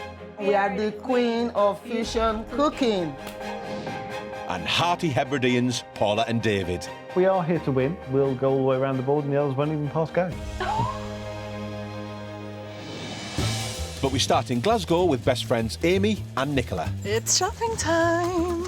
who have 7 hours to shop, prep and set up their restaurant for the night. Hi, I'm Amy. I'm Nicola. And we are friends from Glasgow. So I've been in Glasgow for the last 3 years. Previously, I was in Australia for 6 years. We met at work, and yeah, we've been friends ever since. We actually bonded over the fact that we both used to live in Australia and we both used to love MKR. You have to try that. It's good. We actually are really different, but we have lots of common interests. So food, yeah, wine, yeah, gin. It's really sharp. I like that. So Amy's the boss. Nicola is a nightmare. I think I'm pretty good at working under pressure, so if it gets really tight, I can work fast, don't panic so badly. So I think we complement each other, and I think whatever we do, we always end up working together at the final stages. Hi, everyone! We are definitely competing for Scotland. There's no doubt about it. Okay, guys, you know the script. Tuck in. We are very proud of the produce we have in Scotland, a lot of heritage that we can play on, and to be honest with you, we're probably the best out of the British bunch, I would say, the Scots. A nice bit of confidence there, Amy. The countdown is on, with £10,000 for the eventual winner. Amy and Nicola get shopping. Are you nervous though? I bet. A lot. In just a few hours, their rival teams will arrive to critique and score their menu. But the ultimate judges are 2-star Michelin chef Michael Caines. There's generally a lack of seasoning throughout the dish, if I'm honest. And legendary cooking connoisseur Prue Leith. I've only had them once, and they were disgusting. Courses late to the table will result in points lost. Getting very hungry. At the end of the week, 2 teams will be eliminated from the competition. Let's go. So the Glasgow gals need to impress everyone with their restaurant tonight. Langoustines, lots of them. Wow. Ah, amazing. Can you see langoustines? Okay. No, I The can't. tiger prawns do look lovely. Tonight, for our starter, we're having our curried langoustine soup with homemade seeded bread.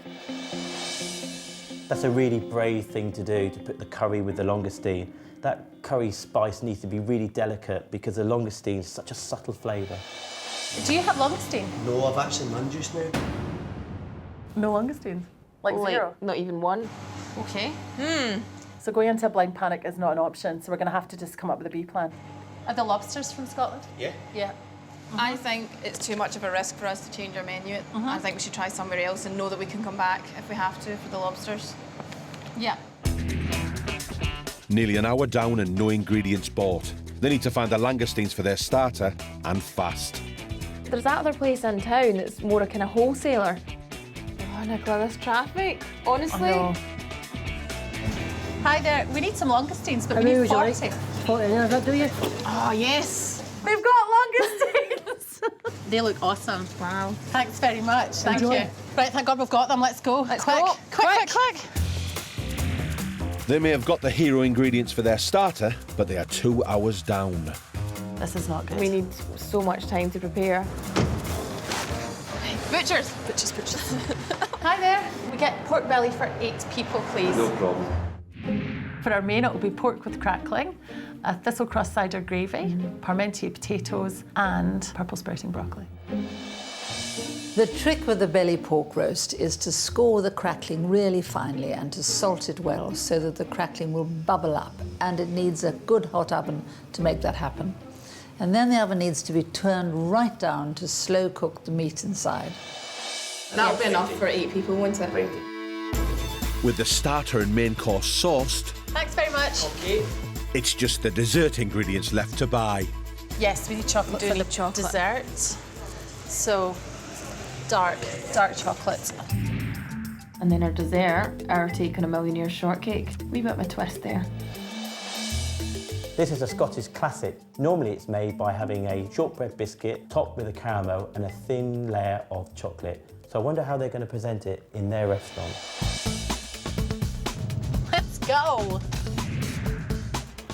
Home at last, Amy and Nicola have 3 hours to prep their menu and set the theme for their restaurant for tonight. Okay, that's us done. Yep. Let's go get the restaurant looking good. Let's go. Go.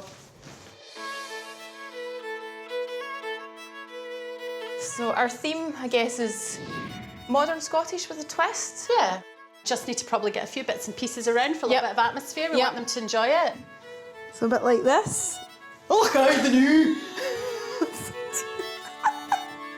Everyone's going to be nervous tonight. It's the first night, so we just want to break that ice, get everybody talking, and feel that they're in Scotland, which I think they certainly will.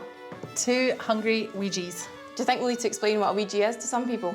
I mean, it's what we call each other in Glasgow. We Yeah, are it's Ouija's. Glaswegian. And hungry, because we are always hungry. Always. Yeah. Ooh, it's exciting. Their restaurant's ready, but they've now got 3 courses to prepare in just over 2 hours. We have to get the pork in the oven. Needs marinated first as well. Langoustines we need to get cooked, then we need to get the stock on, because it's going to take at least an hour. Cook them for about 5 minutes, because we don't want to overdo them. They're getting warmed up again later. I think if we just spend a little extra time getting this bit right, the result will be worth it. So our pork belly's scored already. We need to just make sure that that's all looking good. Yeah. Amy, the pork has nipples. Teats, sorry. I'm pretty sure no one wants to eat them. No, I'm pretty sure nobody's going to want to eat them. We need to make sure there's a lot of punch in our marinade. So I've just got the fennel, the pepper, olive oil and salt. We've got fennel going in twice in this dish, so it's going to be rubbed into the crackling in the underbelly and underneath the pork, just so there's flavour right the way through it. The girls are slow roasting their pork in a sweet local cider, but it will need as long as possible in the oven to become tender. So the plan is to get the pork in for 30 minutes to get the crackling to start, then we'll turn it right down to 160. Amy, these langoustines look fab. We need to get cracking on with this langoustine stock because that is the base of our soup and that's where all the flavour should come out. Yep. Charming. So once they're cooked, get them crushed so we get all the flavour out the shells. Oh, I just get covered in langoustine brain. Start to fry those heads. Make sure there's loads of veggies. Just get that on the boil and get that infusing. Have you ever put butter in a bread? No, oil sometimes, but not butter, no. My biggest concern is the bread rolls, to be honest with you. So many things could go wrong with them. It's starting to get quite stretchy looking, so the gluten's being worked, so that's a good thing. Nicola, the pork's not crackling at all. It's not working today. How could it be 849 degrees in our kitchen, yet our oven still can't get hot enough? We can always take the skin off at the end and chuck it under the grill. I know it's not going to help us with presentation, but I think we'd rather have crispy crackling. With the starter and main course underway, the girls can turn their attention to their millionaire shortcake dessert. I'm melting my chocolate on a water bath. Then we've got the secret ingredient. Well, I think that's lovely, though. It's not so... It doesn't hit you in the back of the head. We dram, never hurt anybody. I'm going to put some egg yolk in there and beat it all up. And then basically I'm going to fold in some whipped up egg whites and some whipped up double cream. They are now in their final 10 minutes of prep time before their rival teams are on the doorstep. I think we're a bit behind. I think we might be. The girls need as high a score as possible from their guests, who will be scoring them at the end of the night. I'm pretty pumped. I'm happy to be on the west coast of Scotland. The langoustines are all done, so I'm going to strain it because we don't want any gritty bits or any shell in there. I'm really expecting good food. Really? Because I'm hungry. Hey? It's really nice.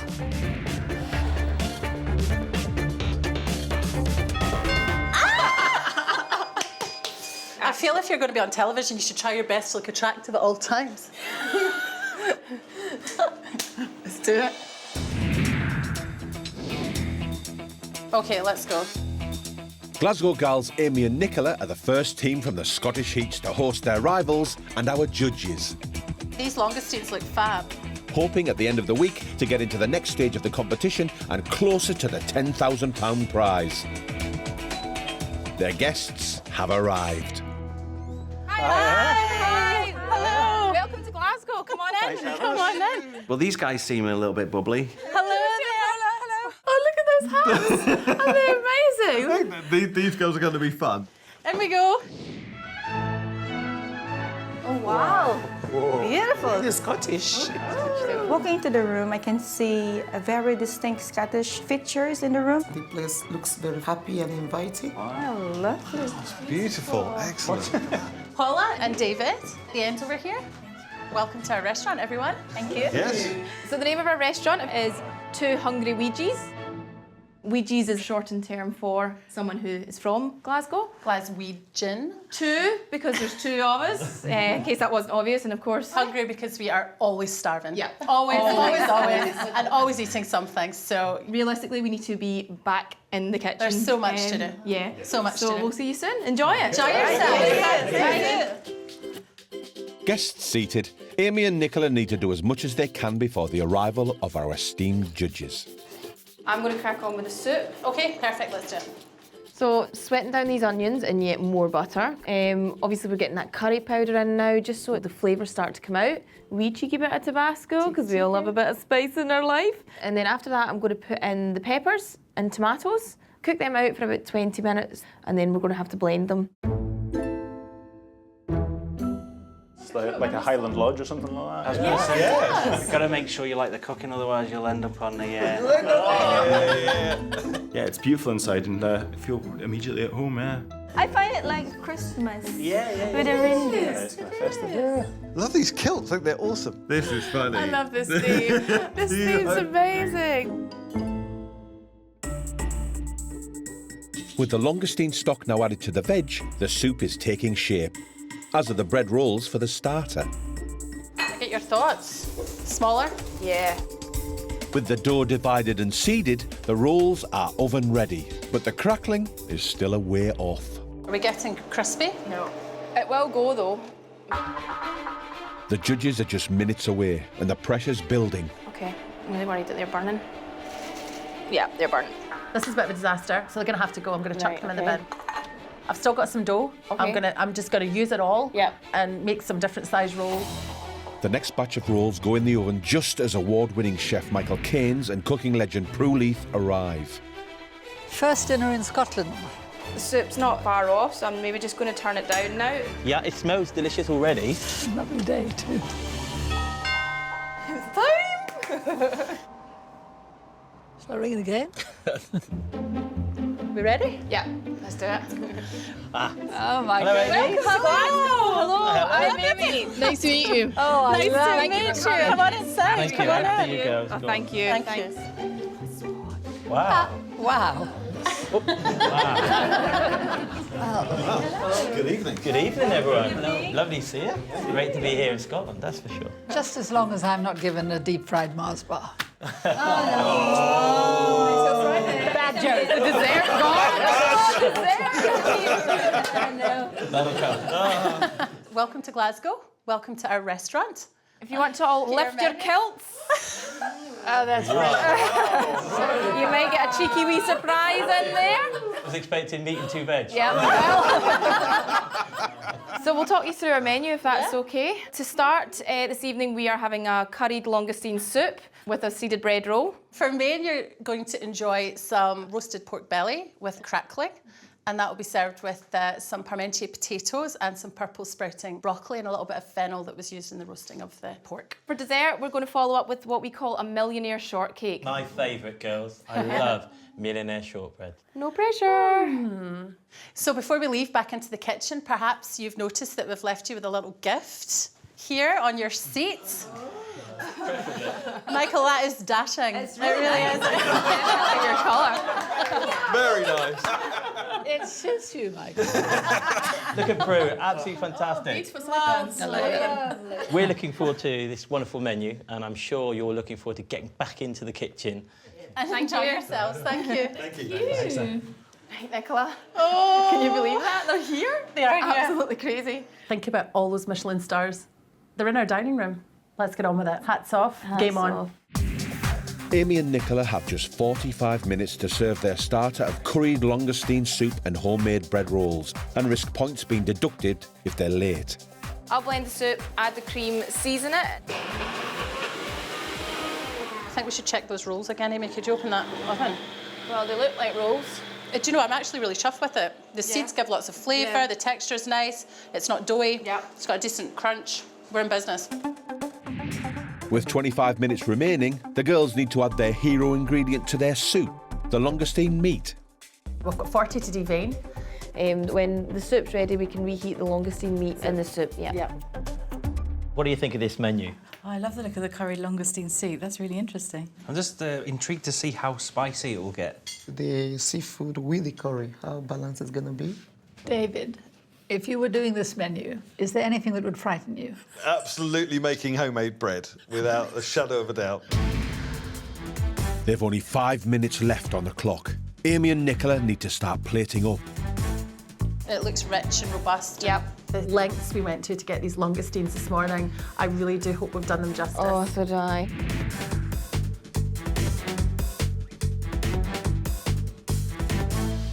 I'm happy. I think it looks good. Looks good. Yeah, let's take it through. Let's go.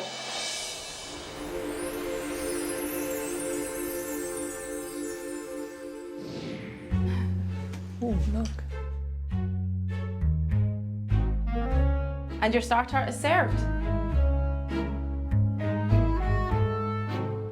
And the langoustine hanging over the side of the plate. Looking at us. It looked pretty good. Yeah, the vibrant colours are great. It can't fault it visually. I don't know about you, but I am shaking from head to Yes. toe. And I'm also sweating a lot. The judges will taste and critique the starter first before marking it at the end of the meal.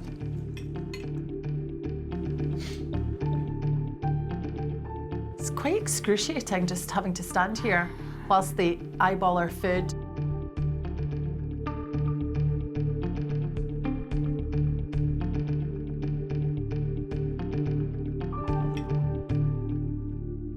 Amy and Nicola, your curried langoustine soup with your seeded bread, it's a great way to start the meal. The texture of the soup is nice, I like it. The curry is coming through, but it's very light, and the kick of the Tabasco is certainly there. I think the only thing that's missing is the fragrance of the langoustine, so I wonder whether or not you could have roasted the bones a little bit more to extract a bit more flavour from it. I think the langoustines are slightly overcooked, if I'm honest, as garnish. The bread itself is nice and light. You've done a great job there. For home-baked bread, it's never easy to get that done. So well done to you both. Thank you very much.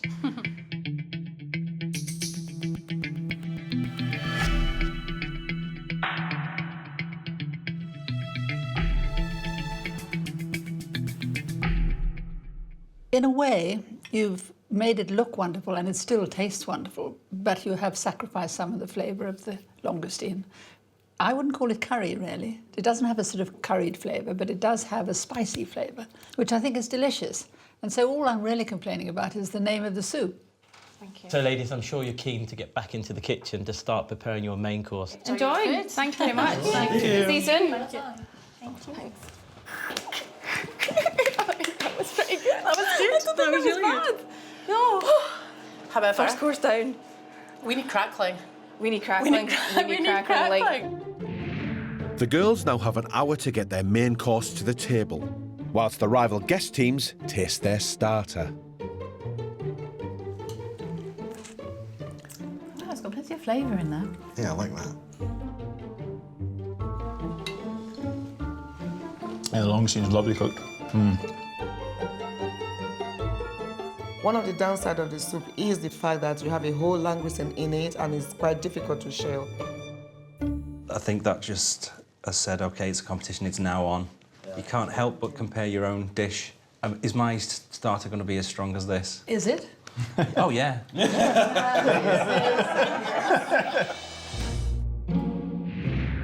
They now have 45 minutes left before presenting their main course of slow-roasted pork belly with crispy crackling parmentier potatoes and cider gravy. Let's have a status update on the pork. This one's on its way. It's on its way. This one, not so much. I think we just keep it in the oven. We've got to get this pork out to those diners as soon as we possibly can. We are running behind. Remember the same way we had to cross our fingers for the rolls? Yeah. I think we actually need to cross our fingers for the crackling too. So I think because of the time limit, Nicola, I think I'll cube the potatoes first. How many are we serving with each? I'd say about maybe 6 or 7. So I'm going to melt the butter with these potatoes and I'm going to chuck them in the wok to brown them off before we put them in the oven. I think we might be slightly over time because I think cutting the pork does take a bit of effort. Rebecca and Nancy, how did you two start cooking together? We met in church and they asked us to cook and bring. So obviously she's from Philippines, I'm from Africa. Then we do bring in some international food. Not only that, I love different food shows. That's why I watch you guys. That's why when I saw you, like, oh no, the judges. Anyway. Rebecca and Nancy, a couple of crazy kids. Paula and Dave, tell us about how you met and what makes you so passionate about food. Met at work and fell in love in about 24 hours. You picked me up in a bright orange hot rod. Wow. It was pretty unforgettable after that. Also irresistible. Absolutely. I mean, how could you? Absolutely, yeah. You're flirting with my husband. It was a hot rod I was talking about. Back in the kitchen, Oh my God, it's roasting right. an extra 20 minutes in the oven has made all the difference. I think we might have some crackling going. They might have crackling, but they've still got a lot to do in just 25 minutes. Ladies, smells great. Okay. Surprise! He's poking around. Why is he here? So, first question. Parmentier is a classic dish from France. How are you going to be doing them? Got our olive oil, our garlic, salt, pepper, really simple. And then we're going to chuck them in a really hot oven, get them all crispy and nice and soft on the inside. Brilliant. So how are we getting on with the pork? I can see it's out there. You've roasted it on fennel in a braising liquor. Which is now going to be turned into your sauce. Yes. And timing, is that going to be an issue for the main course? I'm not going to lie to you, I think it might be at this stage. Well, it doesn't help having me No, here, does it? no. So shall I disappear? Leave Yes, you? please. OK, girls. Thank you. I know my place. Thanks. Right, back in the oven with these. Yeah, go. Cook little taters. Heads down, bums up. Let's get it through it. Amy, I'm taking the roasting juices from the pan and I'm going to use that for the base of our gravy. I'm going to tweak it for seasoning. I'm going to add some cream. Hopefully we'll get a nice depth of flavour. Just taste it. Right, I don't want to taste too much. It's not right. It's not right, I know. I don't know what's wrong with it. That's a lot of pepper. There's nothing we can do, it's in. Go, go, go. What do you think of your main course? Well, I love pork belly more than almost any other. I mean, that's the cut of pork for me. Everybody's got a favourite. I think it's got to be pork belly. I'm really looking forward to the pork. I'm a little bit of an oddity because I don't like sort of sweet sauces like cider and this sort of thing with meat. If they can make me like it, then it's going to be brilliant. Can you take the potatoes, please? This course needs to be on the table in 5 minutes and points will be deducted if it's late. I'm really happy with it in the middle, Nick. It's quite soft. I'm just trying to trim it. Sounds like you're sawing somebody's leg off. Yeah, but I'm not cutting through it and it's burning my hand like nothing on earth. Do you want me to have a go? Smash it, girl, smash it.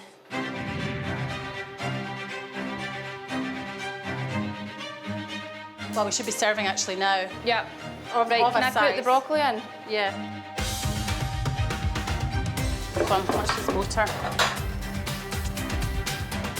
Pork in the middle? Yeah. I don't think we're as confident about this one, Amy. What do you think? No, it's not that we have been in the past. I think time's got the better of us. Decision on fennel, decision on fennel. I don't know, Amy, I think maybe we have to leave it off. Okay. It's not a particularly attractive colour. Parsley. So what do we think? Michael and Prue here? Yeah. Let's do it, come on. Okay.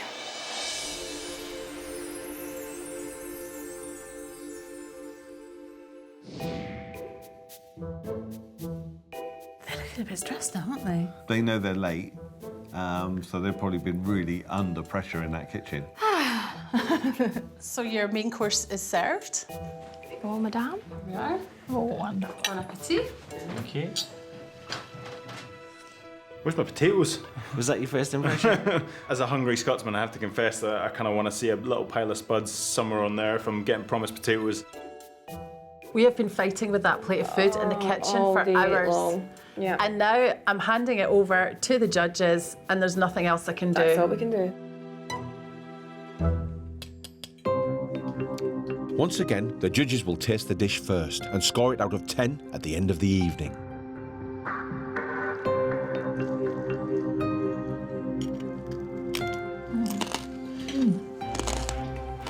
Oh, nice. Good, isn't it?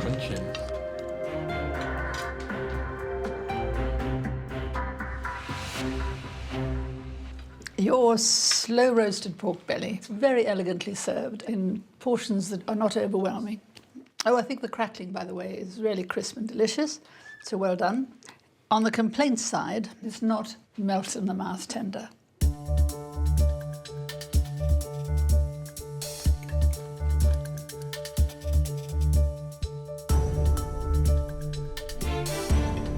Well, girls, I think you've missed opportunities here. It lacks flavour. You know, you've cooked it on the fennel, and yet you haven't put it on the plate. Why did he have to come in the kitchen and see it? If he hadn't seen it, he wouldn't have known anything. And, of course, the parmentier potatoes could have been a lot more exciting flavour. You could put a bit of smoked bacon through it. The sauce is OK, but again, I think it's just a little bit loose. There's one element here that can't be overlooked too, and that's the timing. 15 minutes late, so that's something that you guys all need to be careful of going forward. So you've got a lot to do for that dessert. Okay. Thanks very much, guys. Thanks, Enjoy. everyone. Thank you. Thank you. What's your thoughts? It's tough. That was tough. Yeah. We probably should have plated the fennel. Yeah, pork needed longer and slower, but we had to go for the crackling. Like, We took a gamble. You live and learn, and that's it. Next. Yeah. Last Next. course. The rival teams can now tuck into the main course. Well, it looks very nice. Yeah. Let me try this. I'm not really looking forward to this sauce because I don't like sweet sauces. The potatoes have got a nice crunch to them. I'll tell you what, I don't actually mind that. That's not bad. I think this crackling is okay. That's some serious crackling, isn't it? Gutted that the pork doesn't just kind of fall apart, really. Still nice. Yeah, my piece is quite nice. It doesn't melt in the mouth, but it's still quite nice. So, Rebecca and Nancy, how did you get on with your main course? It's okay. I can eat it, but I don't have the wow factor. Steve, you have eaten every scrap. Yeah, delicious. I really liked it. I think I got lucky with the meat, actually. I think I had a really nice fat ripple underneath the skin, which made the meat really tender and soft. But you're struggling with your crackling, aren't you? It is, actually. Kind of worrying about sending it across the table or breaking a tooth, isn't it? Or just picking it up and getting in there. Cave woman style, yeah. The girls are relying on their millionaire shortcake to leave a lasting impression and have 45 minutes to get it to the table. You're going to focus on the shortbread? Yes. And then I'll do the caramel, but let me know if I can do anything. We're going to have to go super fast for the next course because basically, other than chocolate mousse, we have nothing. So I'm just going to break it up so that I can work it in with my fingers. I've got semolina in this mix just to try and give it a little bit of extra crunch. Now, the tricky bit of this is getting it the same width all the way through. And the other hard part is making sure that it comes off. Their final score rests on their millionaire shortcake, due to be served in 30 minutes. So I'm going to make one big batch of shortbread. I'm going to have to put them into the oven in smaller batches. At the end of the day, I'll pick the best looking shortbread. So, Nicola, you made the caramel sauce the last time, but I'm going to have a crack at it. I just need to consult my recipe. Never done it before, but let's just try this recipe and hope it goes okay. We're going to boil the water, sugar, golden syrup, and 400 grams of butter. And then once it's cooled down, we'll add the cream and the salt. This is a heart attack on a plate. I want to know if the level of cooking so far has made anyone feel slightly nervous about what they're going to cook. I think we're on a let's be conservative and say on a par. My lesson here is that it's very good that we have judges because we are amateur cooks and we're not trained to judge food as such, we eat it. I would hate to be judged by you, Mike. I'll be gentle with you. With only 10 minutes remaining, Amy and Nicola's dessert is far from ready. Ah, yep. Fudger, these pots are rubbish. Nick, fire! I will not be looking forward to cleaning that hob later on. What do you think we can do? Because we need to turn this brown pretty quickly. So I think maybe if we split it into two pans and try and reduce it and caramelise it, then we can add the cream and then we can hopefully create caramel sauce. Yeah. I'm not confident in this dish at all. It's not our strong point. And it's also the one we've to practice least.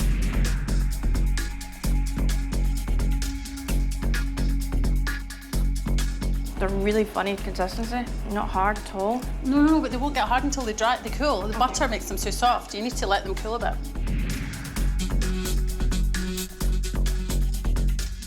God, where did that time go? Oh, this is literally ridiculous. They are now 5 minutes late and have yet to plate up. Oh no, I can't believe it. We were cruising along there. Right, Nick, I think we need to go. Is there a layer on every one? Yeah. Yep. Okay, we ready? We are. Okay, go. Good luck.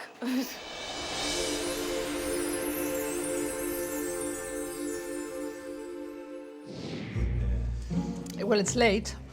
Quarter of an hour late. Oh. Hello again. Hello there. Dessert served?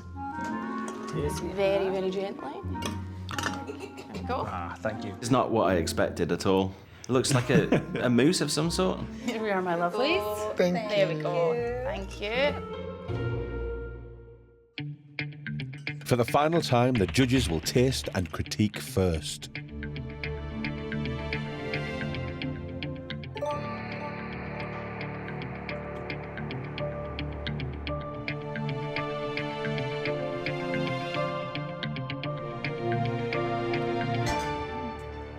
Amy and Nicola, your millionaire shortcake is not what I expected.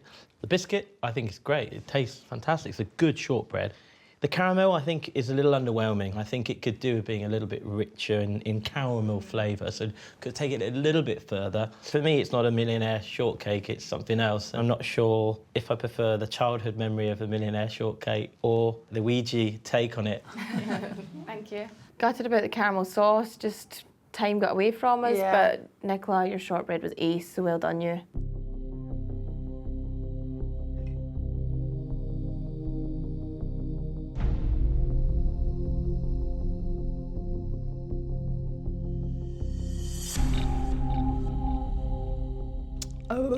It's difficult.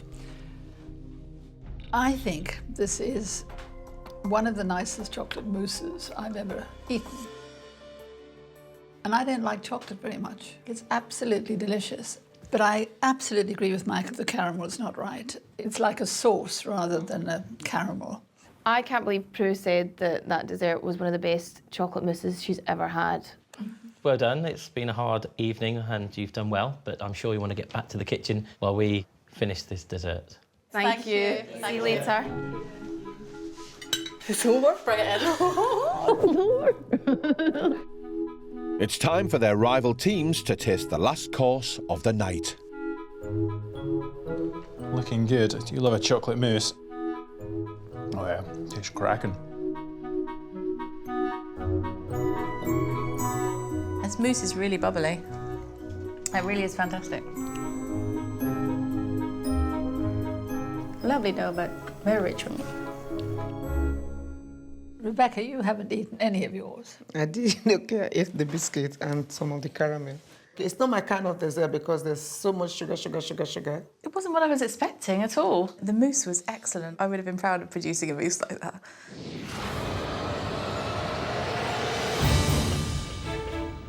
All three rival teams will mark the Two Hungry Ouija's restaurant out of 10 for a possible 30 marks. It was a good menu, maybe a little unbalanced in areas, but overall pretty good. It was tasty and the langoustine was cooked well. I'm thinking a 7 out of 10, do you agree? I agree. Yeah, the crackling was serious, wasn't it? That was quite hardcore crackling. It was good crackling, but my meat was a bit dry and there weren't enough potatoes and there was only one piece of veg. So tonight I think we should score Amy and Nicola 6 out of 10. Yeah, I'm happy with that. Chocolate was fine the way it was made. It's too rich for me. For tonight, we'll score Amy and Nicola 7 out of 10. Yes, agree. 7 out of 10. Right, let's go and get the scores. You ready? Let's go. On you go. Let's do it. It's time for the judges to reveal the guests' scores to the Glasgow Gals. I'm struggling to breathe here. I'm worried I'm just going to collapse in a heap. I'm so nervous. Amy and Nicola, thank you for welcoming us into your restaurant for the evening. The Two Hungry Ouija's have done Glasgow proud, so well done to you both. Your guests for tonight have scored you 20 from a possible 30. That's great. That's really good. Thank you. Thanks very much. I think that's a fair score. I think it reflects really fair. what we thought the meal was worth. Yep. And now for the judges to score each course out of 10, offering a possible further 60 points. Your curried langoustine soup. I thought this was a really professional dish, but the star of the show, the langoustines, barely came through on the flavour. I thought the soup was delicious. It was beautifully seasoned all the way through. I didn't quite get the curry, but I certainly got the kick of the chilli. Still a very enjoyable start. So, for your starter, I'm going to give you 6. Thank you. That is good. Thank you. I'm a wee bit underwhelmed. I'm scoring you 7. Your slow-roasted belly pork. I think the fundamental problem was that the belly pork, it was rather thick, so that it was really hard work to cut it. But it tasted delicious, the crackling was good. But I think the main complaint was that gravy was just not deep enough. You didn't serve the fennel, so you missed out on some really great flavours there. There were some technical issues with regards to the crackling. Rubbed a little bit of salt into it and possibly a bit of spice. You've got to get a little bit more flavour. Parmentier potatoes, perhaps even had some smoked bacon through it, and we could have done with a little bit more of it as well. The biggest error was that it was late. So for your main course, I'm going to score you 6.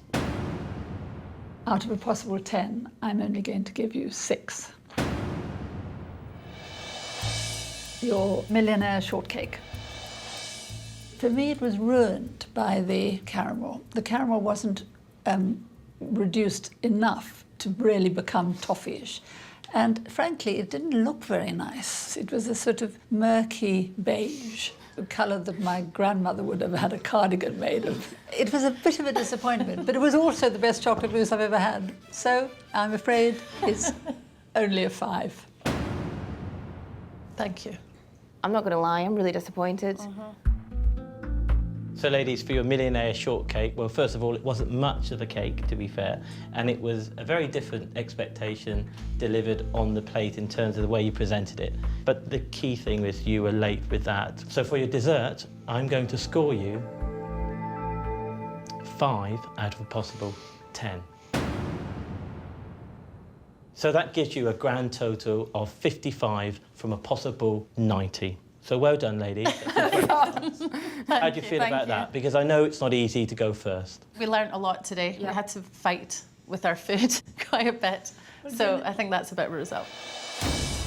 Amy and Nicola have scored a respectable 55 points out of 90, setting the bar high for the Scottish region. But with the 3 other teams still to cook, will they remain top of the leaderboard at the end of the week? I know that we've got Hugh and Steve next, so you guys must be feeling like they set the pace. So what do you think? Yeah, we're looking forward to just getting stuck into it now. Let's go and get some sleep. We were thinking of going and practicing right now. Let's see what they can bring to the table. I know, interesting. Oh, what a brilliant start that was. That was a lot of fun. I really enjoyed that. Thank you. That was lovely. Thank you very much, Nick. It has been a beautiful evening filled with fun. Everybody did enjoy dinner. Pressure's on us now. Yeah, bring it on. Next time, I'm feeling a bit nervous about this one, Hugh. Team Geeks experimenting goes up in smoke. Can anyone smell burning? Chicken's massacred this sauce here, Hugh. It's the best we could do, mate. We've tried our hardest. If you want to win My Kitchen Rules, you need to be sharper. I feel about 5 years old.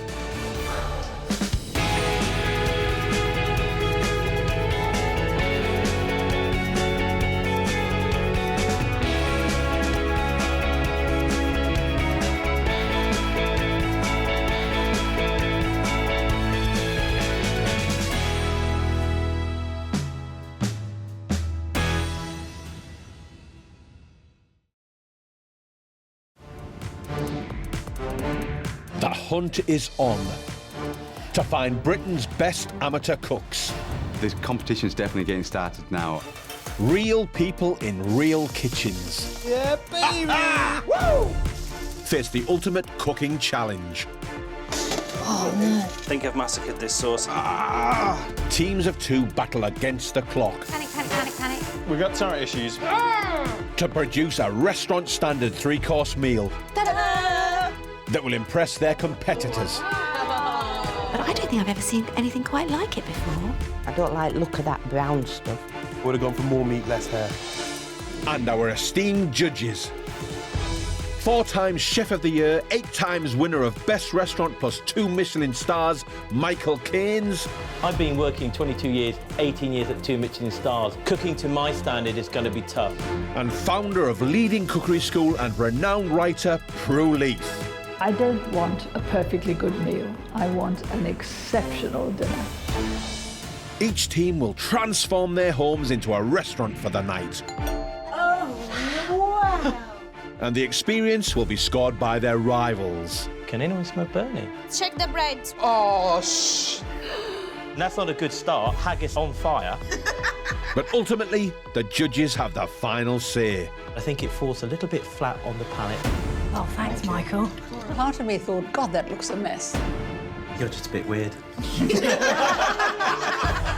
At the end of the week, the teams will return to kitchen headquarters to find out who will reach the next round. I'm going to give you 10. The final winners will walk away not only with £10,000, Stop cooking. Step away from your benches. but the right to say, my kitchen rules.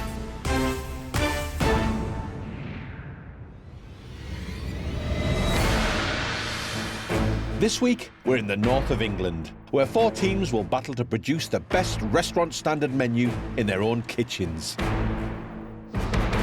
Meet hunter-gatherers, Angela and Rob. I don't like not winning, so I'm just going to go for the win. Anna and Faye, our healthy mummies. I think we've got what it takes to win, definitely. And Syrian siblings, Rezan and Reda. We are desperate to win, and I got the feeling that we are going to win. Got the money. And shopping list. And All shopping sorted, list. let's go, let's do it. But first up is Mum and Son team Linda and Simon from Wakefield. They have 7 hours before their rival teams arrive for dinner in the restaurant they've created for the night. Today's the day, I can't wait. I'm so excited. Let's go. My name's Simon. I'm a paramedic from Leeds. This is my mum, Linda. Morning. I work at the local RSPCA shop as a volunteer. The family take mickey out of me because I call it my boutique now. Yeah, have you got a bag? I learnt my cooking skills from my nana, and I still, to this day, cook about 3 recipes that she used to do. Hello, I'm in service. You all right? Come on, Thank you. I love being a paramedic, but I want to be a chef, and so I'm aiming towards that. That's where my passion lies. I'm just going to do your blood pressure. It's wrapping this cuff around your arm. I'm going to college so that I can develop myself into a chef role, start working in kitchens and potentially open my own restaurant. You're not Gordon Ramsay yet. I don't know You what... swear like it. Simon and Linda have 7 hours to shop, prep and create their restaurant before their guests arrive. But also taking their place at the table are 2-star Michelin chef Michael Keynes. I was expecting to go up a notch after the starter, and I don't think we've done that. And British culinary legend Prue Leith.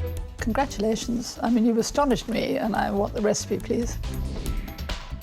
Only 2 teams can make it through to the next round, and points will be deducted if food is late to the table. So Simon and Linda need to get a shift on and shop. I'll have to get a siren, put top of a car. We can do some ambulance driving instead. Hello, mate. You all right? Can I have 6 filleted rainbow trout, please? Yeah, certainly. Thank you. For tonight's starter, we're having Yorkshire tea smoked potted trout with traditional Yorkshire oat cakes and samphire. Elements of this dish are tricky. The trout, because smoking isn't easy, and it can easily get over-smoked in a domestic kitchen. So it needs a lot of salt and pepper, seasoning, or herbs, or lemon juice, or something to make it wonderful. Job done. Travelling to and from the fish market has taken 1.5 hours, and they've yet to buy the rest of their ingredients. Hey, John, you all right? Yeah, you all right? Yeah, not bad. Right then, we have some beef. Some beef fillet? Yeah, fillet of beef and some shin of beef, if you can, please. The beef for the main course has got to be the best quality. The butcher's fantastic, and we know his ingredients are always the best he can find. And that's £60.42. For tonight's main, we're having Dale's beef 2 ways. It's a fillet and a shin of beef presented in a Yorkshire pudding, horseradish mash, roasted Yorkshire vegetables, and a real ale reduction. Cooking beef 2 ways requires a high level of technical skill. The fillet is very lean and difficult to cook, and a beef shin is the toughest cut of beef available. It must be cooked for at least 3 hours. If it's undercooked, it could be chewy and tough, and that could be really difficult to eat. Oh. With the ingredients of 2 courses bought, there's only dessert left to buy. Rhubarb. Yorkshire rhubarb. How much do you think? 2 per person, I should say. For our dessert, we are serving Yorkshire parking with forced rhubarb celebration and proper custard. Parking is a traditional Yorkshire sponge cake made with syrupy molasses and ginger. It needs to be cooked to perfection if it's not to be too dry, and also we need the right amount of rhubarb and custard to get the perfect balance. Linda and Simon are heading for home, but dashing around the county for their ingredients has taken 4 hours, and they still need to start their prep and create their restaurant for the night. Let's do this nice and quick and we'll get in there and lay that table. You know, I'm thinking it's going to be quite Yorkshire-y. Yeah, I'm thinking exactly the same. There must be something from Yorkshire theme. But I'm wondering if they've gone Yorkshire fusion, they've gone traditional Yorkshire. It looks lovely, all this Yorkshire lavender, Yorkshire teapots. Goes with name, doesn't it? The name of our restaurant is proper Yorkshire. Da-da! We really want this to show off Yorkshire to the best of our ability and everything that people would probably expect of Yorkshire. Do you think we've got the wow factor? Yeah, definitely. It's going to feel homely, comfortable and show off the produce in a very rustic way. I think the guests will love this. How can they not love it? We just need food now.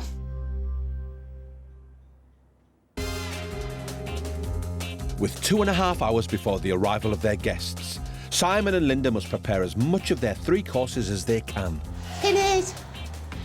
Wow. Official My Kitchen rules, eh? First thing we need to get done, because we need it to be cooked and cooled in time, is your parkings. I'm just going to put butter and the sugar treacle in the pan and melt it. It is then added to the self-raising flour, the porridge oats and the ground and fresh ginger. Would you normally put fresh ginger in your parking, Mum? No, but I'm making it a bit special. It's quite a long process because you've got all the mixing to do and then it takes at least 1.5 hours in the oven. You've been making parking for a while, haven't you, Mum? You used to make it when we were a kid. Yeah, it's my Nana's recipe is this one. I've got a lot of cooking tips off my Nana. Into the oven. And that's everything, is it? Right. I'm going to make a mix of rice, sugar and the leaves from a tea bag to smoke my trout. By putting some nice Yorkshire tea on there, hopefully it'll infuse into the trout. The hob is lit underneath there and the smoke starts to envelop the fish. Now that my trout is smoking, I'm going to make my homemade mayonnaise. This is eggs, Dijon mustard, white wine vinegar and some rapeseed oil. So do you want to mix up some Yorkshire pudding batter? Do you want a recipe to follow? I don't want a recipe to follow. These are Linda Yorkshire puddings. Plain flour, a little salt, eggs, milk and water. Yeah, we don't use mixers. Good bit of elbow grease, that's all you need. When they're good, they're good. They nearly touch roof for oven. And when they're bad, they're very bad. So my braised shin is very important. I've got to get this in very quickly because it takes a long time. It's going to be 3, maybe 4 hours in the oven. To make the shin, I'm going to fry off some celery, carrots, leek and onions to form a bed in the braising dish. I'm going to seal the beef and then place it on the bed of fried off vegetables. Also cook through the tomato puree, which is going to add a perfect richness to this gravy. All that gets sealed into the braising dish with tin foil and straight into the oven for about 3 hours. With the shin in the oven, Simon and Linda can get on with their starter and dessert. I've now flaked my trout and I'm going to add it to my mayonnaise, mix it in with some creme fraiche. It all needs to go into the little ramekins. My celebration of forced rhubarb is going to be sous vide, which is under pressure in a vacuum pack and then into a water bath. Done? Oh, so it sucks out? Yeah. Keeps it under pressure and forces all that flavour back into it rather than losing it through steam. Next, Simon needs to tackle the oat cakes for the starter. These traditional oat cakes are oats, flour, water and some yeast. A ladle full in and see how that cooks. I think that's too thick. Don't work with butter in a non-stick pan, Mum. This one's not working, so it's going in the bin. I've used this pan before and it worked. Simon and Linda's 7 hours is almost up. The guests are on their way. Kind of feels really sorry for them for being the first ones. If at first you don't succeed, try again.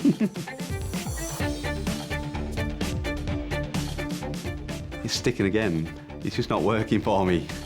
I think the batter's too thick and the non-stick pan is just not letting me spread it out like you'd want to. So we'll let it down a little bit, but at this rate they're only going to have one each. Take 3, see what happens. so hard going first, I think, because you just don't know what to expect. Ooh, look at that. We were worrying about oatcakes. Do you remember being in Wakefield for the Rhubarb Festival? Yes. I think it's the season. It's It the might season be now. one of the ingredients. Yeah. Oh, there he is. Crikey, come on. Are you nervous? I'm all right, no, let's go do it. Hi. Hello, coming in. I'm Simon. This is Linda. Linda definitely looks a little bit flustered. I could feel the heat coming off them. Totally. Thank you. Hi, how are you? Welcome, Thank welcome. you. Hi. I can see they are really proper Yorkshire. Yeah, he speaks very strong Yorkshire. Yeah. Now then, welcome in. I hope that everybody's going to get along well and they're going to enjoy our environment. Now then, welcome. Coming in. Just hope everything's been worth all the hard work. Come on through. Wow. Oh, nice. Wow. So, Anna and Faye, Wow, very nice. Reza and Rezan, and then Rob and Angela, you're around this side. So yeah, welcome everybody and welcome to our restaurant. This is Proper Yorkshire. I love the name of the restaurant. Yeah. Really like the caps on the walls and the scarves. They've even got tweed on the tablecloth. Yeah, it looks really Yorkshire. Yeah. It's quite cool. When they came in, everyone just took the hat and they put it on their head. Oh, I love the flat caps. Kind of expected a whippet in the corner. We're going to head back through to the kitchen now and finish off preparing, and we'll be back with you shortly. Thank you. Everyone's thinking, how am I going to match this? Well, cheers, everyone. Cheers. Thank you. All organised. With rival teams settled, Linda and Simon are using every second they can before the imminent arrival of the judges. And I have to melt the butter, and as it boils, scrape the scum, for a better word, off. The judges, however, are just around the corner. To finish it off, just to seal everything into that nice little pot, is some clarified butter on top. And it's a preserving method normally, and you can keep it for a week in your fridge, but we're going to be eating it tonight. Award-winning chef Michael Keynes and cooking legend Prue Leith are now outside. No turning back now. There's not, they're here. Would you like to do the honours?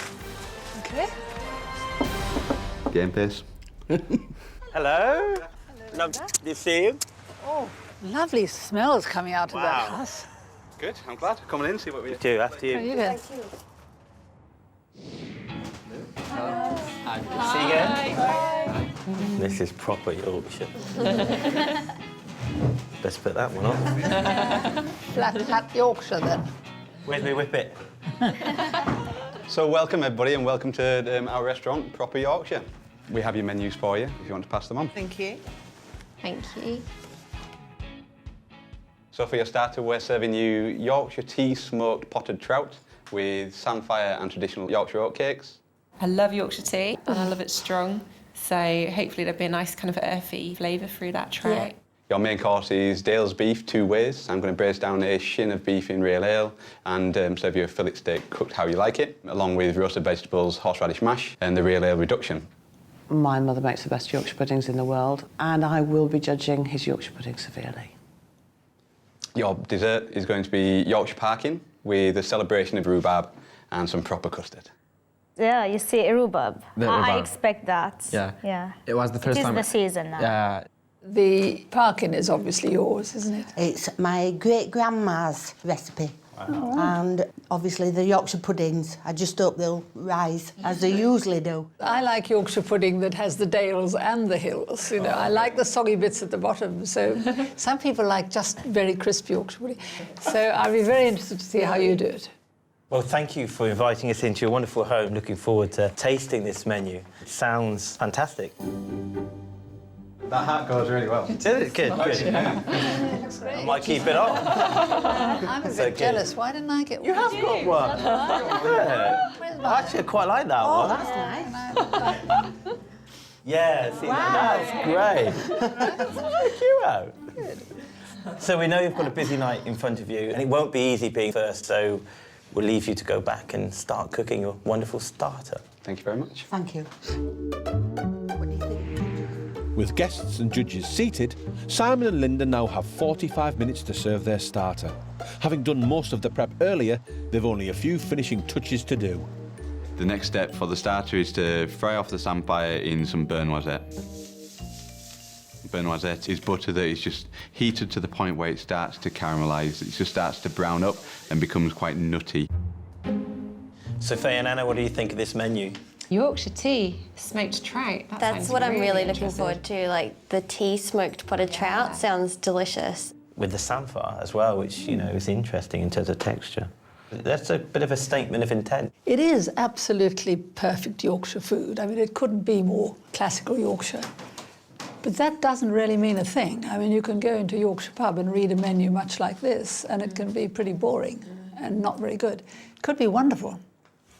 Could be awful. With the potted trout out of the fridge, Look good. The butter's set. the oatcakes cooled and samphire cooked, it's time to plate up.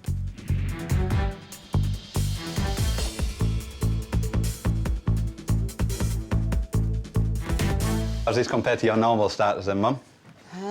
Just average. Think they'll like it. Yeah, they love it. It's amazing. So much love went into that trout. Anybody think you tickled it yourself?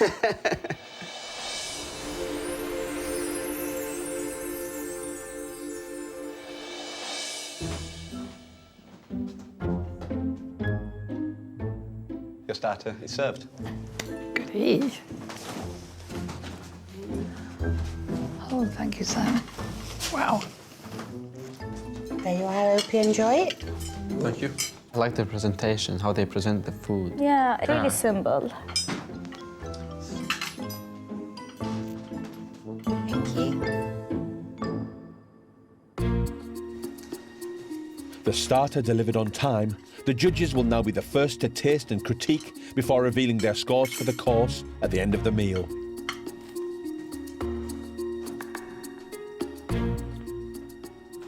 This is torture, tasting our food. They're not giving anything away. I am frightened to death.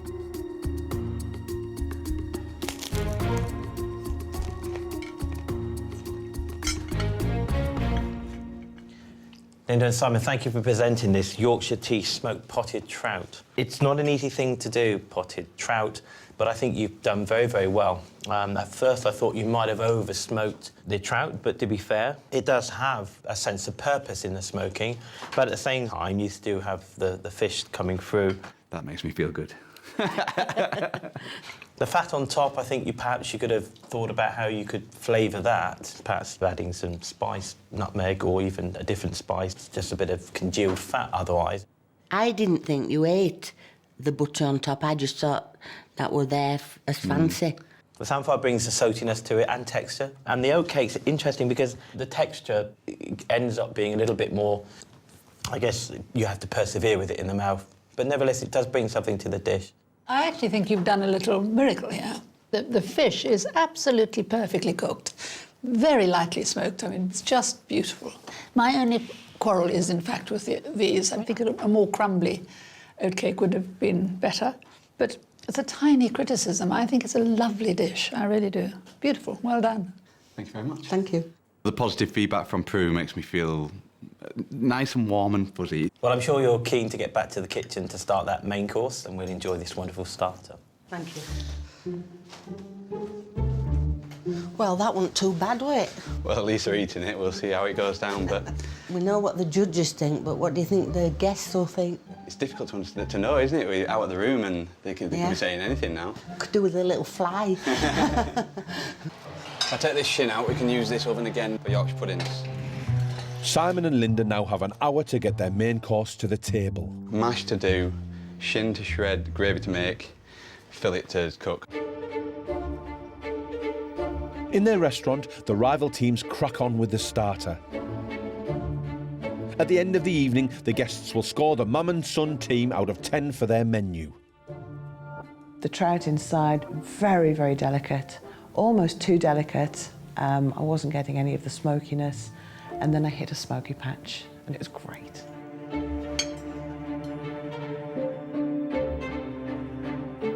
Trout is really good, cooked really nice. It's smoked, but some bits are smoked more than the other bits. Yeah, it's not... It wasn't balanced. Yeah, balanced. I like smoked trout. It wasn't too smoky, but I wouldn't know it was tea. I wish I'd said that to them because I'd forgotten that we were supposed to get tea flavour. The concern about the cake, some parts it's too crunchy, some parts it's a little bit chewy. I actually really like the fish, and I think as I was eating it, it's quite delicate, but the smokiness after is really coming through, so I think it's quite strong. I do think it's something of a joy. I mean, I have really enjoyed it. Yes. Yorkshire pudding, check them. I think they've risen, Mum. The Yorkshire puddings are done and they look fantastic. The best Yorkshires I've seen out of that oven for a while. So, Yorkshire pudding, shin of beef torn up, plonked in there. To balance that with a more prime cut of meat, the fillet. All right, I'm going to go check how everybody wants their steaks. You be OK? I'm fine. Sorry to interrupt. I brought some more wine if anybody wants some. But I also would like to know how everybody like their steaks cooking. I would like mine somewhere between rare and blue. I've never cooked a blue steak before. Blue for me, please. So 2 people have asked for blue steaks, which is basically raw, just sealed very quickly, and make sure it's warm in the middle. Lovely, thank you. Thank you. Difficult thing to be able to deliver, and that perhaps another element of pressure. Yeah. Brave man. With 25 minutes left, Simon and Linda risk losing points if their main course is late. How's that horseradish coming on, Mum? Can't taste it. No. More. I promised horseradish mash, so we need to make it taste of horseradish. There's not horseradish ain't coming through on that. Let's put some more in. I'm adding more and more, and why it's not coming through in the potato, I have no idea. Right, it still doesn't taste of horseradish. Oh. Great. I've seen how much we've added in there, and I don't know why it's not coming through. So We've got 20 minutes. I can see that Simon is getting more and more and more frustrated and stressed. Can you make better use of me than stirring this? You stop stirring the custard, we're not going to have custard. I don't know what to do. Watching Simon panic. And now he starts shouting at me. What's the matter? I just don't know what to do next. I've got too much going on, I've got not enough space, and it's just stressing me out. I want my kitchen clear. Right, Mum, I'm just trimming these fillet steaks up. I've been asked for some blue ones. They're testing you. Inside, I feel like a mess, and my kitchen's a mess, and I don't know what to do. Right, steaks.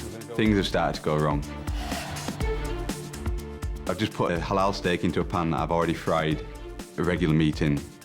That's no good. I can't serve that, so that steak is out of the pan, and that's going for the dog. Calm down, calm down. I'm getting to the point where I don't know if this is even going to get out onto the plate. I don't know what's going to happen next. Glad they only want them blue, because I've only got 13 minutes left to cook 8 steaks. I can see how wound up he is. I'm panicking, but I don't know what to do. I feel a bit of a spare part doing this. I know, but everything I ask you to do, it's got to be under instruction. I'd rather just do it myself. I know we've got to carry on, and I want more than anything to do it for Simon to get it right. The beef cooked 2 ways, so they've got it cooked, slow cooked, I think. So to taste it like falling off the bone would be nice, and then the fillet. So real hour reduction as well, really excited. That shin should almost melt. You know, if somebody's going to cook shin in the first place, I expect they know how to do this. If they can pull it off like my mum can pull it off, well done. With just 5 minutes left, Simon and Linda need to pull all the main course elements together. So I want to show off this fillet steak. It's cooked to order, and so I've sliced each steak into 4 pieces and laid it on top of the mashed potato. Are you going to put some spare juice if anybody needs any more? Mum, don't ask me questions right now. Just let me get this on. OK. Right. Crikey. I got Prue. You've got Michael's.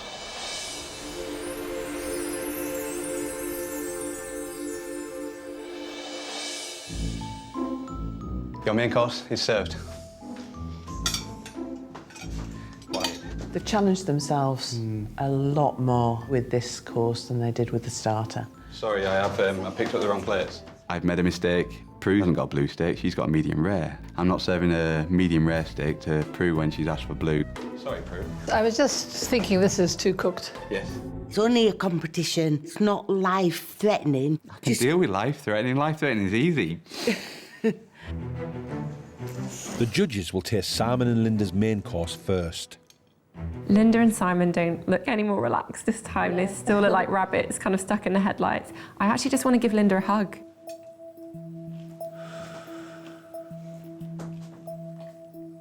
I know what we've just been through. I know how I felt, the ups and downs, and I'm just waiting now for Michael Keynes, a Michelin-starred chef, to pick fault in my food. It's over. I do think it's over, yeah.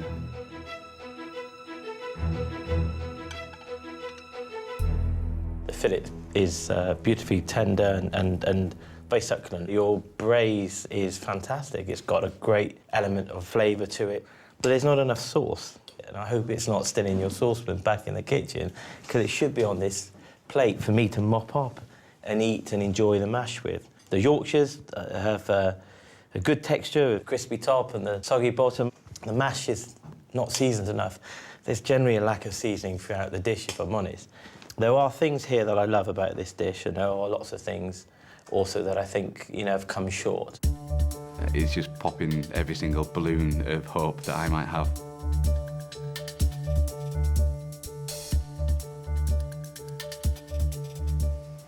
Take a big breath, because now I'm going to have a go. I'd have to tell you, I think the Yorkshire pudding's a triumph. I really thought it was wonderful. I'm just so proud that Prue liked my Yorkshire puddings. The shin is just beautiful. It's melt in my mouth, and that's lovely. I think the mash is under-seasoned. I don't get the horseradish very strongly. I think it's a great mistake to cut the beef up because it bleeds into the mash, which doesn't look very attractive.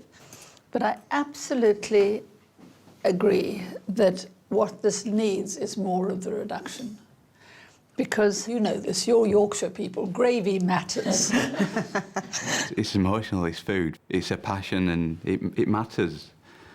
It matters for everything, it matters for my future. And we got through it. We're getting through it. So, Simon, Linda, I'm sure you're wanting to get back to the kitchen to prepare your dessert. Meanwhile, we will carry on eating our main course. Thank you. Thank you. Thank you.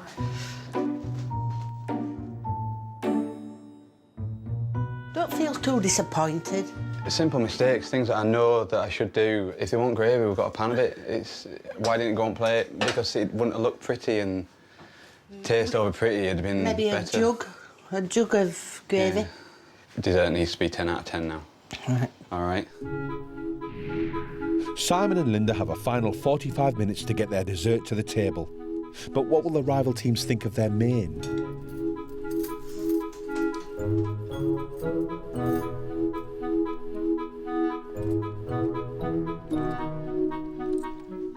The shin is just falling apart and the fillet is cooked to perfection. The meat in the plate, I think, is definitely a man's plate of meat. It's not necessarily what I'd like. It's probably a bit too much meat for me. The blood on the mash, it put me off. No one liked the idea of the blood on top of mash, no. And they want more gravy? A bit of gravy and a glass of red wine would save this dish.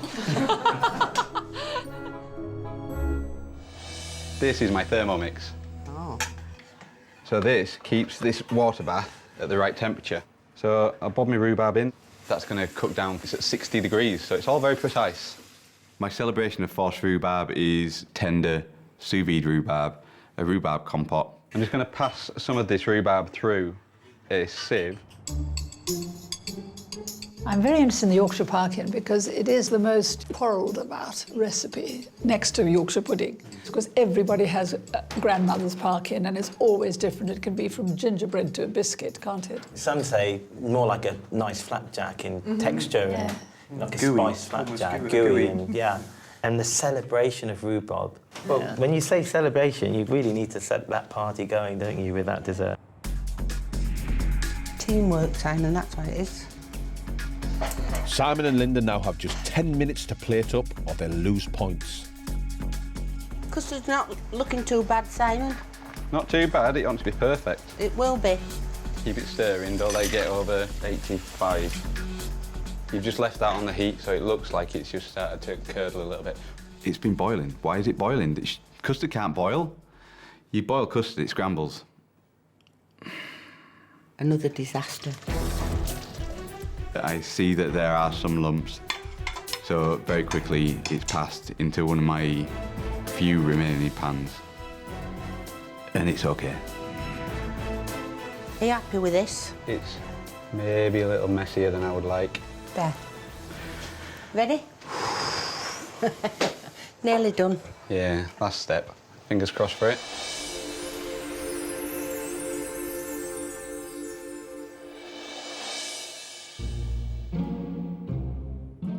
Your dessert is served. Goodness. There you are.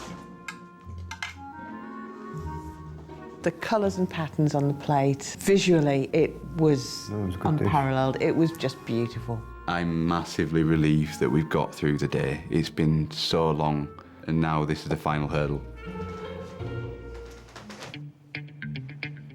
Once again, judges Michael and Prue will taste the dessert first, then critique the dish. And you're stood there just watching and praying and hoping that they like it.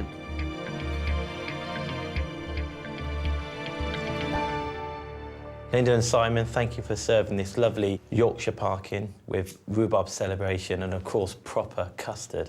The proper custard, I question whether or not it's as proper as what proper could be. Have you used cornstarch here? No. So it's just basically egg yolks to thicken? Yeah. That's more like an anglaise than a proper custard, because a proper custard always has a little bit of cornstarch in there just to thicken it. I'm going to cry in a minute. Simon looks upset. He does. He looks like he's really beating himself up. Yeah.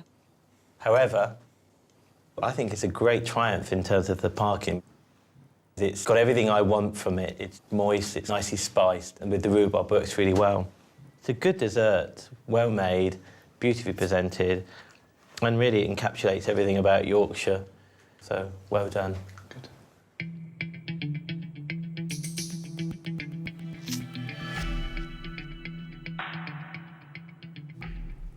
When this arrived, part of me thought, God, that looks a mess.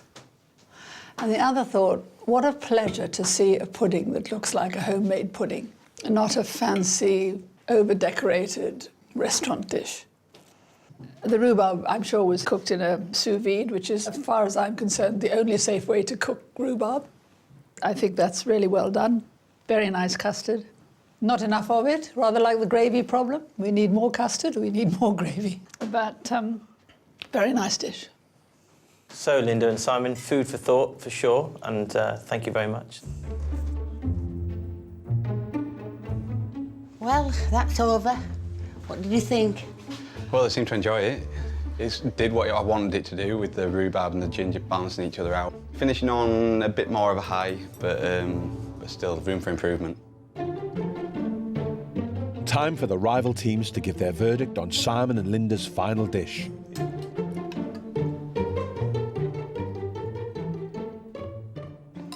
It's fantastic. The rhubarb is cooked really nice, smooth, and the barkin, it's not too dry or too juicy. I think it really works as a dessert. It really ties in with the first two courses. It's like the perfect ending, really, for me. It actually reminded me of something that my gran would make. So I think that's a real big compliment because it meant it just felt familiar. Visually, I thought it was outstanding. I loved all of the colours together, from the brown and the pink. The issue was very, very similar to the main, where there was a lack of gravy. There was a lack of custard.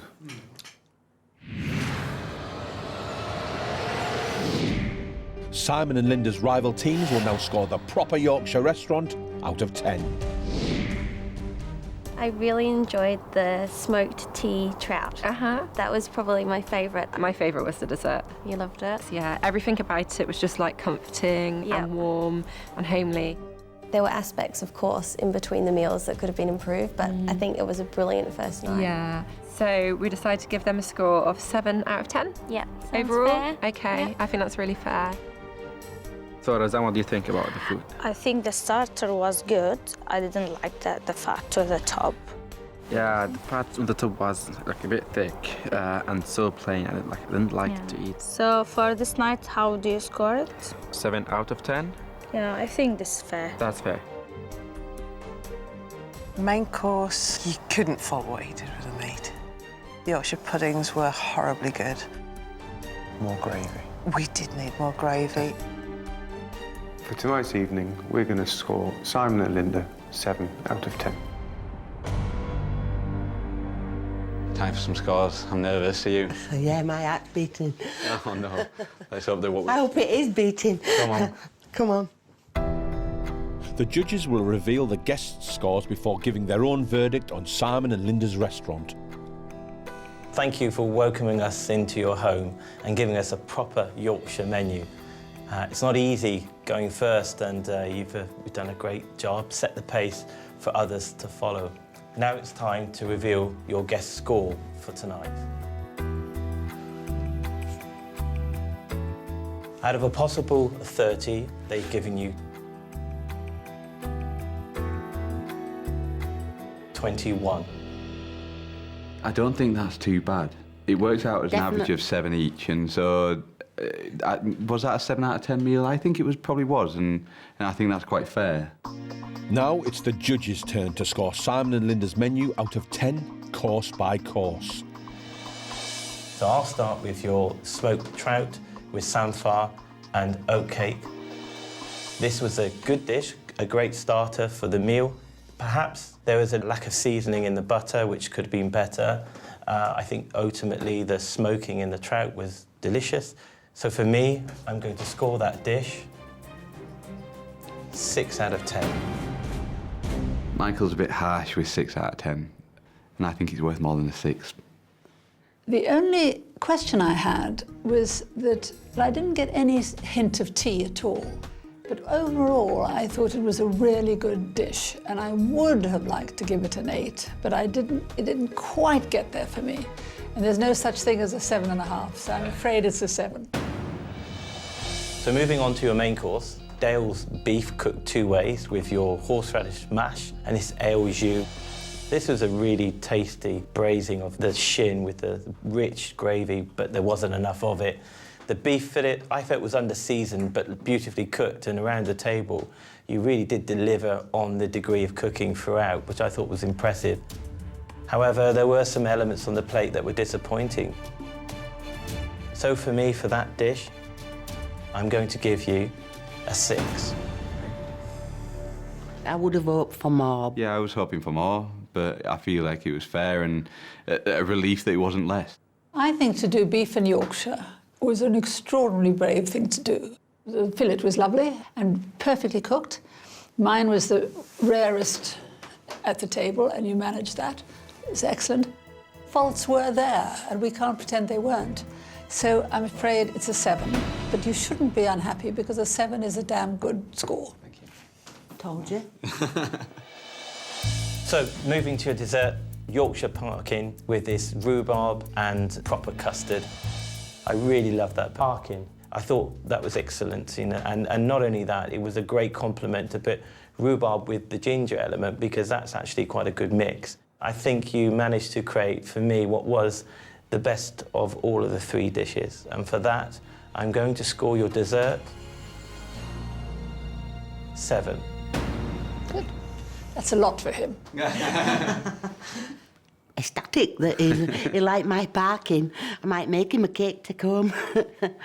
We needed more custard, we needed more rhubarb, we needed more parkin. Otherwise, it was lovely. We could have done seconds for you. Double helping. It was a very good dish, and I'll give it a 7 too. Thank you. Not too bad. With all courses delivered on time, Simon and Linda have scored a respectable total of 61 out of 90. But only the highest scoring team at the end of the week will have a guaranteed place in the next round. That's much better than I was predicting. And yeah, I think we can go forward with an element of pride in 61, but we've definitely got some points to improve on. There's still 3 more teams to cook, and tomorrow is the turn of the hunter-gatherers. So Angela and Rob, how are you feeling about cooking next? Slightly nervous, quite daunted. They've set a great standard. We'll just have to Up our game. up our game. Next time. We do tend to go for a modern version of a hunter-gatherer lifestyle. Shoot like a god sometimes, don't Yeah, you don't like raw meat, do you? I don't think in 30 years I've ever failed. My God! It's a bit bland and lacks seasoning. Hello. Biggest steak in the world.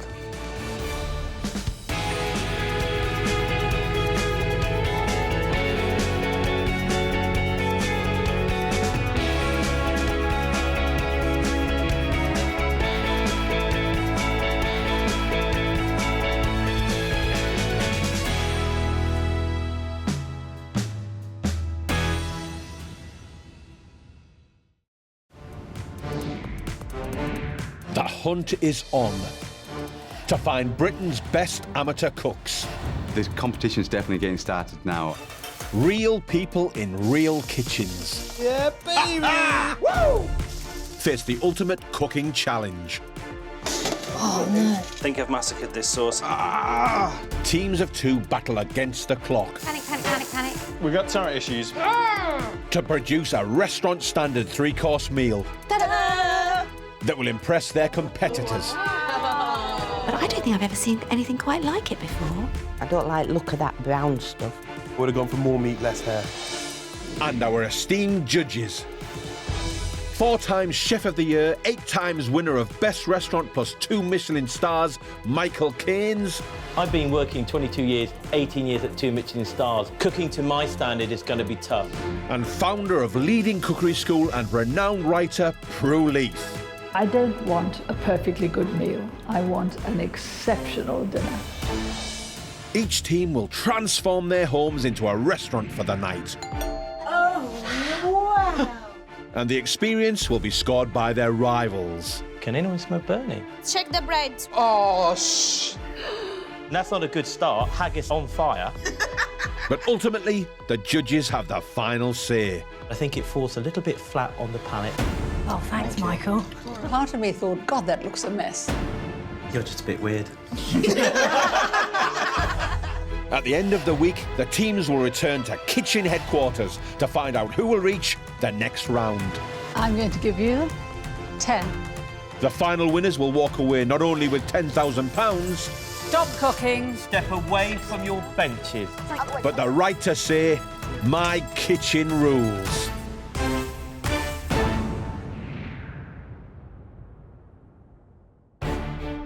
It's day 3 in the Scottish regional heat of My Kitchen Rules.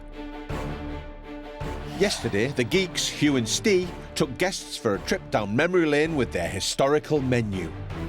That's why we've gone with the time machine. But it's their future that isn't looking bright.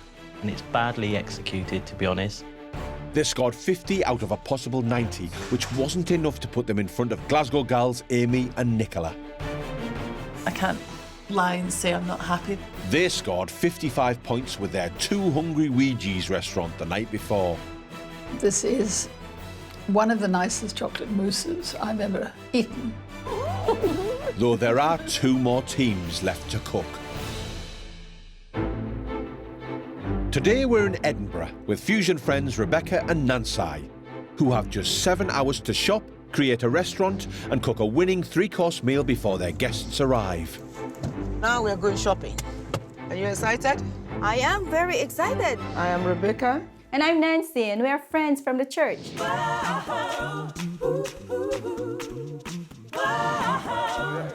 Okay. I think we met 5 years ago in the church. The first time I saw Rebecca, we were together in a Bible study. I am well known for my cooking, yeah. They've asked for my recipes in church as well, so they enjoy our food. I would say we are bringing the flavors of Africa and Caribbean into Scotland. When I cook, I always have ideas to do fusion of foods because I'm not too traditional. I want to cover that pot. I love cooking because I love to have friends in the house.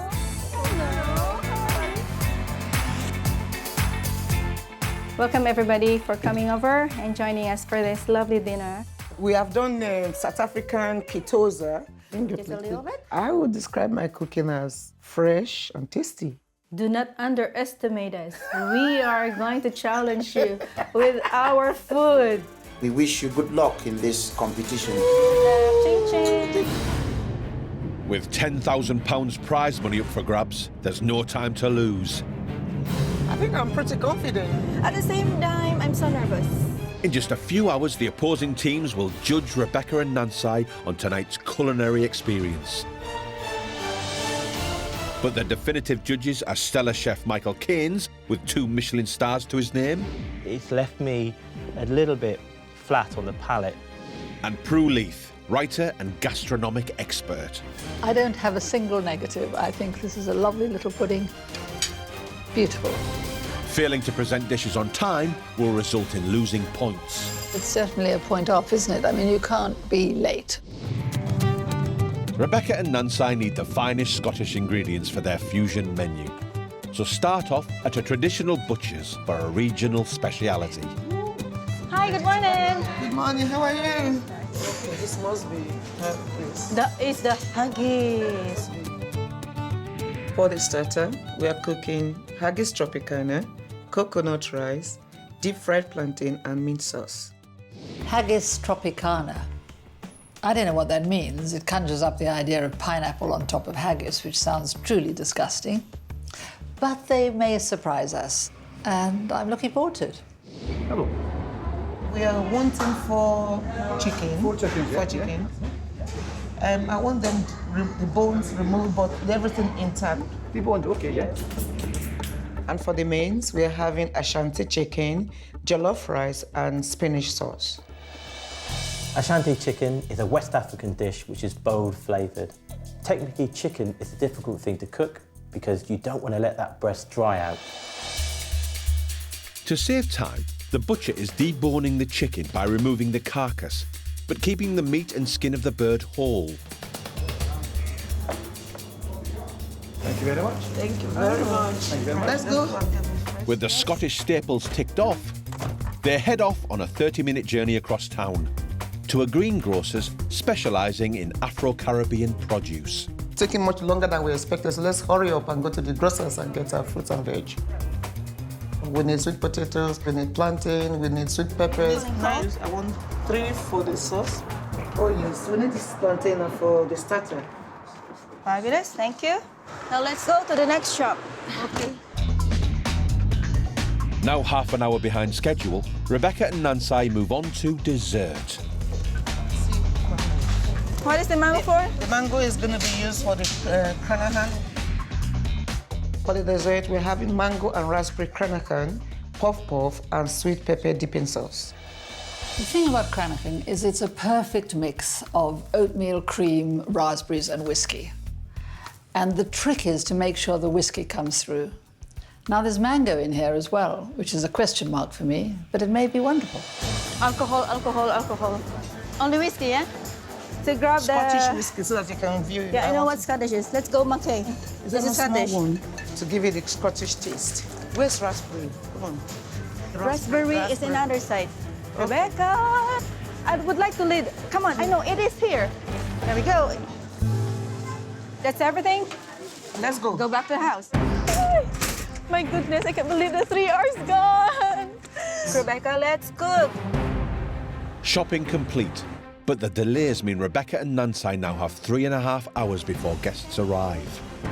There's plantain. Before they can even start the cooking, they have to transform the dining room into a themed restaurant. That's all the ingredients out. Let's go. Let's go and make our restaurant beautiful. Let's go. I'm happy with it. For the restaurant theme, we've gone for the Bonnie Tropicana, infusing the tropic food culture with Scottish food produce and cuisine. When the guests come in, I want them to see the brilliant colors. I want the guests to feel like they are on holiday. So we have the giraffe over there, palm trees over there. Beautiful fusion. With the Bonnie Tropicana ready for service, it's time to get going with tonight's fusion feast. Action has started. How do you feel? Oh, wow. Finally, I have the MKR apron. Kind of real now. Okay, the bandana is on. We are ready to go. Do we look like warriors? With just 3 hours until the guests arrive, Rebecca and Nansai start preparing their 3-course meal, beginning with the Ashanti chicken. So the only way we are going to get through this is if we work sharp, fast, and focus, and do what we have planned to do individually. I want to make the marinade for the chicken. I'm using ginger, fresh garlic, fresh mint. I'm using fresh coriander, chicken stock. I'm now marinating the chicken. Sometimes people roast chicken and it comes out, dry. When it's cooking, it infuses and it makes the chicken soft and well flavored. Next, I'm going to make the filling. The sweet potato and the yam. Now boil it, drain and mash with a lot of fresh herbs. The taste of the sweet potato in the Ashanti chicken is so different. Okay, and that will be the stuffing for the chicken. Right. Now I need to stuff each of the 4 chickens.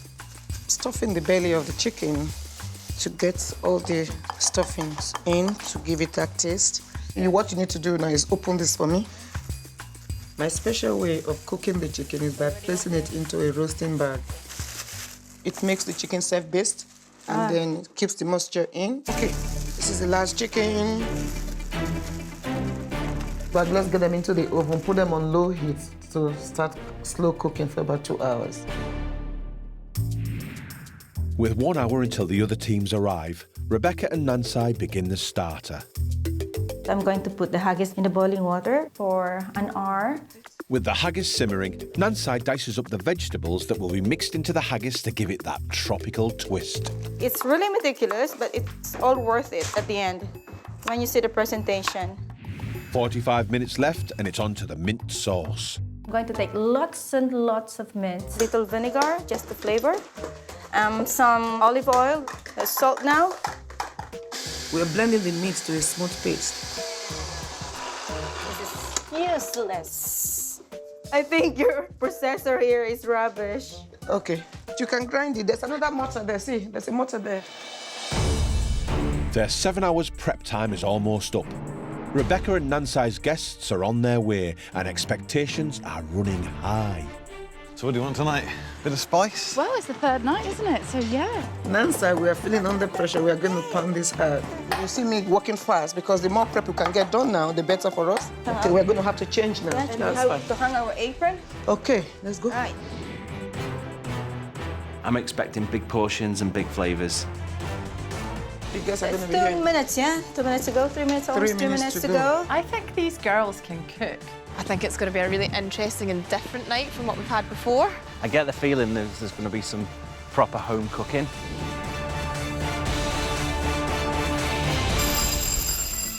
Oh, the guests are here. We need to go and let them in. Let's go, let's go. Hello! Good to see you. How are you? Matching outfits, that is so cool. Bright colours and the bandanas. Brilliant. I didn't think I was nervous. I'm feeling it now. The guests are here. So please come in, come in. Thank Welcome. you. Oh, wow. Amazing. Welcome to our restaurant. Thank you. Wow. Colours everywhere. Amy, Nicolette. Thank you. Welcome to our restaurant, the Bonnie Tropicana. What a brilliant theme. Bonnie Tropicana. There's a fusion of food culture. It's amazing. It's like you're sat in the African jungle. We've got to go and prepare your food, so we need to go. Thank you. Bye. I'll be surprised if we don't see flavour, flavour, flavour, flavour, flavour. Right, oh, okay, that's good then, yeah. Back in the kitchen, with the judges arriving any minute, it's on to slicing the plantain to go with the starter of haggis tropicana and coconut rice. We're going to use two types of plantain. The green plantain is going to be sliced very thin, and then the ripe one we're going to cut into little discs. Going to give us very nice, colourful plate. The pressure's about to be ramped up for Rebecca and Nancy as 2 Michelin star chef Michael Keynes and renowned culinary expert Prue Leith are outside. Right. Is the mango no need to be uniform in shape? No, this one is going to be puree. Once the judges arrive, tonight's hosts will have just 45 minutes to get their starter on the table. So, here we are, Edinburgh, Scotland. And Nigeria. Yes, what an eclectic mix. I'm going to puree as well the raspberry.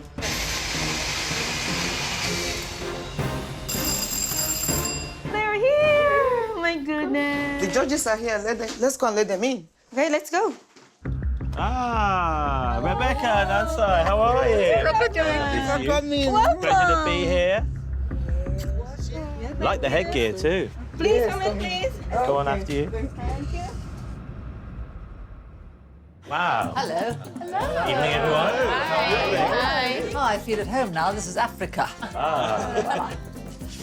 Welcome, judges. And our restaurant's name is the Bonnie Tropicana. Wonderful. Okay, everybody, please grab your menu. Ooh. Okay, for the starter, guys, we have the Haggis Tropicana. Haggis again. I know we have haggis last night, but this time it's a combination fusion of tropical and Caribbean with a Scottish twists, and it's served with plantain and a little touch of mint sauce. I'm kind of nervous about that. Yeah. They are potentially messing around with one of my favourite foodstuffs. And then the mains, we say, is Ashanti chicken with jollof rice and spinach sauce or spinach stew. Yeah, I've never had Ashanti chicken. No but idea. I'm really hoping it's some kind of spiced chicken, maybe a broth. Ashanti chicken actually originated traditionally from Ghana. They say that when you eat it, it's like, ooh, you always hear that sound because it's so tasty. And we'll bring you to the dessert, guys. It's mango and raspberry cranacan, served with puff and sweet pepper dipping sauce.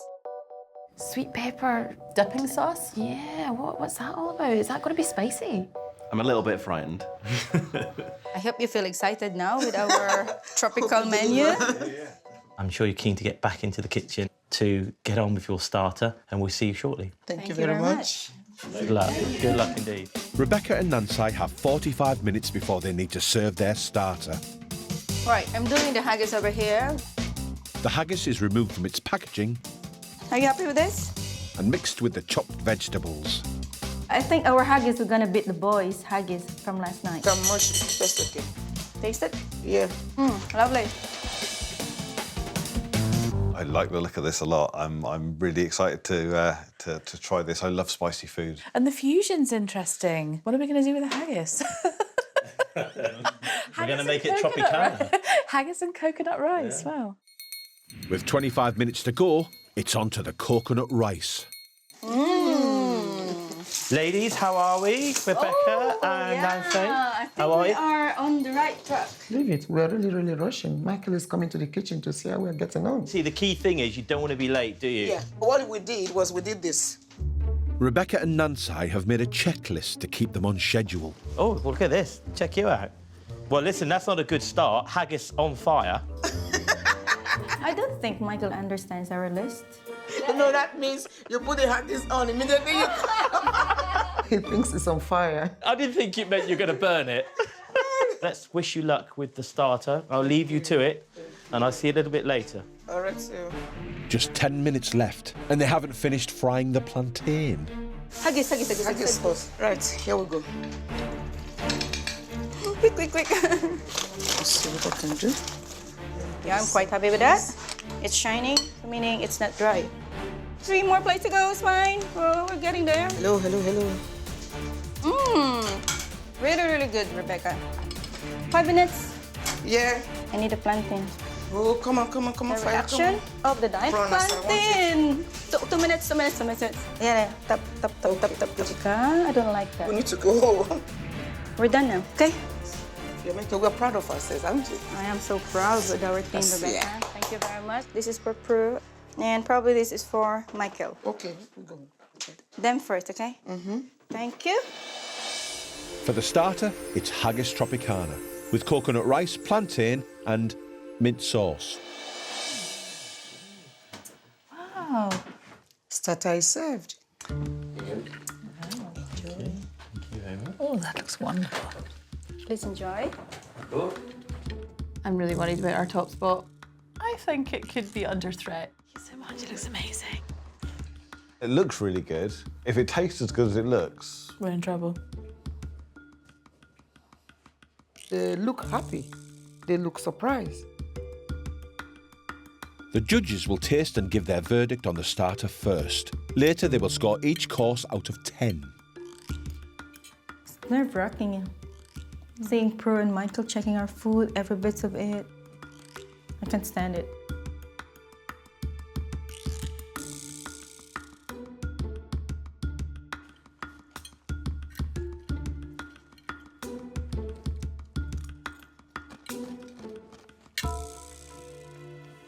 Well, I think this is so original and very, very good. And I think you should start importing haggis to the Caribbean. It's really interesting.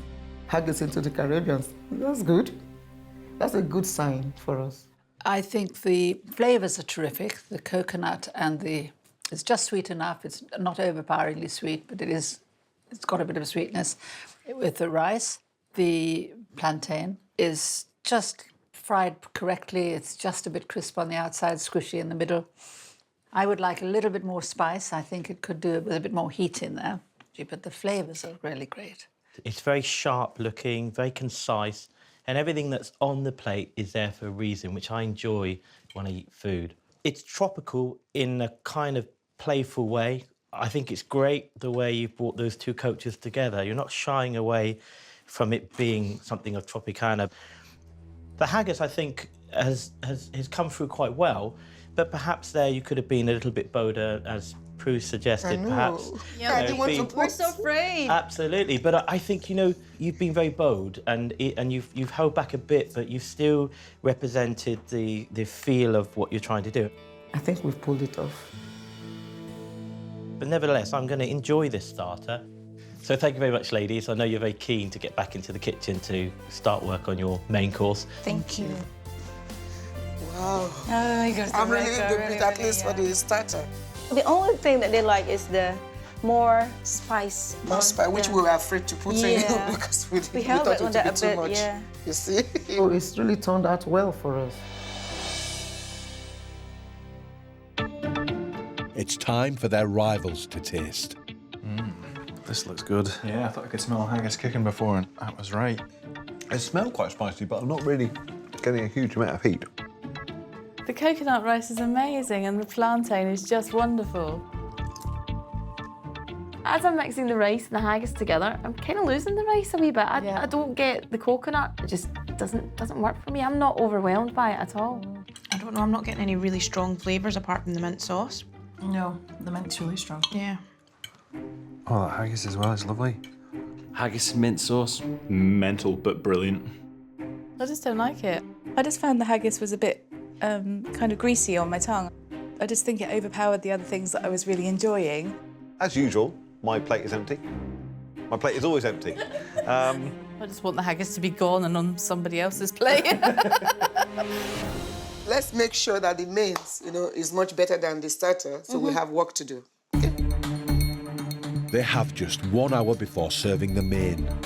I'm doing rice for the jollof rice. We need sweet red peppers, orange pepper, blended with onions, stewed with an oil. When that is stewed for a few minutes, we add vegetables and we add the parboiled rice, cover it for about 5-10 minutes. The Ashanti chicken I've never heard of, so really want to see what it's like and how they bring a Scottish twist into every course as well. So I'm just looking forward to trying different flavours and seeing different techniques of cooking. Well, do you expect this menu to knock you off your top spot? As long as they don't, serve us dry chicken or anything, but if everything goes to plan and the flavours do all marry up, I think we're in trouble. 30 minutes to go, and Rebecca needs to make the sauce for the spinach. She's sweating red onion, garlic and tomatoes and letting it reduce. The spinach is diced thinly along with some of the stem. That's going to give it some crunch. The spinach is added for the last few minutes of cooking, so it retains its colour and texture. Yes. 10 minutes to go and the girls begin plating up. Ready? Okay, stop it, and start serving it. I'm giving you the rice. You serve the rice. I'll do the rice. Right. Come on, Rebecca. Come on. This has to be presented well. With no time to rest the chicken and allow the juices to settle, there's a risk of it being dry. Oh my gosh. Do you want me to do that, Bex? I want it lined properly. And Nancy is the presentation queen, so we share the duties. I've cooked, she presents. so it should be like that. Plate, please. Right. Ooh, adrenaline is pumping. This is now the last. Yes, yes. Thank you, Lord. Okay, that's beautiful. It's for Brooke. And this is for Michael. Okay. Okay? Right. Okay. Let's go and serve it. Rebecca and Nancy are presenting a shanty chicken with jollof rice and spinach sauce. Hello again. Thank you very much. Where's the Scotland on this plate then? Where's the fusion? You might wonder why Ashanti chicken has something to do with Scottish roots. The main thing is that the chicken was bred and born in Scotland. Scottish farm. I don't think the fact that the chicken was from Scotland is quite enough to make it that twist and that fusion. It's a stretch. Yeah. Please enjoy. I've not tried a shanty chicken before. I'm really excited about this. Again, the judges will taste first and give their opinion.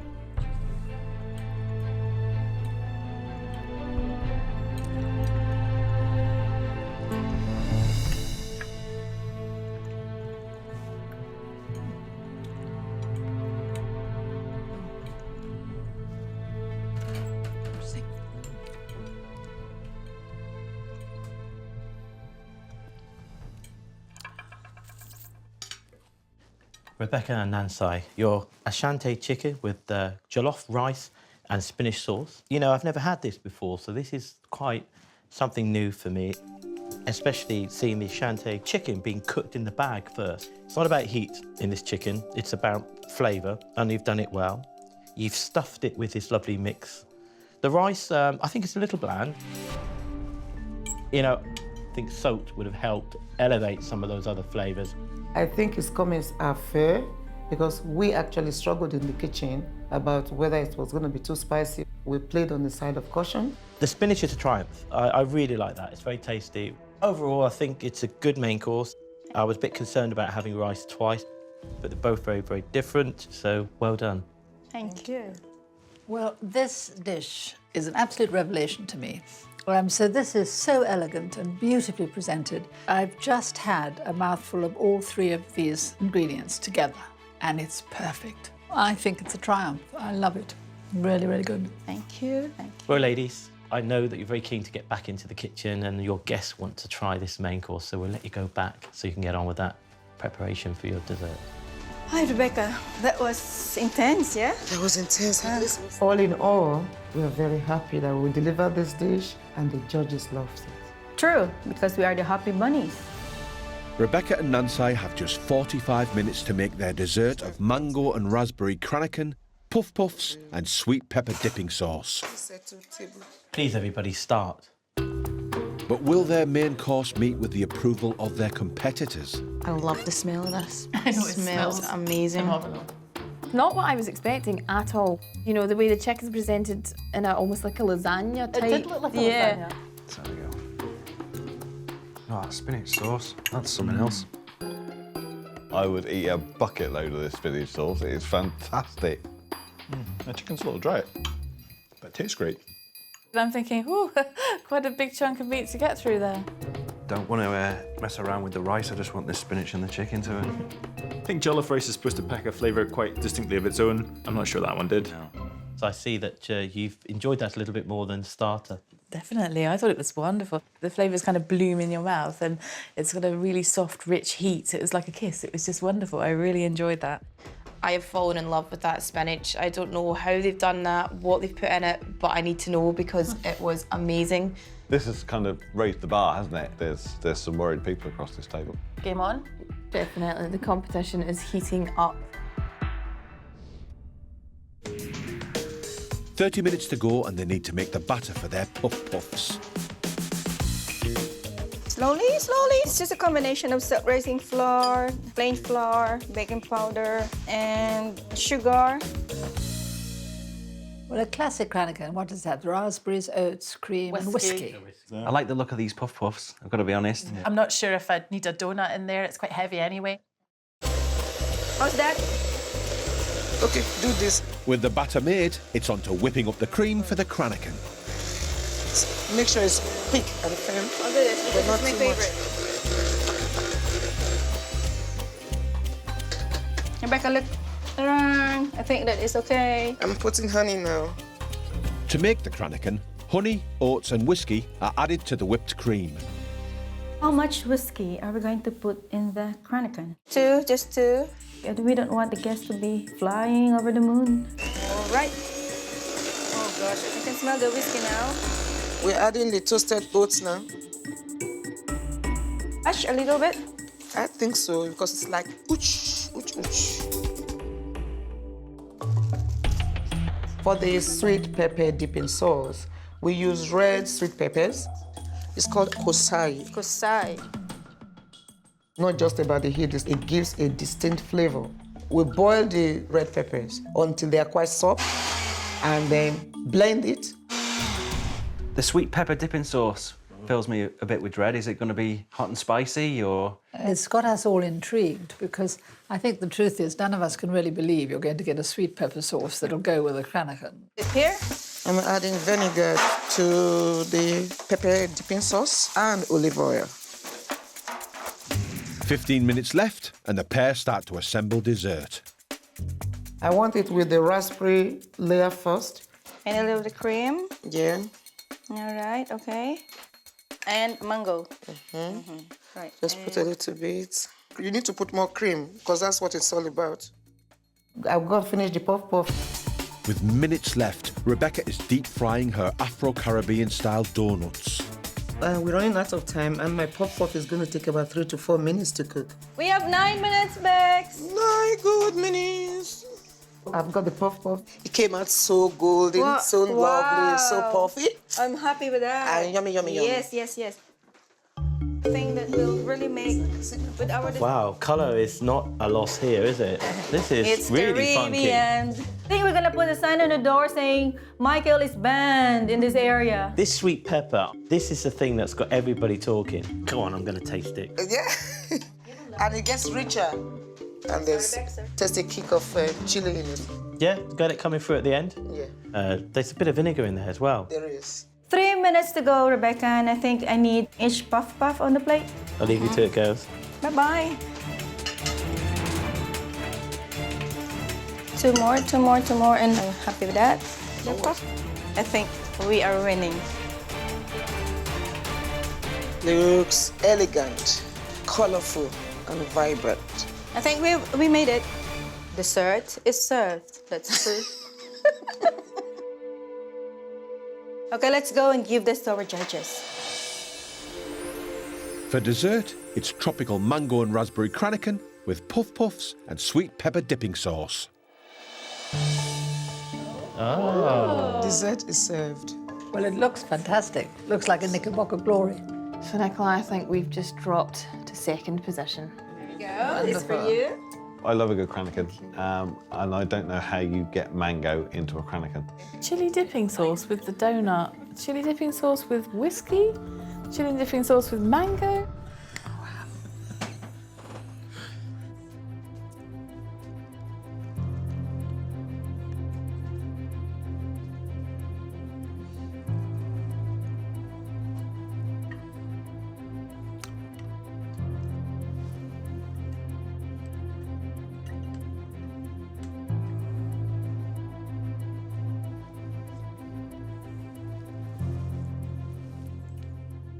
You know, Rebecca, I'm kind of bored at the moment. Rebecca and Nansai, thank you very much for this dessert, mango and raspberry cranachan, with your puff puff and this sweet pepper dipping sauce, which is really interesting. It's got that sweet, sour element coming from it. You smell the vinegar straight away, and yet with that heavy donut, it kind of works. Not as chili as I thought it would be. I'm not sure it deserves to be on the same plate as the cranachan, because the cranachan in itself has got a lot of things going on.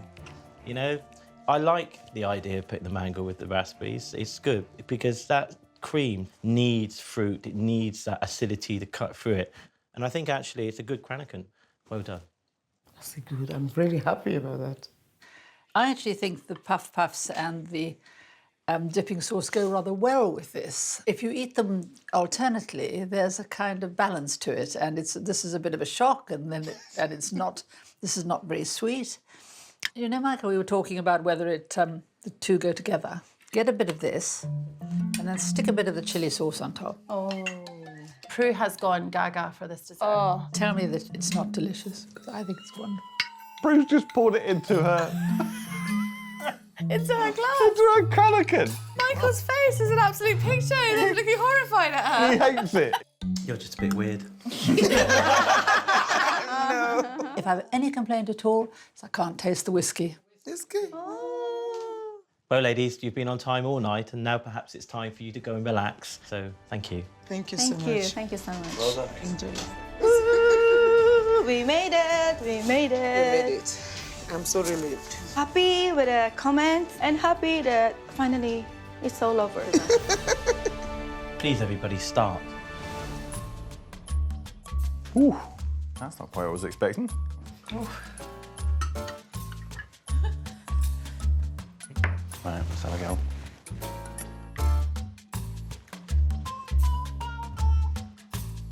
Oh. I've never had cranachan before, so I have to say it's one of the best things I've ever eaten. Pouring that sweet pepper dipping sauce on the cranachan, to my mind, it really works. I can totally see why other people might disagree. Yep, I'm on board. Fortunately, it looks like chicken balls and sweet and sour sauce out the Chinese slightly to me. Puff puff, dipping sauce, get it off my plate. Not interested. Oh, that's good. Like it a lot. What's the verdict on the whiskey then? I think that they've scaled down the oats and whiskey in order to scale up the mango. It's not a real cranachan. I'll get you. There's not enough oats.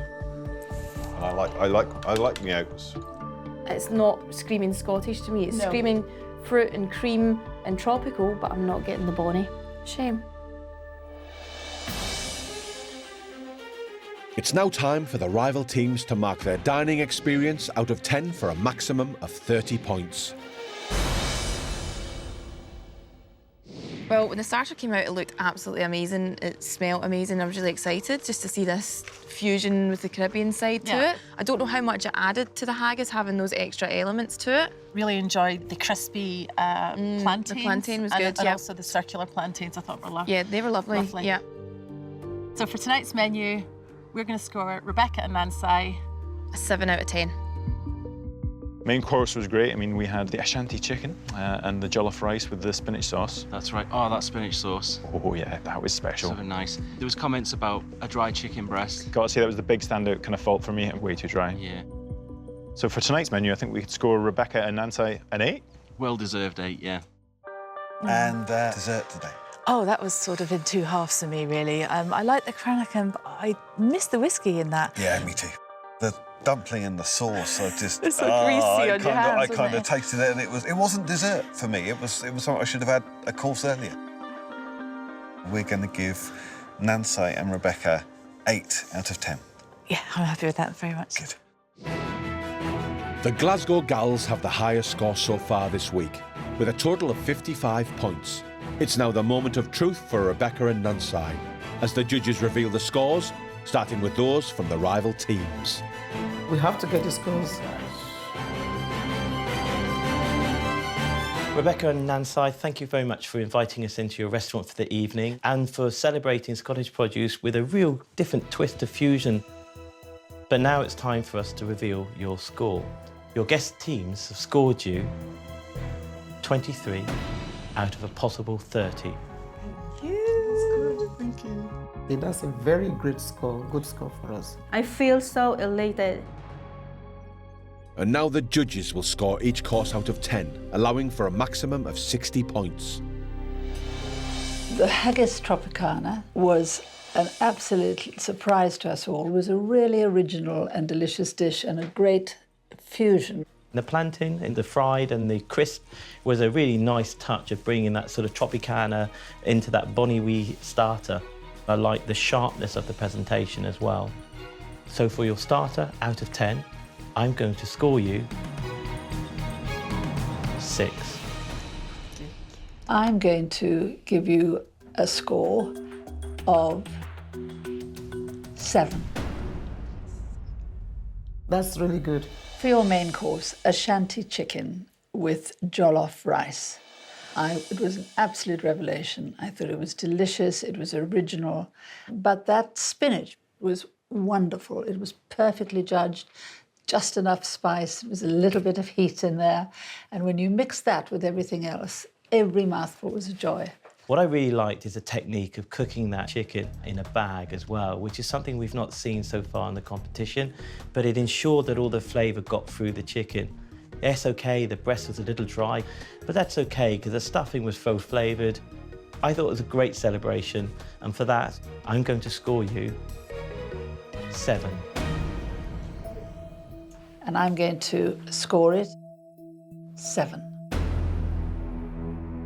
7 for the main course, which is fantastic. Yeah, wonderful. Your dessert was a celebratory way of finishing your bonny tropicana. The whole thing was like a Knickerbocker glory. What's not to like? But what really was wonderful was when I put the sauce on top of the cranhaven, and I hadn't thought they'd go together. You'd had the imagination to think of putting them together, and I thought they were fantastic. And I could have done without the puff puffs, to be honest, and the sweet pepper dipping sauce. So for your dessert, I'm going to score you out of a possible 10, 6. Thank you so much. I'm going to give you a score of 8. I agree with Prue. Not sure why Michael wasn't a fan. That's the highlight for me, receiving 8 out of 10 for the dessert from Prue. With an overall score of 64 out of 90, Rebecca and Nancy have now overtaken the Glasgow Gals in the Scottish heat. If they remain at the top, they are guaranteed a place in the next round, whilst the lowest scoring team will be eliminated. You now top the leaderboard. Oh, I'm over the moon at the moment. I'm so happy that it was enjoyed and you loved it. I think it's a triumphant night, having that score and the applause from the guests. So we've been knocked off of the top spot. We're no longer top of the pop. Can you believe that? We are leading the competition. There's just one team left to cook, the hearty Hebrideans. Paula, David, it's you tomorrow. How do you feel about it, especially having seen them score so highly? Game's on now, isn't it? It's the competition all of a sudden got very, very serious. Oh, well done, girls. Thank you for a lovely evening. Thank you. We have a mountain to climb. We're the last people to cook in this region, and we know what score we've got to achieve to win. I'm looking forward to it tomorrow, though, now. I'm really looking forward to it. I hope we do well, yeah.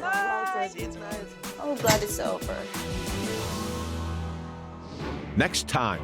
Slanger. This is terrifying. It's all kind of...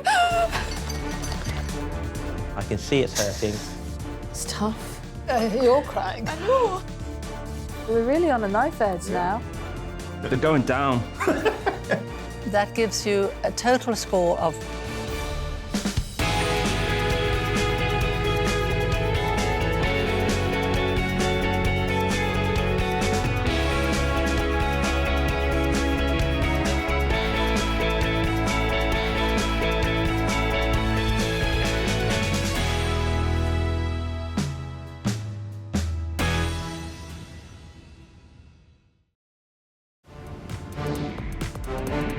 The hunt is on to find Britain's best amateur cooks. This competition's definitely getting started now. Real people in real kitchens. Yeah, baby! Woo! Face the ultimate cooking challenge. Oh, no. I think I've massacred this sauce. Teams of 2 battle against the clock Panic. We've got turret issues. to produce a restaurant standard 3-course meal Ta-da! that will impress their competitors. But I don't think I've ever seen anything quite like it before. I don't like the look of that brown stuff. Would have gone for more meat, less hair.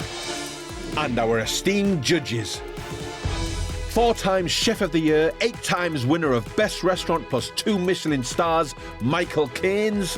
I've been working 22 years, 18 years at 2 Michelin stars. Cooking to my standard is going to be tough. And founder of leading cookery school and renowned writer, Prue Leith. I don't want a perfectly good meal. I want an exceptional dinner. Each team will transform their homes into a restaurant for the night. Oh, wow! And the experience will be scored by their rivals. Can anyone smell Bernie? Check the bread. Oh, shh. That's not a good start. Haggis on fire. But ultimately, the judges have the final say. I think it falls a little bit flat on the palate. Oh, thanks, Michael. Part of me thought, God, that looks a mess. You're just a bit weird. At the end of the week, the teams will return to kitchen headquarters to find out who will reach the next round. I'm going to give you 10. The final winners will walk away not only with £10,000, Stop cooking. Step away from your benches. but the right to say, my kitchen rules.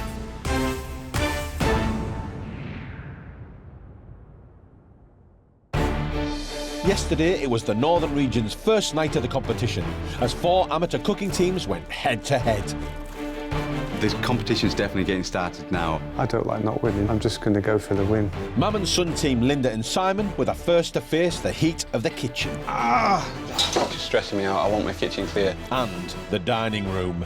But there's not enough sauce. And I hope it's not still in your saucepan back in the kitchen. It's just popping every single balloon of hope that I might have.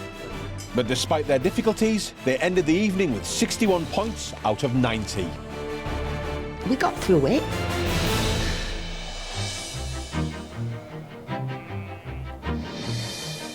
Let's go shopping. Today we're in North Allerton, Yorkshire, where Rob and Angela have just 7 hours to transform their home and create a restaurant standard menu for our judges and rival teams. So do we do the market first? I'm Rob.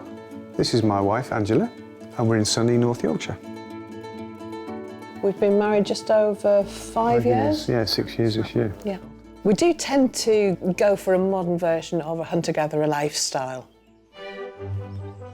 I'm employed as a part-time gamekeeper. I've been shooting since the age of about 10. Shoot like a god sometimes, don't I? It's quite sexy when he shoots like a god. It's one of the best feelings in the world just to be able to create something that's so fresh and that we just know we're going to enjoy. One gutted rabbit. I will be the one who leads with the cooking and the flavours. That's fantastic. Getting there now, getting there now. He also has his own idea on flavours as well, and he's welcome to mention them. Whether it's taken on board or not is another matter. It looks good. I'm going to go all out. I really would like to push myself. Beautiful. I don't like not winning, so I'm just going to go for the win. Our hunter-gatherers have already sourced some of their key ingredients. Our menu is basically made up of wild food I've hunted. We've got the venison. You got the venison. We have 8 pigeons. I got the wild garlic, the ransom, and we've got the watercress. we've got the watercress as well. Because they've already gathered those items, 1 hour has been deducted from their shop and prep time. They now have less than 6 hours to start cooking for the rival teams, who will judge their restaurant for the night at the end of the evening. But the ultimate judges are the Honourable 2-star Michelin chef Michael Caines. For me, cooking is about soul. You need to put your heart and soul in it. And the Grand Dame of British cooking, Prue Leith. Congratulations. I mean, you've astonished me, and I want the recipe, please. Only 3 teams will make it through to the next round, and points are deducted if courses are late to the table. So Angela and Rob are heading off to find the salad for their starter. So we're going to do market first, yeah? Yeah. Get a basket. Might need two. Cherry tomatoes. I want fine tomatoes, so we're going to feed 8. Let's get some nice ripe ones. Tonight we'll be cooking carpaccio of roe deer with a panzanella salad. Oh, garlic looks nice. Garlic. It does look nice. OK. I'll get onions. This menu has been well put together and really does champion their love for foraging and hunting. Panzanella is a relatively simple Italian bread salad. It's all about execution. I'll be interested to see how they're going to handle this venison. Really, that needs to stand out and be the star of this dish. Not only has Rob hunted the venison for tonight's first course, he's also shot the pigeon for the main. Tonight, our main course will be water bath cooked wood pigeon on a bed of crushed peas and ransom pesto with baby turnips and lentils. Pigeon is such a tricky bird to get right. A moment too long in that water bath and it's going to be pretty tough and tasteless. They've hunted the hero ingredients, but with 5 hours until guests arrive, they still need to buy all the side dishes. And we need lentils. So we're going to go for the Pru lentils, our olive oil for cooking and dressing, and I do really fancy some sherry vinegar. I need these ones because they're not going to fall to pieces. Now for the dessert ingredients. I need some butter, I need cream. We need local honey. We want it to be heather honey because it's got a more intense flavour. We want Yorkshire. It is an integral part of our dish. I think it's important to get the right honey. Tonight, our dessert will be local honey parfait, drizzled in olive oil with fresh fruit. A frozen dessert like parfait made under these time constraints is an extremely brave thing to undertake. I just hope they thought it through, made contingencies if it doesn't set completely. Shopping complete. We're running late. I'm kind of really nervous, but I'm also fairly excited to start. They've now 3.5 hours to prepare their 3-course meal and create their restaurant. Everything's looking good. I think we can do this. Yeah, I think we can as well. But before they can start their prep, they need to dress their dining room. I feel like because Rob's such a keen hunter, that we will be in a hunter's lodge. Maybe it will be a luxurious party. I think he might be a gentleman farmer. A landed gentry Tweeds. as opposed to ploughing the fields. Tweeds. It is looking kind of hunter-gatherer. The name of our restaurant is Natural Bounty, and it suggests hunter-gatherers' nostalgia for a way of life that we just don't have anymore. I'm really, really pleased with this. I love the tweed, love everything going on. The restaurant's ready, but now there's just 2.5 hours to prepare food before guests arrive. Feels very, very real right now. Adrenaline's kicking in a bit. I'm going to start with the parfait. I'll get on prepping the meat. Yes, please. Right. I've got 8 pigeons to do. I've got to pluck them. I think normal people would find this quite unusual. Daunting. How many times do you think you've plucked a pigeon in your entire life? Several hundred, I would think. And dress them, which is the messy part. Got to be done. Making it look like an oven-ready bird. And don't waste anything, because the heart can go in the stock. Wash this out. Take the breasts off, and then get them in the fridge, chill down. And basically, they'll be ready for sous vide later, in the water bath. Yeah, not wasting anything. In an ambitious move, Rob and Angela intend to water bath their pigeon at 60 degrees, then sear at a high temperature just before serving. Another 7 to go. This is my base to make my custard for my honey parfait. Separated my eggs and I put those in a bowl with some of the honey and double cream. And I'm whipping that up. We are going to be fairly up against it with timing, especially when I've got to make ice cream. It's going to take several hours to freeze. Several hours. So, sorry? Several hours. Parfait is normally frozen overnight, but with just 2 hours until guests arrive, Rob and Angela are about to take a big gamble. Basically, I'm winging it on this one. Because I'm not massively confident about freezing time, I'm going to put it into fairly shallow dishes. If it doesn't freeze, I'm just going to call it honey custard. The pigeon's been Rob's priority, but with just 1 hour left to prep before guest teams arrive, the hunter-gatherers have done nothing with the starter. I haven't used the scales much for this. I'm just going to do it by eye and feel. So I'm going to all this effort to make a loaf of bread so I can then make the bread go really stale because I need the bread in my salad to soak up a lot of the juices. It's kind of like croutons. It also gets rid of so much tension. It's saved my husband's life several times. Do you think they've sussed what we're cooking, Ange? I think that they think we're going to have killed it this morning. I don't think they'll have much more idea than that. Angela and Rob's 6 hour prep time is nearly up. The guests are almost at the door. It's a beautiful setting. We're in the countryside in North Allerton. This is in the middle of nowhere, isn't it? Amazing. I think I'll ask them if we can bring caravan. Today we're feeling so excited. So what sort of food do you think they're going to serve tonight? Definitely something that he's shot. I bet they're so nervous like we were. We've got guests arriving, haven't we? Massively under pressure. Panic stations. Panic stations. OK. No, we've got to be hosts and answer the door. Hi, guys. Hello. Angela looks like she's there in body, but mentally she's just in the zone. Something smells nice. Let's just hope it tastes nice. Yeah. The smell, ooh, well, beautiful.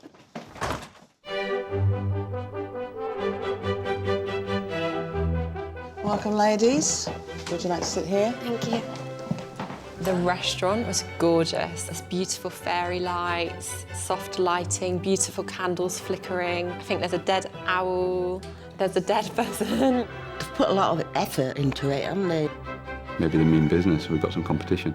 The restaurant is wow. It's very nice. So, we'd like to welcome you to our restaurant, Natural Bounty. As the name implies, most of it's coming from nature, as food usually does. But we actually go out and get ours.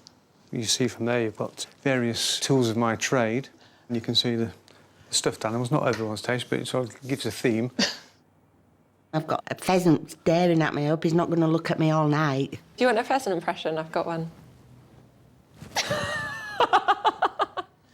Now, much as I'd like to stay, we're going to have to go. Thank you. Bye-bye.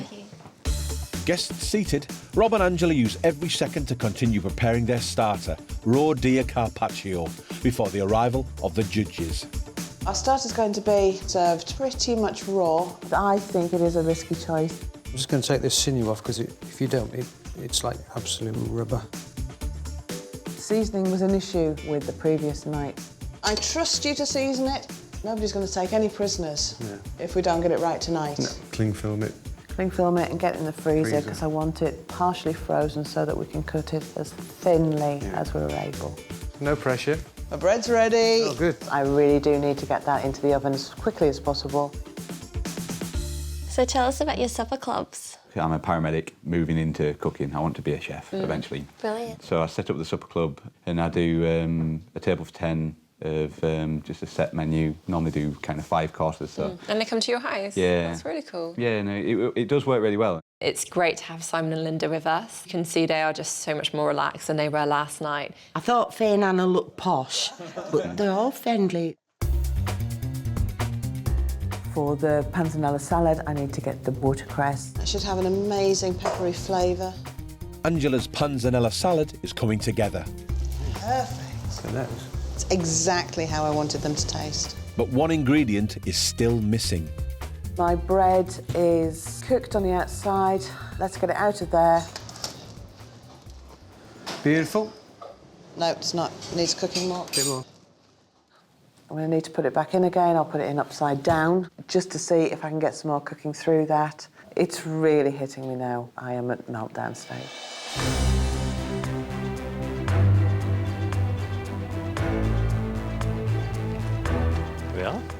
about that then? Two legends of British cooking, Michael Caines and Prue Leith, are at the door. I have a fear at the moment that I've overreached myself, but there's no going back, so... Hi, Rob. Welcome. Good to see you. Good Lovely to see you. You well? I'm fine, thank you. You both smell absolutely delicious. Hello, everyone. Hi. Evening. So here we all are again. Fantastic. Angela and Rob, thank you for inviting us into your home. Welcome, everybody, to our restaurant, which is themed Natural Bounty. Would everybody like to open their menus? Lovely menu. OK, your starter today will be a roe deer carpaccio with a foraged panzanella salad. Did you shoot the deer? Yes, 10 days ago. Excellent. Do you know what carpaccio is? No, what? It's raw venison. Oh, God, raw meat. Yeah, you don't like raw meat, do you? Our main course is water bath cooked wood pigeon. Have you tried pigeon before? No, I haven't, have you? No, I tried birds, but not pigeon, no. With crushed peas and ransom pesto. Everyone around the table is reacting really well to the menu. Everyone seems pretty game.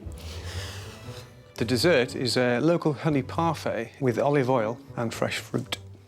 I'm sure you're dying to get back into the kitchen, so off you go. OK.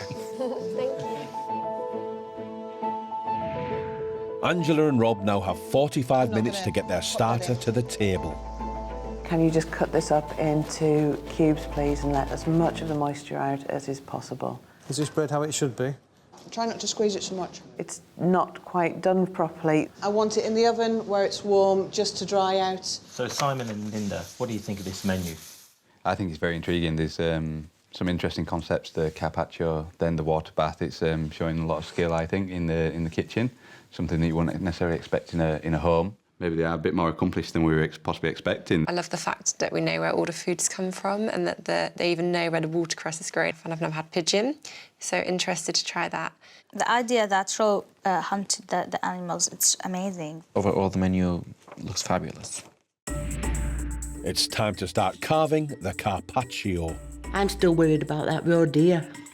Will there be blood running out of it? I don't know if they'll have it that bloody, but it's going to be rare as well. Oh, God. Hand cutting it, and we don't have a machine. For me, the carpaccio has to be sliced really thinly. Let's have a go. See how it goes, see how it cuts. That's pretty good.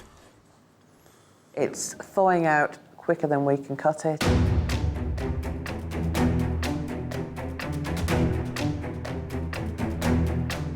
It's trying to get uniform bits from each fillet. As it's defrosting in your hands, reality is beginning to hit in. They're not uniform, they're never going to be uniform. Bread was never ever going to be dry enough. We're going to have to get those starters out really, really quickly. They have 2 minutes to plate up or risk losing points for being late. Massively under pressure. Don't panic, Mr. Mannering. A couple of pine nuts. We are... Done. Ooh. We're not. Two more. It really hits hard that it's a competition. Three. And you might lose. Which ones do you think are the best ones for the judges? I think that one, and probably that one. Yeah, let's go. Yeah.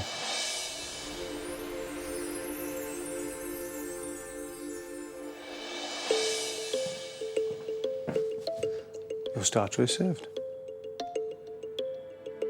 I think it's actually right up our street, isn't it? It's from the land, yeah. so yeah, I'm really excited.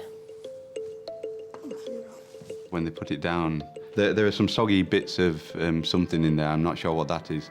It doesn't look very nice. Lovely.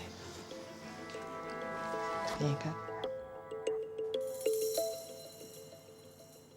The judges will taste and critique the starter first, because at the end of the evening, they will be scoring the menu for a potential 60 points. The judges are poking it about and lifting things up.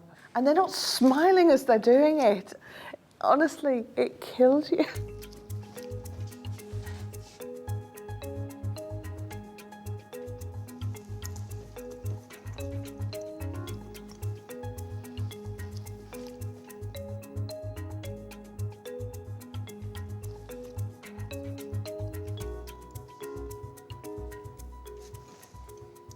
The colours are just beautiful, aren't they? They really sing. They look like some medieval tapestry. There's just such vibrant colours. I love it. And the flavours are to match. I mean, it's nice and strongly flavoured. To be fair, red meat raw never tastes very much of anything. I think most of the flavour is coming from the other things you've done to it rather than the meat itself. But it's really good. Do you like it, Michael? I think the venison, which should really be the driver, the carpaccio of venison, is overpowered in a way by the red pepper and the tomato. If you concentrate on the venison itself, it's a bit bland and lacks seasoning. Michael just goes in for the kill. Texture, for me, it's okay. It is what it is. This must disappoint you, Rob, because venison is what you're trying to sell here. In a way, it's no excuse, but you would normally marinate a piece of venison like that overnight. Marinades need to get into the meat, really. A little hint in terms of what a carpaccio can be. It can be cooked on the outside very quickly. You can season it once you've cut it and leave it to marinate before you serve it, so you can lay it out and olive oil it and season it and spice it. For me, the bread's heavy, it's slightly doughy and undercooked. What happened there? I know the bread wasn't perfect, but timing kind of took over from me. I'm sure you're keen to get back into the kitchen to start your main. Thank you. Yeah, thank you.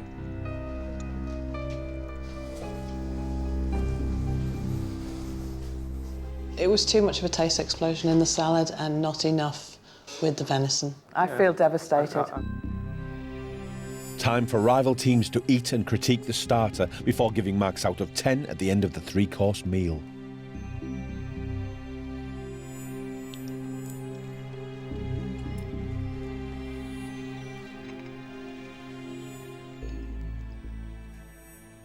Simon and Linda sat on the other side. How is it? How are you enjoying it? It's lacking some crunch for me. The peppers are quite slithery and slimy, along with the carpaccio of venison. It just all blends together quite a lot. The watercress, they've just been foraging for it, and I'm eating it now, and it's a little bit disappointing. I think they've overdressed it. I like the taste of it, but I don't like the texture in my mouth. The dough's nice, it's nice and thin. The watercress being wild, it just tastes so much nicer than shop-bought watercress. I just would really like some more of it. I'm really enjoying it. You can see it's nearly all gone. I love the salad. There's a big question. What is the main dish, the venison or the salad? Rob and Angela now have 1 hour to get their main course of pigeon breast and crushed peas and pesto, puy lentils and red wine jus to the table. For our main course, we will be cooking water bath, wood pigeon breast. We are putting the breast fillets in a bag with as little as air as possible, heating a water bath up to 60 degrees. Putting the breasts in the airtight plastic bag is a restaurant technique. It means they'll keep their juices and cook evenly in the water. I think it needs to be higher on the oven. Yeah, it does. Whack the temperature right up. 75, yeah. Right. I've only had pigeon a few times, so I'm really interested in trying it. I'm not fazed by eating game animals or bullets in my food. Talking about hunting, plucking, de-skinning. I think they're going to show off their skills to the max tonight. Great thing about the restaurant for the evening, the theme and the idea and the concept, but more important, some of the technical challenges with regards to, you know, the water bath for the pigeon, which is probably the right way to go with wood pigeon, because it can be quite a tough ingredient if overcooked. I'm going to pep it up a little bit. I'm taking the decision to put the oven quite high. Well, that's heating up now, Ange, but my fingers are still tingling. My concern is that the water bath is going to be too hot. Yeah. Yeah? Right, do you want to pop these in that bath?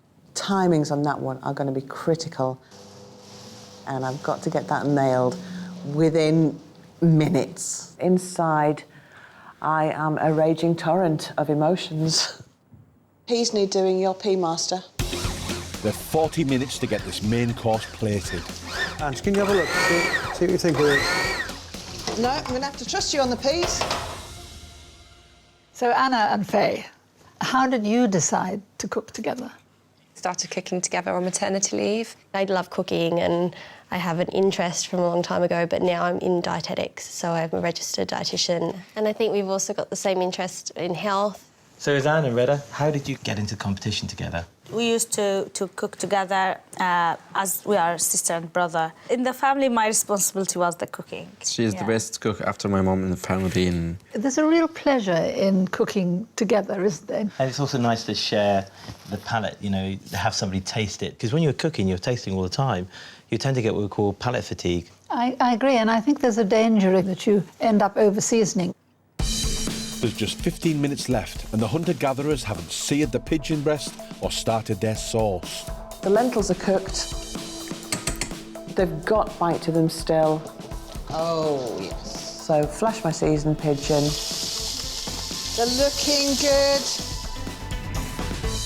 In the final minutes, Rob starts to plate up. Smelling good, I'm really hungry now. Whilst Angela concentrates on the red wine jus. I'm doing a reduction. I've got my butter in there. I'm happy with how it's reducing. I'm happy with the glossiness. I've then added some stock and I've added some salt. Too salty.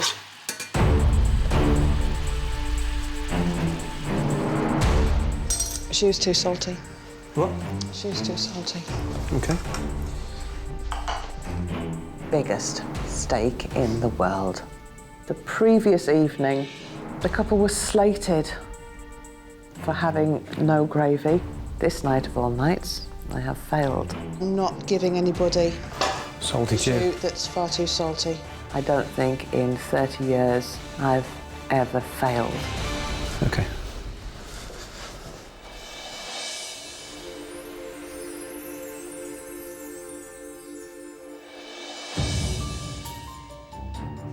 Your main is served. Angela looks pretty upset. It would have had a jus, but the jus was too salty. We thought it more prudent not to put it on and ruin a meal than put it on, so... I undersauced my dish yesterday, and for them not to have a sauce at all, then they probably knew they were going to get some comments from the judges about that, and so they wanted to confess their sins straight away. The judges will be the first to taste Angela and Rob's main course.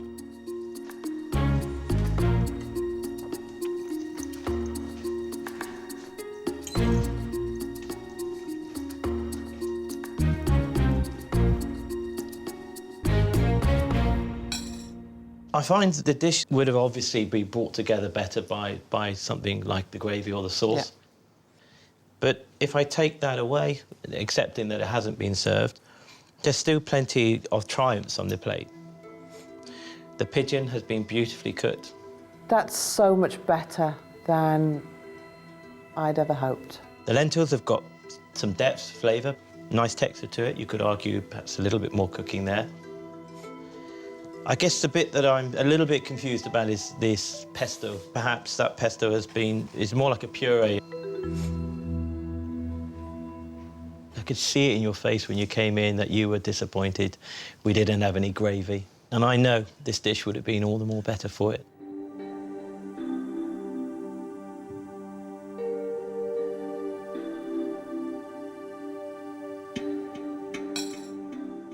The pigeon is just beautiful. I haven't had pigeon like that for years. Wonderful.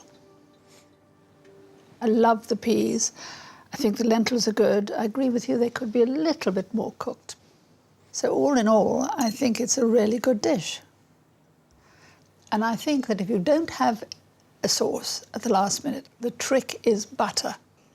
You know, there's nothing like butter for coating your mouth and making it, the taste stay longer. So what happened with the salt? Did you both salt it by mistake?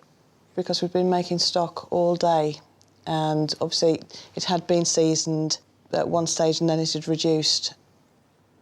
We never season stock. Yeah.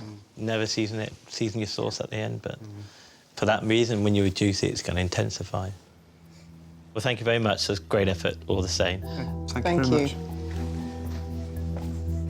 So, we'd like to start your main course. A sigh of relief back in the kitchen. I'm really pleased with that. But then the thought of parfait comes into view. Don't even know if it's frozen yet. Rob and Angela have 45 minutes before dishing up their dessert, whilst their guests taste the main course in order to score the hunter-gatherers' efforts at the end of the evening.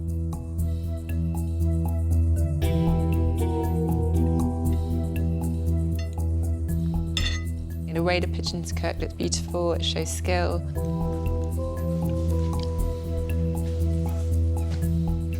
I got some concern about the lentil. We had some hard one. Just that needs more soaking in water. Rizan doesn't seem to have enjoyed her lentils. Yeah, she's got lots of comments about how to cook them better. The small things which can finishing the dish very nice needs to work on. I'm looking forward to their dish, see if they've cooked everything perfectly.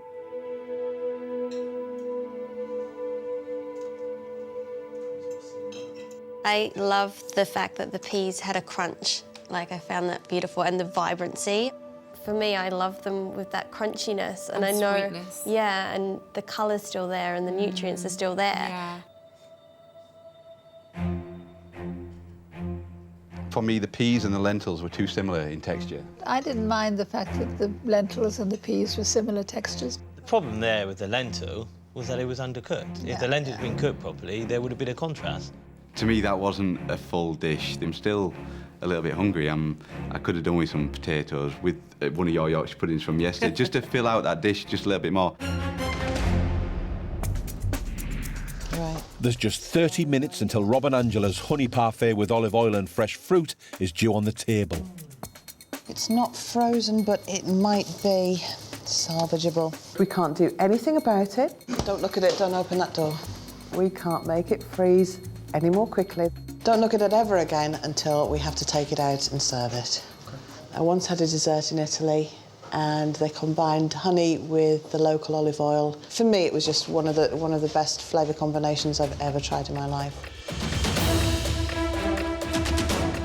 At the point of absolutely no return. I'm going to go and get it. I'm going to bring one at a time, Angela.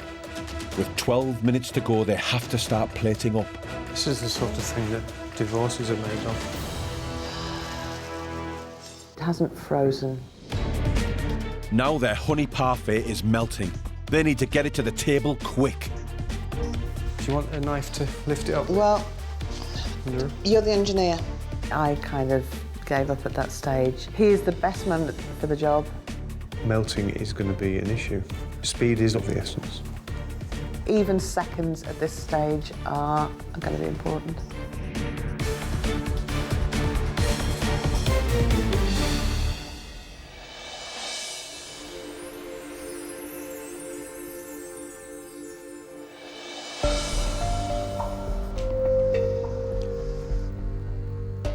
Your dessert is served. I think the parfait hasn't set. I can see it kind of leaking over the plate that she's holding. Need to be fast. Once again, it's judges Michael and Prue who will taste the dish first.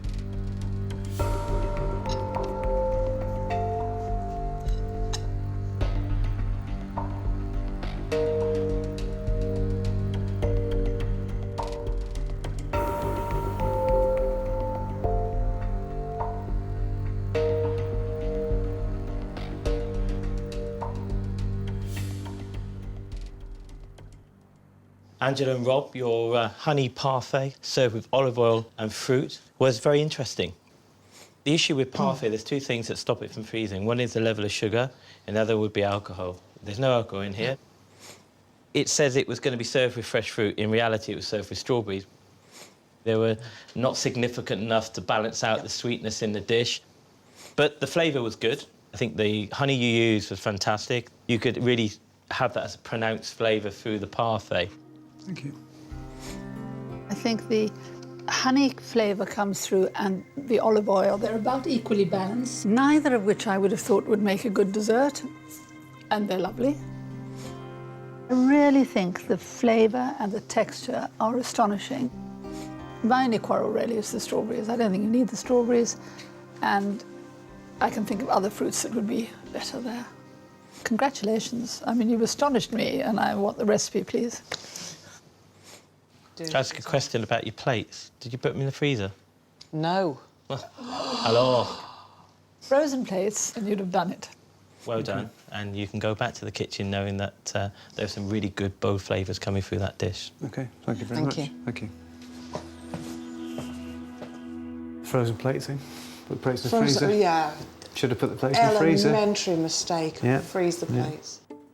Time for the rival teams to give their verdict on Angela and Rob's last dish of the day.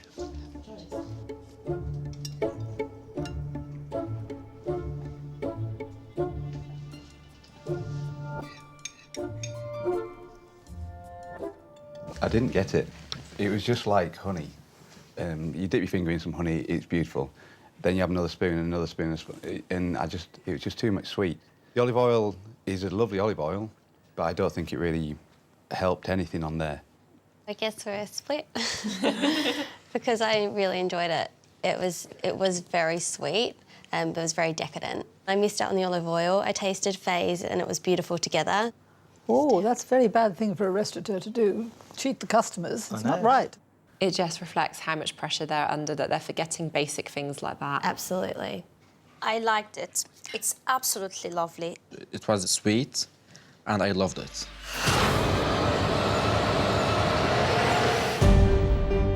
Angela and Rob's rival teams will now score their restaurant experience with marks out of 10. To serve a carpaccio of venison, I know you're not too keen on the texture and taste. No, well, I didn't know what carpaccio was, but I did try it. Because the execution wasn't there. I think for tonight we should score Angela and Rob a 6 out of 10. Yeah, that's what I was thinking. I loved the main course tonight. I thought it was really delicious. Yeah. I couldn't fault the pigeon. It was cooked really, really well. Yeah. I think we've agreed. Yeah, 7 out of 10. That sounds good to me. Yeah. I liked the dessert. There was creativity in this dish. The olive oil with the parfait. I scored them 7 out of 10. Yeah, I agree.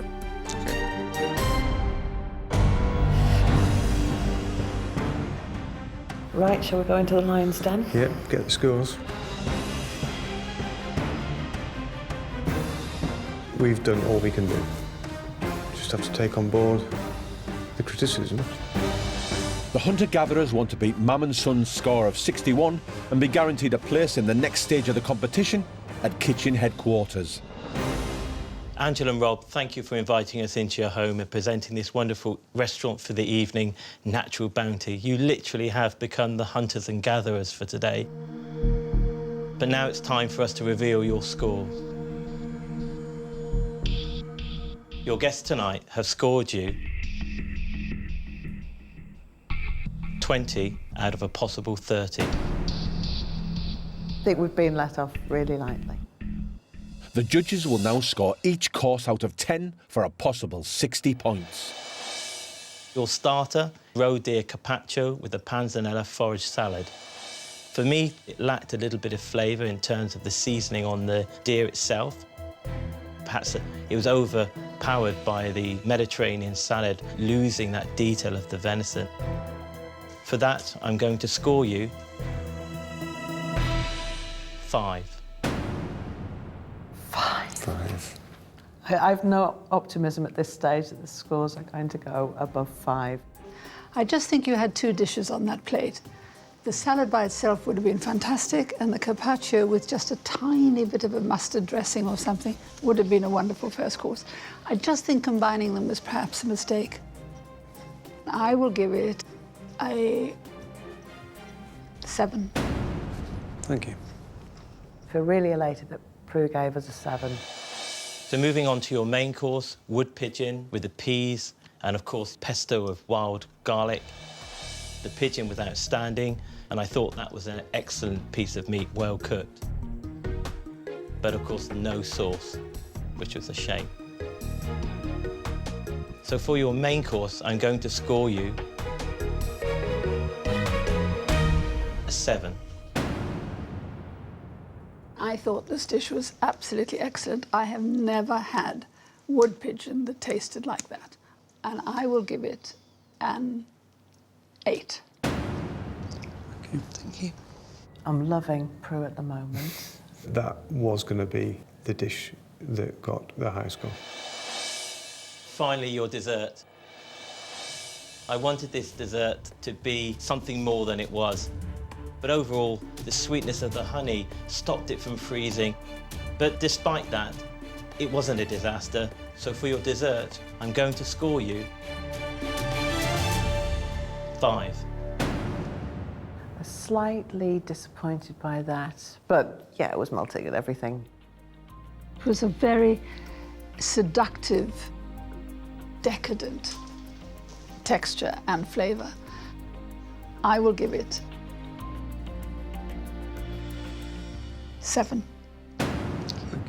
I think she is tasting emotionally. That pleases me an awful lot, and I'm really flattered. Rob and Angela come away with an honourable 59 points out of a possible 90. It leaves them in second place behind Mam and Son. I'm over the moon. The pressure's got to us both, and thankfully I've come out on top. I think that one of the couples might have scored a bit harsh. I've got my suspicions that maybe it was Simon and Linda, potentially because they're trying to stay in a safety area. The games have begun. The competition will now move to Huddersfield, where the Syrian siblings will host their restaurant for the night. Roseanne and Reda, how are you feeling? Are you feeling more nervous or less nervous about going next? I feel more challenged, because the more we go through, the more you need to show skills. Thank you very much for the nice evening. We're proud of what we've achieved. I hope that we've educated some of the other couples to go out and try some wild meat and some foraging. I think we need to beat them all. We need to beat everyone. Yeah. Good night. Thank you. Cheers, Rob. Good night. Next time. I think we really see the ratcheting up of the competition. Reda, please check the bread. Oh, shh. I don't like the look of that brown stuff. It would be great in a kebab, but if I had it in a restaurant, I wouldn't be very impressed. It does look like nuggets, doesn't it? Like, really?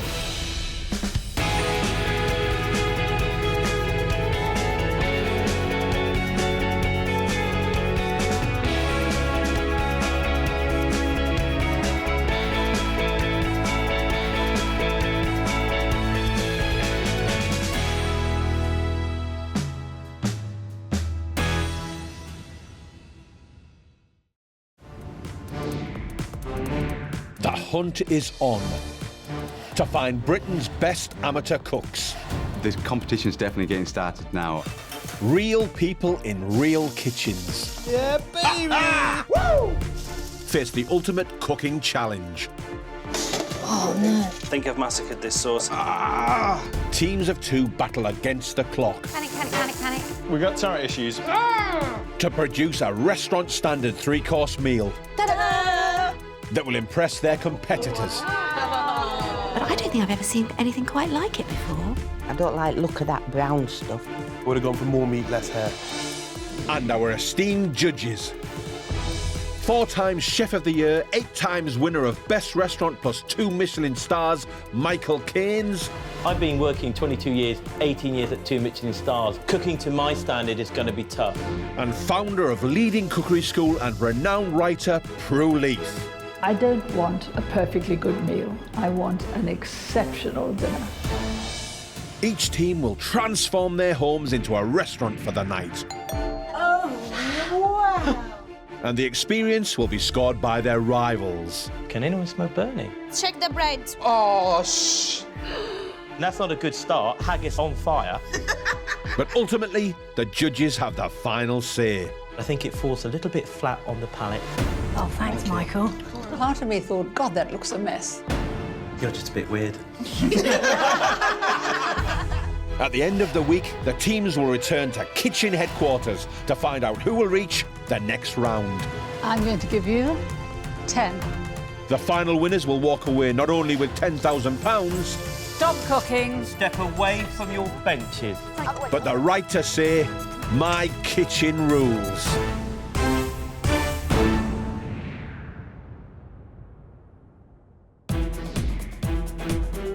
Yesterday, 4 amateur cooking teams from Scotland went into battle. It's shopping time. Friends Amy and Nicola from Glasgow were first up Nicola, the pork's not crackling at all. and suffered with time management. Biggest error was that it was late. But in the end, they scored a respectable 55 out of 90. That was brilliant. Today, we're in Edinburgh with friends and workmates Hugh and Steve. Got 7 hours until the guests arrive, so let's get out there and let's get shopping. Let's do it. The boys are up against it to get all their shopping done, prepare a restaurant theme, and cook a 3-course meal before their guests arrive. I'm Steve, this is Hugh. We're representing Scotland. We met at work. I think we describe ourselves as kind of geeky, but creative as well. Yeah. reverse that tambourine. In our spare time, we tend to do a lot with audio engineering and things like that. Yeah, you'd have to be quite geeky to do what we do, Yeah. So. Skins on or skins off? We'll go with skins on, I think. Gives that a little bit more flavour.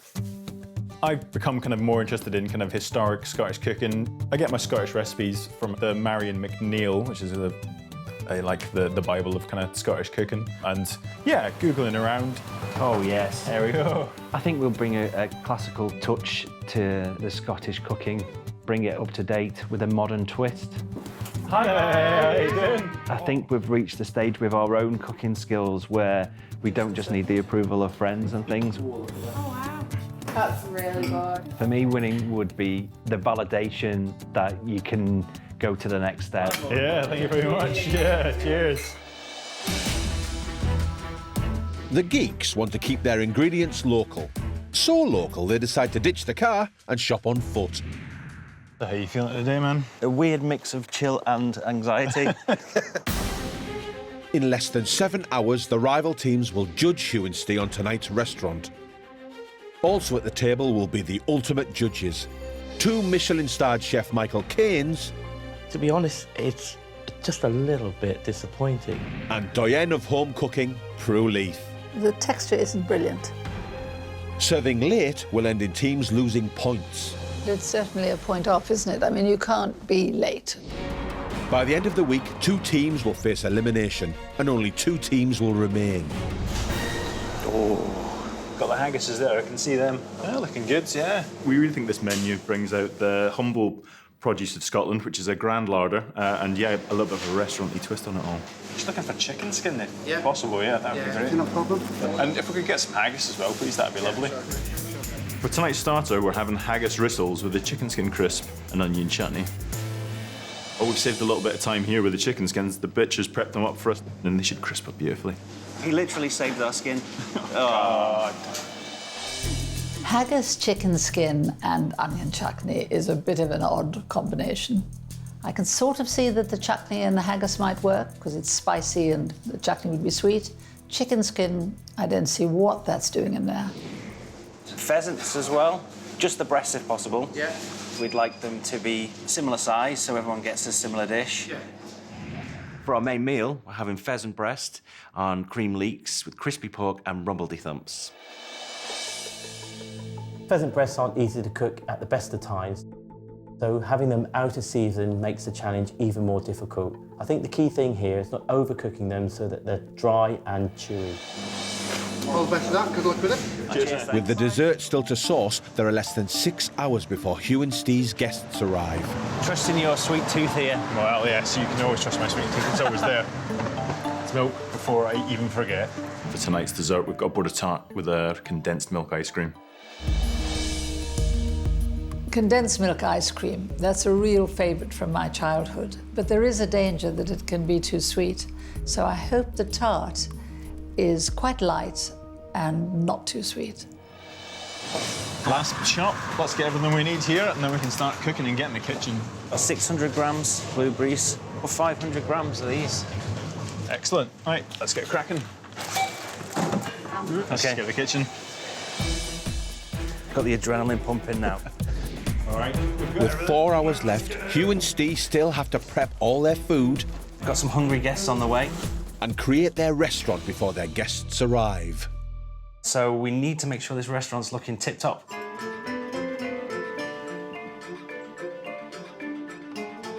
Well, the theme of our restaurant is kind of the 19th century, old world kind of Scottish cooking, and where a lot of the dishes we love come from.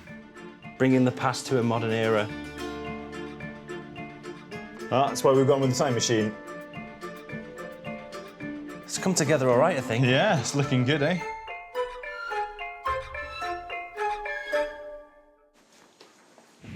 There are now just 3 hours to go before their guests are due. It's official. We're ready to go now. OK, I'm going to start then with these rissoles. Well, I mean, I've always kind of wanted to pretty up haggis, to be honest with you. I think that's a brilliant comfort food. So haggis. Sheep guts. Sheep guts in a bag. Yeah. Traditionally the sheep's stomach. Yeah, that's right, yeah. And it's full of all the tasty things like lips, noses, eyes. To make the haggis rissoles, we're going to add eggs, breadcrumbs, and a little bit of onion just to light that whole thing up. I think I'm almost there. So Hugh, you got everything you need there? Just getting out the ingredients for the ice cream. It's fairly straightforward. We've got cream and we've got condensed milk, and then we're just going to put those raspberries in. We're not going to sweeten that anymore. The sharpness of the raspberries really helps take out the sweetness of the condensed milk ice cream while keeping the key flavour there, and adds colour to the plate. OK, 40 minutes have gone down already. With our haggis rissoles, we're going to make it a lovely stack. So we're going to have the haggis in there, we're going to have the potato and the onion chutney. Hugh, it's all coming together pretty well over here. Steve, you're an absolute diamond, mate. Thanks very much. With nearly an hour of prep gone already, the starter's underway. But Hugh needs to move on to his border tart pastry. Coming straight out of the fridge, the butter's pretty hard, so I'm going to pop it in the microwave for a minute or two to loosen it up. I've melted the butter just to make it that little bit easier to mix together with all the other ingredients that are going to go in the pastry. To be honest, the traditional recipe would be short crust pastry really more, but I'm going for a little bit of an almond pastry because it just adds that little bit of refinement while still basically being well within a traditional kind of brief. Hugh, I'm not so sure about this onion chutney, you know. OK. See what you think. Whoa, Nelly, what's going on there? Where's the water come from? Does it just come out of the onions? Yeah. That tastes great, mate. Does it? Yeah. OK. Just reduce it down. I think it'll taste dandy.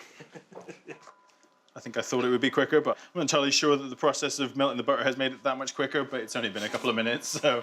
Yeah, just for my own sanity, what time are we on? I've got an hour and 46 minutes left. OK. I think we're doing OK. You're right, Hugh, you've gone quiet on me.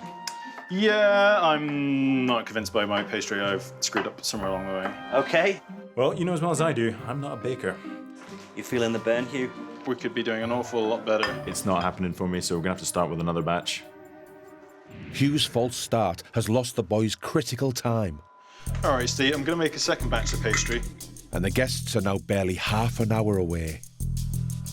Right, well, that's instantly looking kind of like the dough that it should have been. So, huge apologies, dude. That's me whittled away however much time that we didn't... Hey, we've got through worse. We've got about 20 minutes or so. I have a lot more sympathy for the girls from Glasgow today, for sure.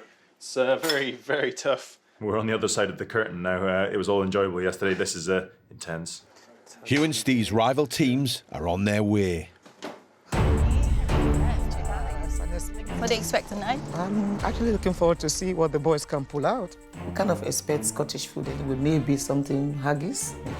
If you just try that, Hugh, I think it's worked out a lot better than I thought it did. OK. It's very sharp and very sweet. OK, here we go. I don't know what to expect. We've not really met the guys. We don't know much about them. 2 guys, so quite blokey. Food-wise, I think meat, yeah, a lot of meat. We've got 5 minutes left before the guests arrive. Let's maybe go get changed. Oh, lovely house. Oh, it's exciting, isn't it? It really The is. second night. No, set the doorbell. Tell them to wait. OK. Hi, guys. Hi. How's it going? Yes, How you doing? Hi. We're going good. Yeah, not too bad. Excellent. I'm expecting science this evening and geekiness. I'm worried about these boys. I think these boys are big competition. Let's go. Come on in, guys. Come on, guys. Thank you.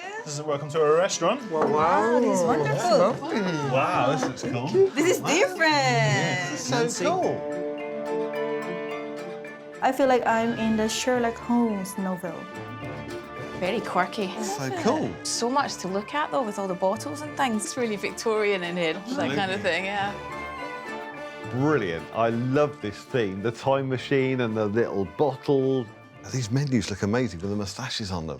It looks absolutely awesome. Hi guys, welcome to our restaurant, which is called The Time Machine, which is inspired a lot by our love of sort of historical cooking and stuff that goes back into the mists of time, and with a bit of a twist of the 19th century, and being in Edinburgh, a bit of an Arthur Conan Doyle reference never goes amiss. Time machine's a really clever idea, isn't it? Because it gives them the opportunity to use older recipes, but bring them into the kind of the modern style of Current now. day. So yeah, I think it's a really interesting theme, and they could do a lot with it. OK, guys, you'll have to excuse us, I'm afraid. We've got plenty to do in the kitchen. Enjoy. Have a good evening, guys. This time machine thing is like, ooh. But it's not just the guests they need to impress. Judges Michael and Prue are arriving imminently.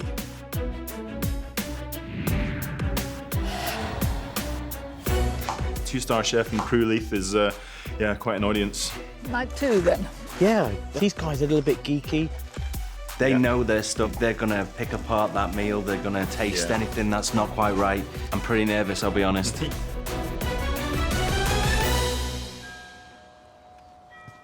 Oh no! Judges are here. So, OK. Hi. Hugh and Steve, how are you? Good to see you. Nice to see you. Good to see you. Aye. Hello, everyone. Wow. Lady. Yes, I took something there. Oh, I don't like the look of that. Poison. Poison. Poison. That's not me. OK, ladies and gents, if you'd like to open your menu and see what we have planned for you this evening. Wow. OK, so for a starter, we've got haggis rissoles. I love haggis, so a great starter for me. Yeah. With a chicken skin crisp and an onion chutney. And that'll be followed by pheasant breast with creamed leeks, with crispy pork and rumbledy thumps. Rumbled thumbs? Rumbled thump. Rumbled thumb, rumbly thumb. Rumbled thumb. Oh, so who knows? Rumbledy thumps? Rumbly thumb. Potatoes. Is rumbledy thumps like Colcannon or Bubble and Squeak? That's it. It's the Colcannon of the borders where I'm from originally, so it's a little bit of a nod to that. And the dessert is a border tart. I don't know what a border tart is. No, I don't have no So idea it's a what it mystery is. to her. Yeah. Anyone know? No idea. Nope. Nobody knows what a border tart is? No, Nobody at all? no, nobody. Nobody's ever cooked one. Nobody's ever eaten one. Or knows one? With condensed milk ice cream. Condensed milk ice cream. My granny used to make that. I love it. Is that a blessing or a curse? Did you know that already? Well, Hugh and Steve, we're going to wish you luck tonight and get you back into the kitchen so you can get on with your starter. So thanks, guys. Thank you. Thank you. Good luck. Cheers. Good luck. See you shortly. Cheers, guys. With 35 minutes to get their starter to the table, Hugh and Steve have decided to go off-piste and make a last-minute addition of cheese sauce to their starter. OK, Hugh, I'm having a crack at this sauce. So I've taken the butter, I've added flour, just about to add milk. Amy and Nicola, did you lie awake all last night thinking, oh, if only we'd done this or if only we'd done that? We've cooked time and time again, but under that pressure and under a competition, it is completely different. Oh, yes. These guys really hard. are feeling it in the kitchen, I imagine. Yeah. So I feel like I'm failing a little bit here. It's all gone a bit lumpy. Well, stir it out and see what happens. Yeah, OK. This cheese sauce... It's not right. It's not right. Oh. The only other thing I can suggest is if we get the hand blender on it. Sounds about right. We're going to...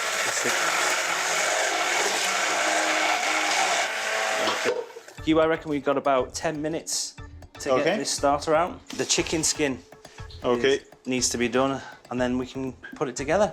The chicken skins, we've already cooked them a bit in the oven, so they're just about crispy, but we really need that even gold colour in them to come out flat and perfect. So I'm going to put them under the grill now. To make chicken skin crisp is not easy. No. It could be absolutely horrible and it could be just delicious. It's quite brave, I think, to do that. Yeah, a bit of an odd choice to put it with the haggis. I was going to say that. I think that would be a very challenging part of the starter for them.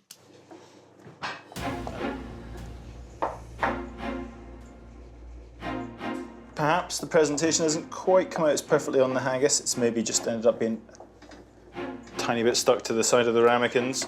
Doesn't look too good from where I'm stood. The boys now have less than 5 minutes to get the dish to the table. Put that on a super low Okay, heat. that was much more like it.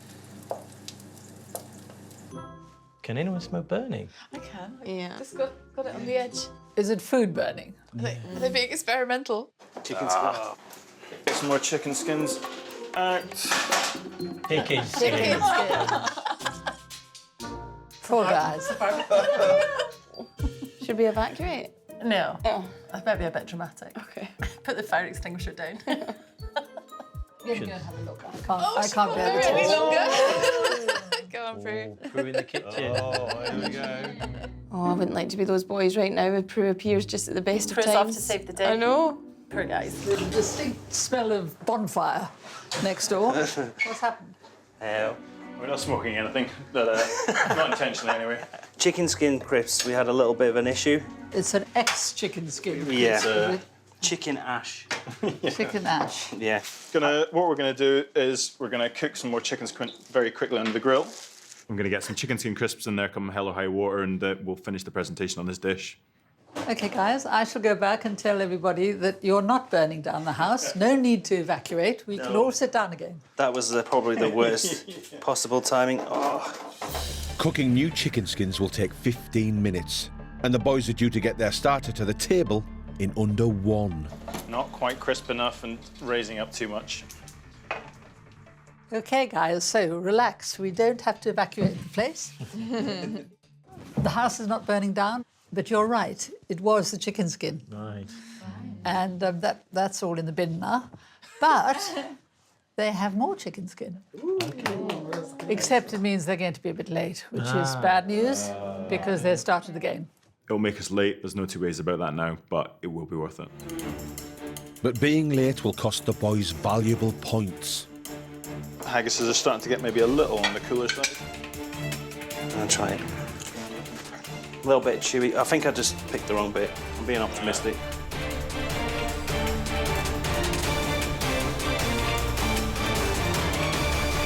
It's not quite what we were after, but we got close, man. We got close. Yeah, okay.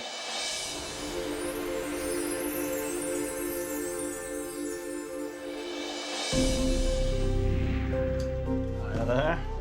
There you go. Your starter is served.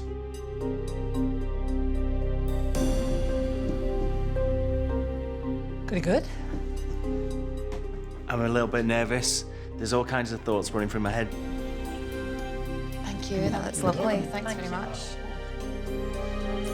The judges will taste and critique the food first and give marks out of 10 for each course at the end of the meal.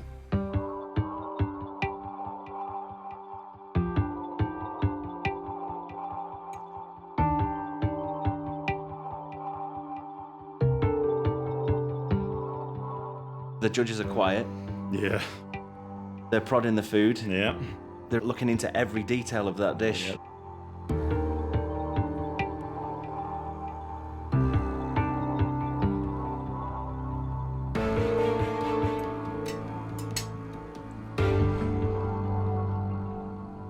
Okay, Hugh and Steve, your starter.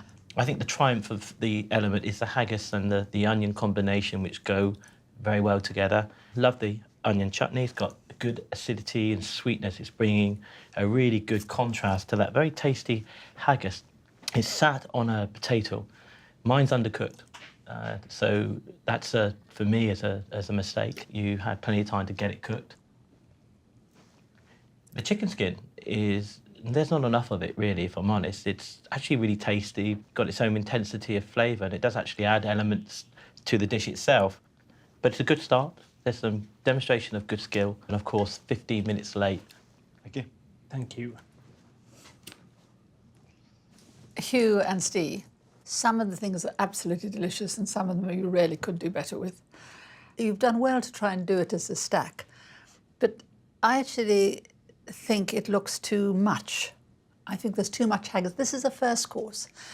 And I think a risole gives you the idea that it's going to be crisp on the outside and fried. Did you ever mean to shallow fry them? That's how we started, was with the risotto, yeah, pan-fried, and then once the stack idea came in terms of presentation, we went with that, really. If you do that, that's fine, but you must change the name from risole, because risole definitely is a baked or fried. I think you should not have done the sauce. It tastes grainy. Yeah, I had a bit of an issue with it. Well, it's really just not nice. And by the way, I think you were right to make the decision to do the chicken skin again, because it is perfect. Not enough of it. Yeah, delicious. It's perfect. In fact, overall, it's a really nice dish. Could have been better, but it's good. Thanks, guys. Thank you very much. Cheers. Bit of a mixed bag in regards to the review of our plate there. We've got to take it on the chin, Hugh, I'm afraid. Yeah, what else can we do? We can't let it affect the main meal. Rumble the thumps in first. Yeah, that's it. Get them going. Yeah, you can fry some of the cabbage and get that into the mashed potatoes. That'd be grand. The boys have just an hour until the main has to be served. In the meantime, the guests deliver their verdict on that starter. Just been waiting for this bit. I love chicken skin. This potato is just so undercooked, I can't even eat it though, it's such a shame. I got soggy chicken skin. Have you? Yeah. This onion chutney is lovely, actually. The onion chutney is lovely. Yeah, I'm not a fan of the sauce. Not a fan of the sauce at all. Me either. There's not the wow factor to the haggis. But haggis is mushy and oily, so overall, I'm not enjoying it. It was nice, but could have been better. And what about the crispy skin? It was crispy one end. Yeah, and soggy the other, yeah. At the end of the evening, rival teams will score the whole meal out of 10. So every dish is critical. And now the boys are working hard to prepare their main. A pheasant, creamed leek, crispy pork and that little-known rumbledy-thumps. OK. That's grand. The star of the show for the main has got to be the pheasant breasts. So I've got to make sure it looks great and it's presented well on the plate. Feeling a bit nervous about this one, Hugh. This is the one I should know inside and out. What were the other ones? Those pheasants look good. The leeks are about ready. Gonna add the cream to the leeks now. Yeah. The rumble thumps should be coming along nicely. I've actually never had pheasant before, so I'm really looking forward to it. It's a bit funny to be having pheasant in the middle of summer. Yeah, I think, perhaps guinea fowl might have been a better choice because it's out of season. I want gravy, by the way. Yeah. I should be very unhappy if I don't get gravy. OK, I'm making a start on the red wine sauce now. I'm going to take the red wine, reduce it down, add some balsamic vinegar. I'm doing it in the same pan the pheasant and the bacon went in. About less than 5 minutes left now, really. How long is the sauce going to take? The sauce is almost there. As that red wine sauce is reducing, I turn around to have a little glance at it and see how you're getting on. Is that going to be enough rundledy-thumps, do you think? Initially, we discussed going more minimal for the main. And when I turn back, it's reduced so much that it's gone. I've just reduced that red wine right down too much. I've overcompensated a bit there with the red wine. The adrenaline's really kicking in for me, Hugh. Yeah. If we got this sauce on the menu, I'd be tempted to pull it, The sauce isn't mentioned, but it does really kind of tie the dish together. What's the issue? It's like pouring a bottle of red wine over your dinner. I taste the sauce as well, and I have to agree with Steve that it's just too bitter and winey. Okay, I'm going to cut my losses on that. Right, OK. Gutted. I'm gutted about that, Hugh. With barely a minute left, the boys abandon the sauce and decide to make the best of what they've got. That looks good. What do you think, Hugh? We've got a little bit of an issue with the leeks spilling out. I mean, they're not particularly visually appealing, and we've already been criticised for it once, so just do what we can to mitigate it, but not sure we've hit the mark with this one. It's not quite come together as planned, really. This dish doesn't look right, and I know that I've done it so much better before. I'm absolutely gutted.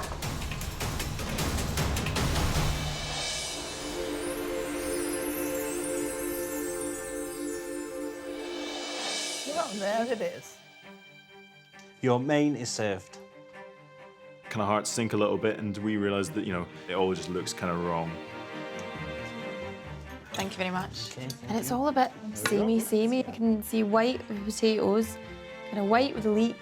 And I hate to say it, but that pheasant's looking a wee bit peely-wally as well, isn't it? A wee bit grey looking on the bird. Yeah.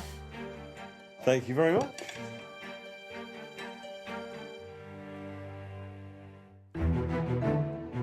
Unlike the starter, this course has at least arrived on time.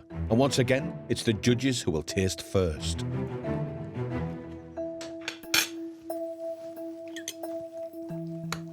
Yeah, to the bit. More so than I'd expect, to be fair. Sorry. Michael takes a digging with a fork into that pheasant, and it hits home that that pheasant breast is as tough as my mum's boots. I'll work with the connective tissues rather than against it. Yeah, that's a good idea. Dee doesn't look very happy, actually. And Prue looks quite stern, like she's some kind of teacher and you've just done something terrible.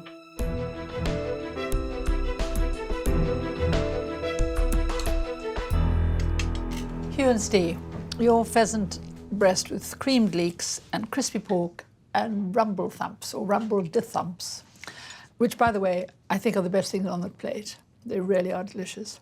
And although you have not overcooked the breast at all, it is still pretty tough. And to be honest, I don't think that's your fault. I think partly it may be because it will be last year's pheasant, because we're in the middle of the summer, and partly because I think one of the best ways to cook it is to cook it on the bone. Anyway, it's not your best, but I would say it's a really good bistro dish. I think if I got it in Michael's restaurant, I'd be a bit disappointed. I'd say. It should be a dish made in heaven, but it's in the wrong season and it's badly executed, to be honest. My pheasant isn't cooked very well. The breast, no chance that breast is going to be tender when it's been frozen for a few months because it's out of season. So it's a bad menu choice. We're just out of season. Again, we didn't do our homework, we should have known better. Naming of the menu suggests that we should have cream leeks. It looks like there's no cream in the leeks at all. That was a real grilling. Sauce, where's your sauce? It's really, really awkward. It's like watching a car crash. It is, it is. I've done this dish before, and I know I've done it better. That's what's gutting me. And I know the pressure's been on and it's a gallant effort, but you've got to learn, if you want to win My Kitchen Rules, you need to be sharper. Poor old Steve looks like he's been punched in the guts. Thank you, guys. Thank you, guys. Cheers now. Thank you. Well done, guys. OK. We knew before we went in what was going to happen. I'm well gutted about that, I'll be honest. Potatoes are OK. Hugh and Steve have got 45 minutes to finish and serve dessert. Their last chance to make an impression. Now it's the guests' turns to sample and critique their main. Presentation. Not quite. I've just had to kind of take a hacksaw to my face. Oh, no, don't.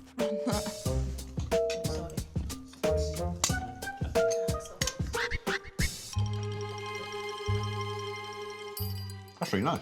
The potato is quite good, Rebecca. What do you think? Yes, it's nice. The leeks, all I was left with was squeakiness on my teeth and a kind of a sharp flavour. It's not too bad, but it's not the best. I just think they had issues. It just isn't hitting the mark for me, I'm afraid. So that kind of tanked pretty much right around the table. Yeah, everyone kind of thought the same, I guess. Tough bird, squeaky leeks, not crispy pork, yeah. Oh, poor boys. All right, well, we just need to heat the tarts up, really. Border tart is a tasty traditional treat from the borders of Scotland. That's it, yeah. OK, so we've got a lovely pastry casing inside nuts and berries. Yeah. Bringing the best of Scotland, I think. Oh, yeah, I think so. The oven's on at the moment, 160. OK, I've got up to kind of 180, yeah, that'll do. Normally, just make one big hearty border tart, but I've never used these little frilly pastry cases before. I like the little flappy bottom, but yeah, hopefully they'll turn out all right. Oh, God. We're going to be in trouble. Yeah, we've got tart issues, but it's not looking too good there. Probably going to end up a little bit overcooked around the edges. I want to cry, but I'm also laughing. Is that normal? I think there's only two reactions you can have in this situation. You've chosen the right one. Okay, come on, Hugh, let's eat some Let's ice get cream. stuck into some ice cream. Let's console ourselves in a classic fashion. Well, a lot rests on this dessert, doesn't it? Has anybody ever had border tart? Have you two? No, Amy, no, Nicola? never heard of it. Unaware of border tarts. I'm looking forward to the condensed milk ice cream. Must be a huge amount of pressure for them to deliver something, you know, quite exceptional, perhaps. I'm sure that they're very good cooks and they've just let the pressure get to them a little bit. I just really want them to turn it around with this dessert. What do you think they're talking about in the dining room at the moment? Where's the best Chinese takeaway to go after? We've let ourselves down and, yeah, we've let Scotland down. Oh, my God. Having already had one late serving, the boys can't afford another and decide to cut their losses. Hugh, let's do it. Let's just go. Put it on the plate. Let's go. After a catalogue of culinary scrapes, this is the last throw of the dice for the Geeks. Well, I think we've done pretty badly compared to last night. They had 1 or 2 issues. I think we've had 7 or 8 at minimum. Okay, here we go. It's really important that the judges like this dessert, because otherwise we're going out of this competition. It's the best we could do, mate. We've tried our hardest.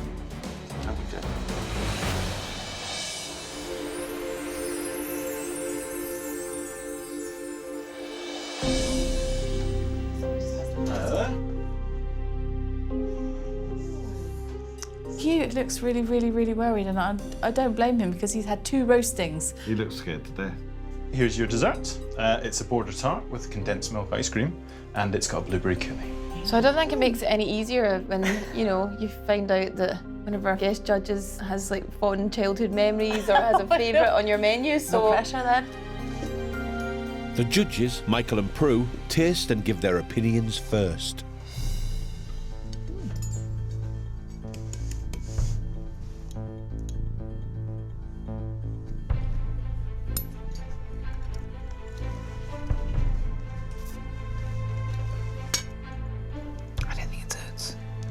You know what? It looks more like treacle tart than oats, doesn't it?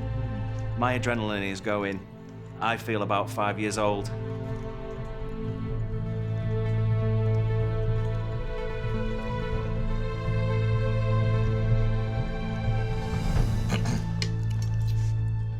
Hugh and Steve, your border tart and condensed milk ice cream needed to give you a real finish to this menu, and I think you've delivered that. The ice cream, picking up with that first, I was expecting something to be sickly and sweet. In actual fact, we've got something light and refreshing. Getting the texture of ice cream to be soft all the way through is very, very difficult to do. And this ice cream is nice and soft, lovely to eat. The tart itself, it looked clumsy and thick at first, but when you eat it, it's got a really short texture and it's got a lot of flavour and depth to it. It's my first experience of it, so I've got nothing to benchmark it to. So what I'm going to say is, am I enjoying eating it? And the answer to that is definitely am. Oh my God, Hugh, I don't know what to do. I've had 2 misses, and all of a sudden we're getting great feedback. And I would agree with every word. I mean, I'm really delighted. And the pastry is very buttery and it's really delicious. Amazing. Thank you. What have you got in there? It's walnut, egg, sugar, and currants.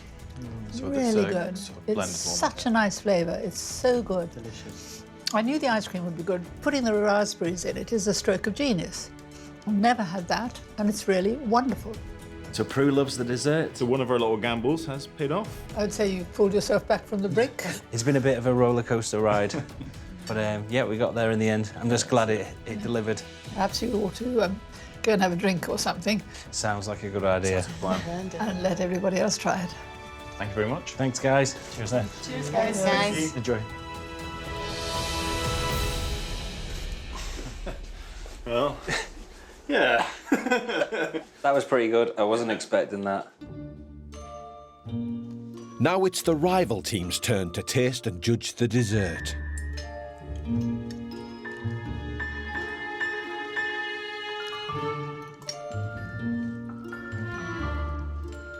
Absolutely love that ice cream. I think it's really, really nice. I can taste the freshness of the raspberries. It's just amazing, just the texture, the flavour, everything about it. I could eat loads of it.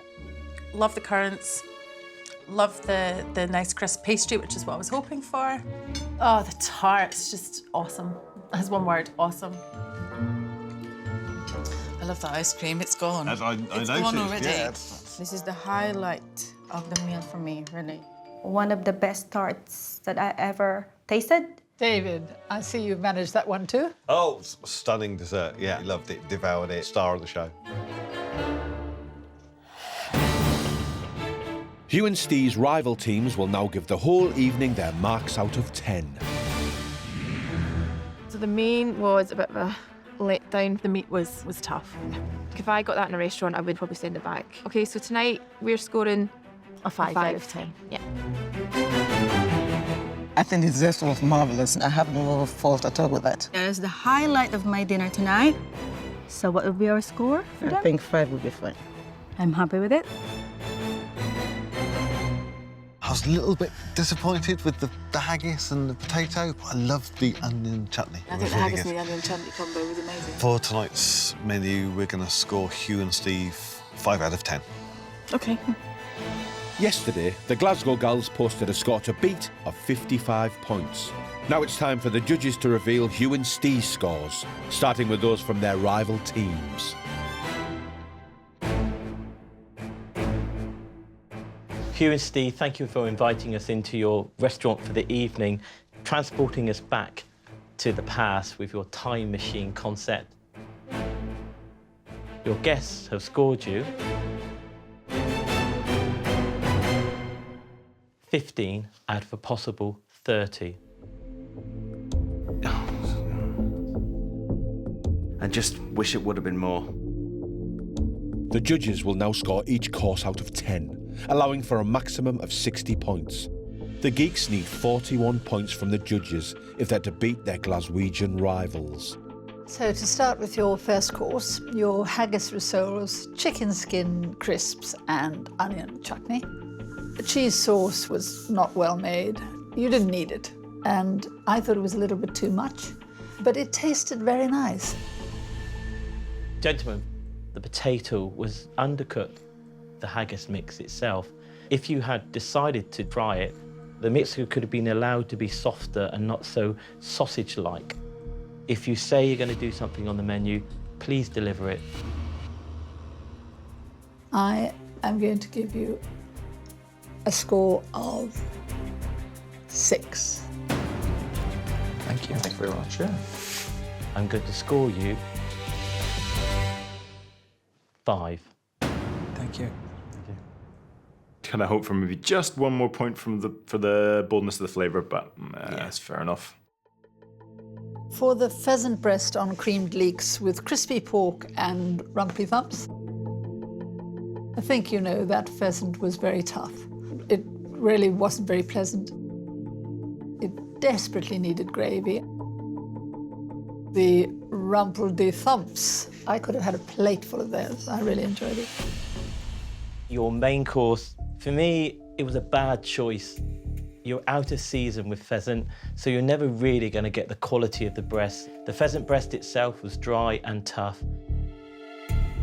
Overall, I was disappointed with your main course.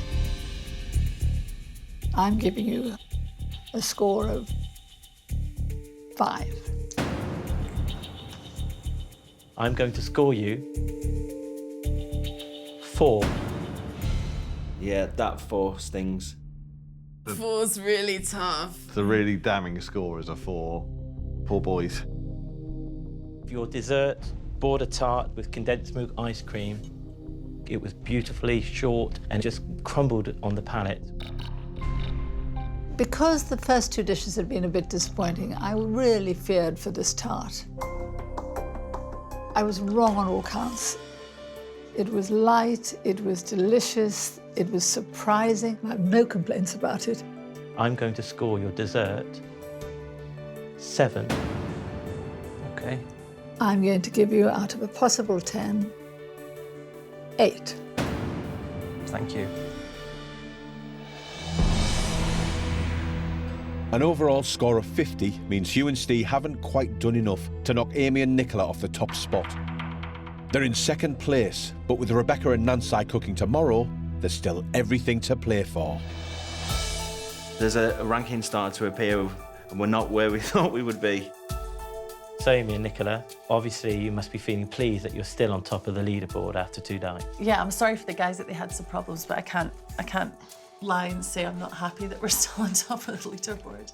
Rebecca and Nancy, can you knock these girls off the leaderboard? I want to. Next time. Well, listen, that's not a good start. Haggis on fire. Haggis and mint sauce. Mental. Stop it, and start serving it. Where's the Scotland on this plate then? Where's the fusion? I'm not sure it deserves to be on the same plate. Game on. Definitely, the competition is heating up.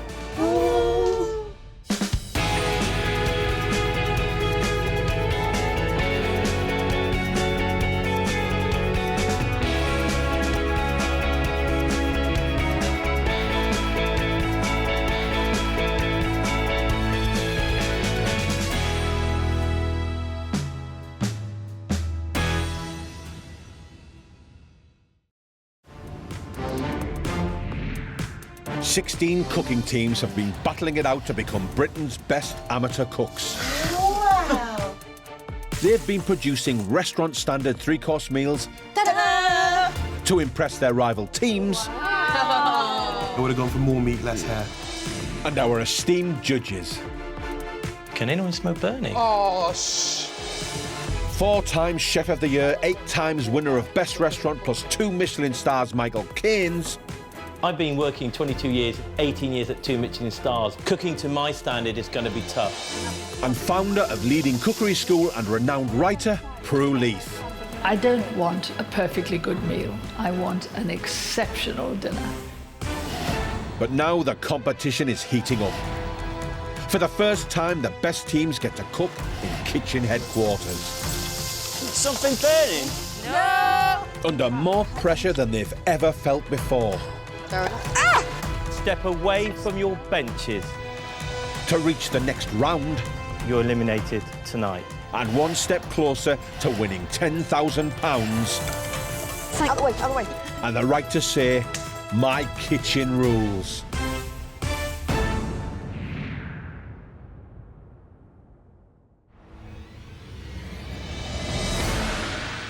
It's Friday and time for the Northern Regional Cook-Off, set in the stunning grounds of Stoneleigh Abbey in Warwickshire. Team Mam and Son, Simon and Linda, and Syrian siblings, Rezan and Reda, are on their way to kitchen headquarters where they're fighting for survival. I'm looking forward to getting into that kitchen and showing what we've got now. So excited. I feel the challenge just started.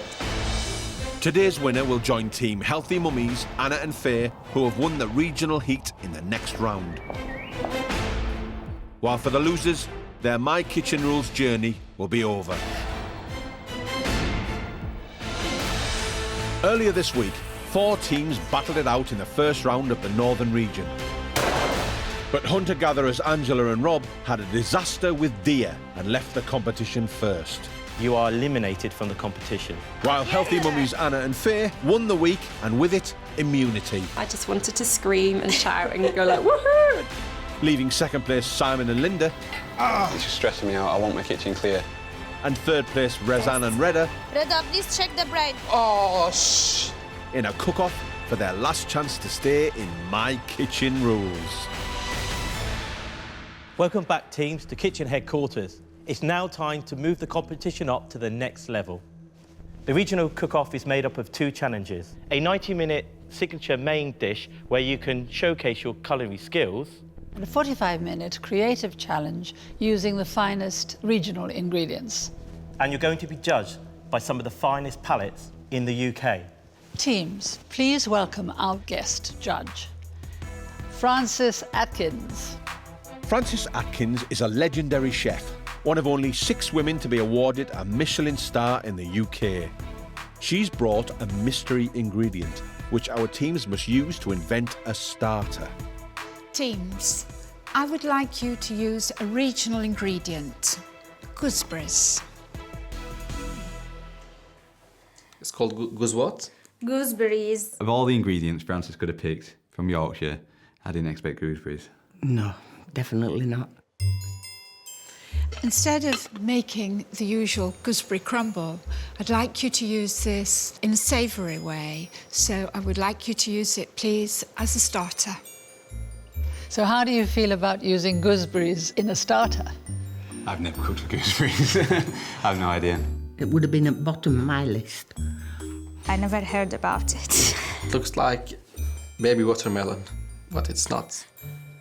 Well, Francis, thank you for the gooseberries, and we'll see you at the tasting table. How exciting. Thank you, Thank you. Prue. Cooking teams, your kitchens are ready. Please go to your stations and put on your aprons. The teams have exactly 45 minutes to invent a savoury starter using gooseberries as the star ingredient. Time starts now. I'll do the bronze. I'll do the chopping. Bit of a surprise, this. We've never cooked with gooseberries before. We're going to be making a mille-feuille using the gooseberries as in a chutney. So using the creaminess of some blue cheese. I'm going to get my water on for my asparagus. I want to make sure the asparagus is fully cooked through, and then we're going to char grill it just to get some smoky flavour into the asparagus as well. We're making a gooseberry, asparagus and Yorkshire cheese mille-feuille with heritage tomato and pickled gooseberry. Simon is making a mille-feuille, which consists of layers of puff pastry sandwiched between layers of fruit. It's normally a dessert, but Simon is spicing his gooseberries in an attempt to turn a traditionally sweet dish into a savoury starter. You ever cooked anything like this, Mum? The only thing I've done with gooseberries is a crumble or a pie. It's an interesting dish. Hopefully the judges will appreciate the inventiveness. Maybe it is a winning dish. Healthy mummies Anna and Faye won their regional heat with the highest score of the week, so have the privilege of watching the competition to observe their strengths and their weaknesses. I was really glad that we got immunity, but actually now they're doing it, I'm kind of like, I want to get in there and do it myself. Yeah. Gooseberry is really a new thing for us, and I'm trying to create a recipe. So I'm switching the sour taste of lemon with the gooseberry. We're going to make gooseberry in two ways. First, cooked with bronze and garlic and olive oil, and another way with couscous.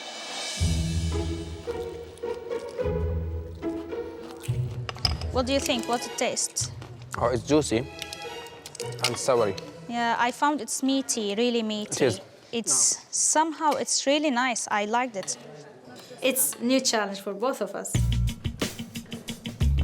We are going to do some couscous, so we're having a hint from the Middle East with it. For people who've never heard of what gooseberries even are, I think they're doing a really good job, yeah. Teams, 30 minutes to go. Simon, tell me what you're doing, please. I'm just pickling up just some thin slices of this gooseberry. He picks his moments, does Michael. Are we having an element of gooseberry within this? Yeah, this is a pickled gooseberry that's going in there. I've got 4 different jobs that all need to finish right now, and he's asking me these questions. I can't think. I'm not going to... I just want to get on with it. The gooseberry, because they're quite small, quite bitter, I think it'd be difficult to have that as the main component of the dish. So what we're trying to do is incorporate it into each element so that the gooseberry flavour sings and emphasises every other flavour that we've got going on. True, but remember, we're very Pacific. Hero. Remember. Toast your seeds off and then put them straight back into the pestle and mortar. These two, Simon and Linda, they're dealing with ingredients that they're used to. Will that be okay? Yeah, just give it a little toss and then... The other two had never heard of gooseberries. They have some inclination of what it is. The idea actually came from tabbouleh, so this is really Far East taste. They're just adding gooseberries to something they know well, I think. It's like an adventure. We can't influence what Rosanna and Reda are doing, so I'm just going to concentrate on what we do. Let's do our best that we can. You carry on doing what you're doing, I want to know where the cheese is. It's on top here in front of you there.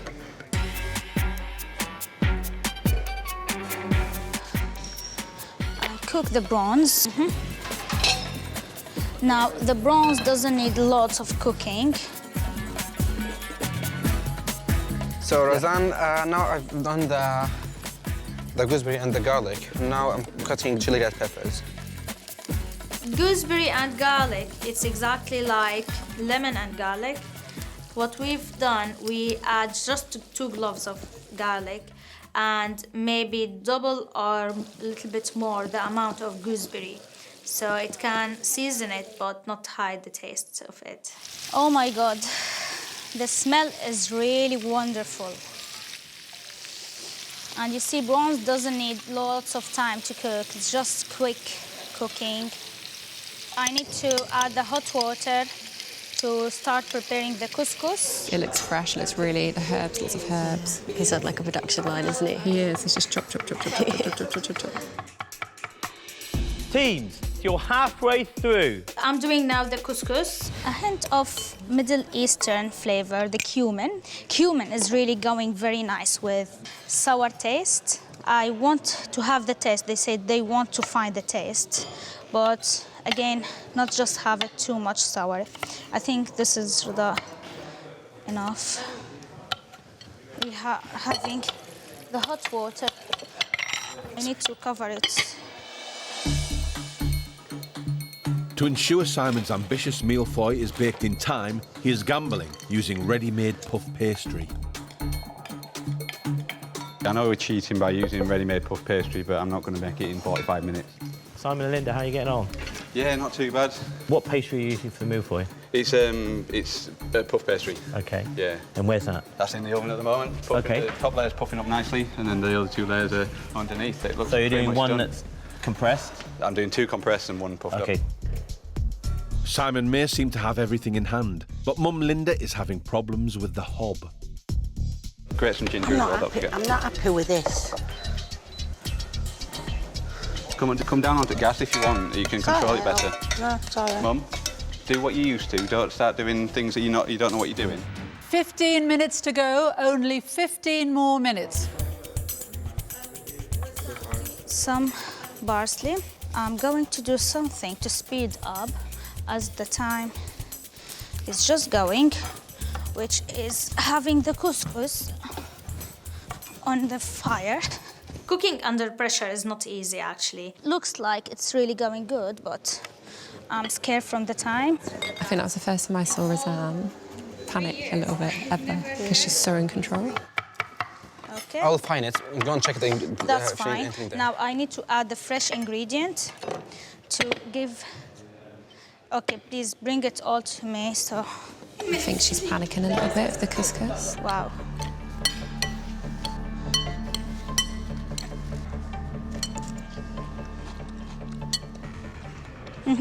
I taste the gooseberry in the couscous. It is still fresh. You feel it's crunchy. It's a little bit chilly. Yeah, that's fine. I wanted this hint. I don't want to add a lot, just very, very teeny tiny. It's not cooked and loose, so I'm happy with it. It's really amazing.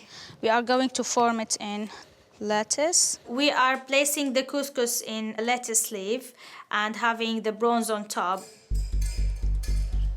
Oh, I'm getting nervous now. Is that chilli sauce? Yeah. This is sweet chili. Are the gooseberries still going to be the hero of this dish? Yes. I really added some drops, not a lot. Just a hint. It won't cover any. It won't hide any flavour. Teams, you've got 10 minutes to go. 10 minutes to go. We've got asparagus blanched, that's just ready to griddle off. That'll take a couple of minutes. We've got pastries cooking, so that's ready for building up. And the chutney's cooking down. We've got bits everywhere. We've got tomatoes, we've got gooseberry jam, we've got cheese chopped everywhere. So it all needs to come together. Let's make this work.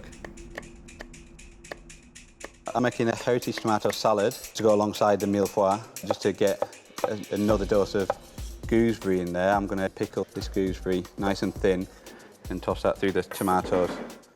Gooseberries can be a beautiful ingredient. Later on in the summer, they ripen up, they swell, they can become more of a dish. They can have that sweetness and greatness. At the moment, they're still quite bitter, so to put just a big blob of gooseberry, you're going to have to add loads of sugar. We don't want to turn these gooseberries into a sweet dish. And we want to bring out that gooseberry flavour, basically. How are Roseanne and Reda getting on? They have produced a very pretty dish, and I'd say they're nearly there. I think we will be ready. In this kitchen, there's a little bit more cooking going on. They are making this wonderful chutney, which I think you can just smell. And they're leading with some spice in there. It's a very different attitude, isn't it? They are doing a lot of different things. I was actually going to do a little blue cheese dressing just to help tie it all together. Do you think I should? I think the recipe sounds really lovely. Yeah, it does. I love blue cheese. I love asparagus. It sounds really fresh and the pickled gooseberries is like a really nice way to do it. Only 5 minutes to go. You really must push on. Get something on those plates now. So now it's construction. I just need to build up this mille-feuille. The first thing to go onto the plate is this pastry, and then layer that up nice. Tip of a teaspoon. It needs to go all the way through. So just a tip, and then another one of them. What I'm thinking of, adding more flavour for the gooseberry. I'm just squeeze a little bit, some drops, not a lot. Looks perfect. Yes, they are in a rush, and we have finished. We are in time, everything done. This is our starter, ready. Teams, 1 minute to go. You really need to get cracking. I just need it to look nice. It's a part of challenge to select a recipe suit this time. OK, I've started my blue cheese dressing. I'm not sure if I'm going to serve it yet. I don't know if they select the correct recipe. I feel like the plate needs just one more thing on there. Did you put your walnuts in there? No, I didn't put the walnuts on. 30 seconds to go. I'm wondering what are they Let's have a look. Yeah. Bake something in the oven.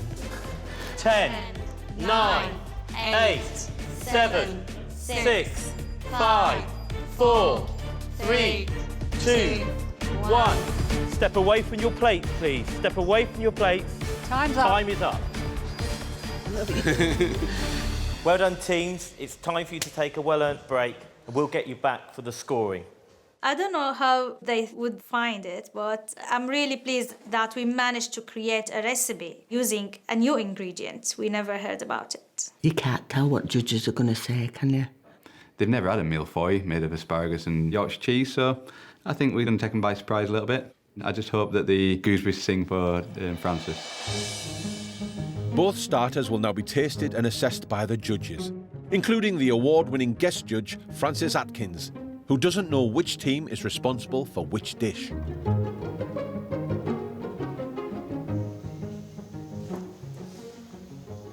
Francis, welcome to the tasting table. Thank you. We're going to now have an opportunity to taste these two wonderful starters. Look fantastic. So we'll start with team number 2 starters. This one is prawns cooked with gooseberries, a couscous with gooseberries chopped into it, and a lot of garlic. She wanted us to cook the gooseberry, and we managed in creating 3 ways of cooking the gooseberry. So I think they'll be impressed about the dish.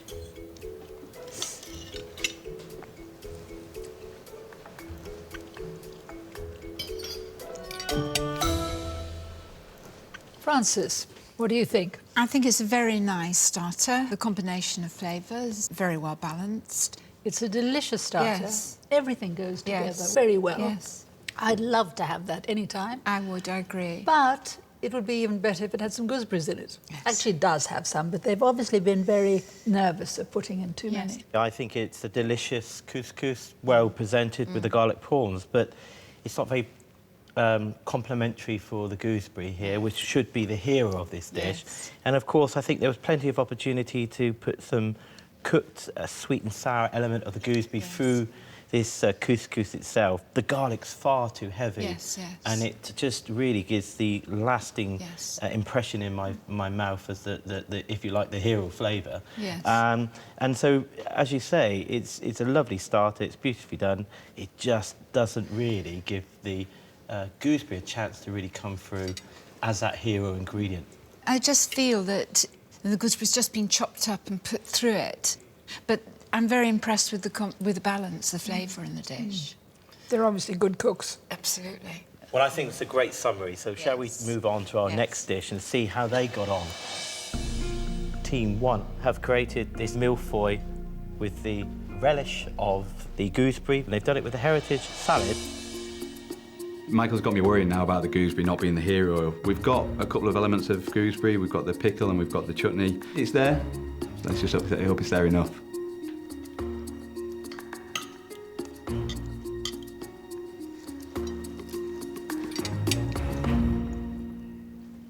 Frances, what do you think? On the plus side, I thought the salad and the pickled gooseberry are delicious. The tomatoes go very nicely with the gooseberries. We've got a little bit of nut through it, which adds a little bit of crispness to it. This blue cheese doesn't belong with this rather tough pastry.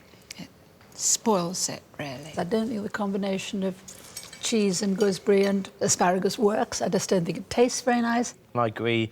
The heritage salad with the gooseberry was an opportunity which I thought they could have embellished a lot more. And the problem with this dish is the hero is the cheese on a very heavy layer of puff pastry which has been undercooked.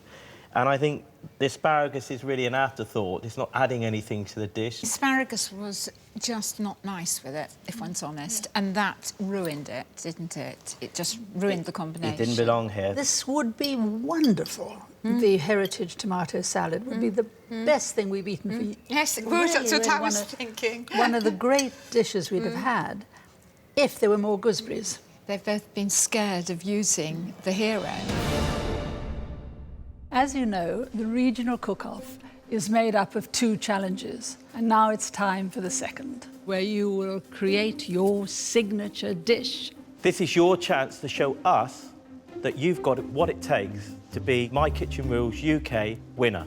You've shown us what you can do with a northern ingredient, so now show the whole country that you can really do it. Teams, you have 90 minutes for your main course and your time starts now.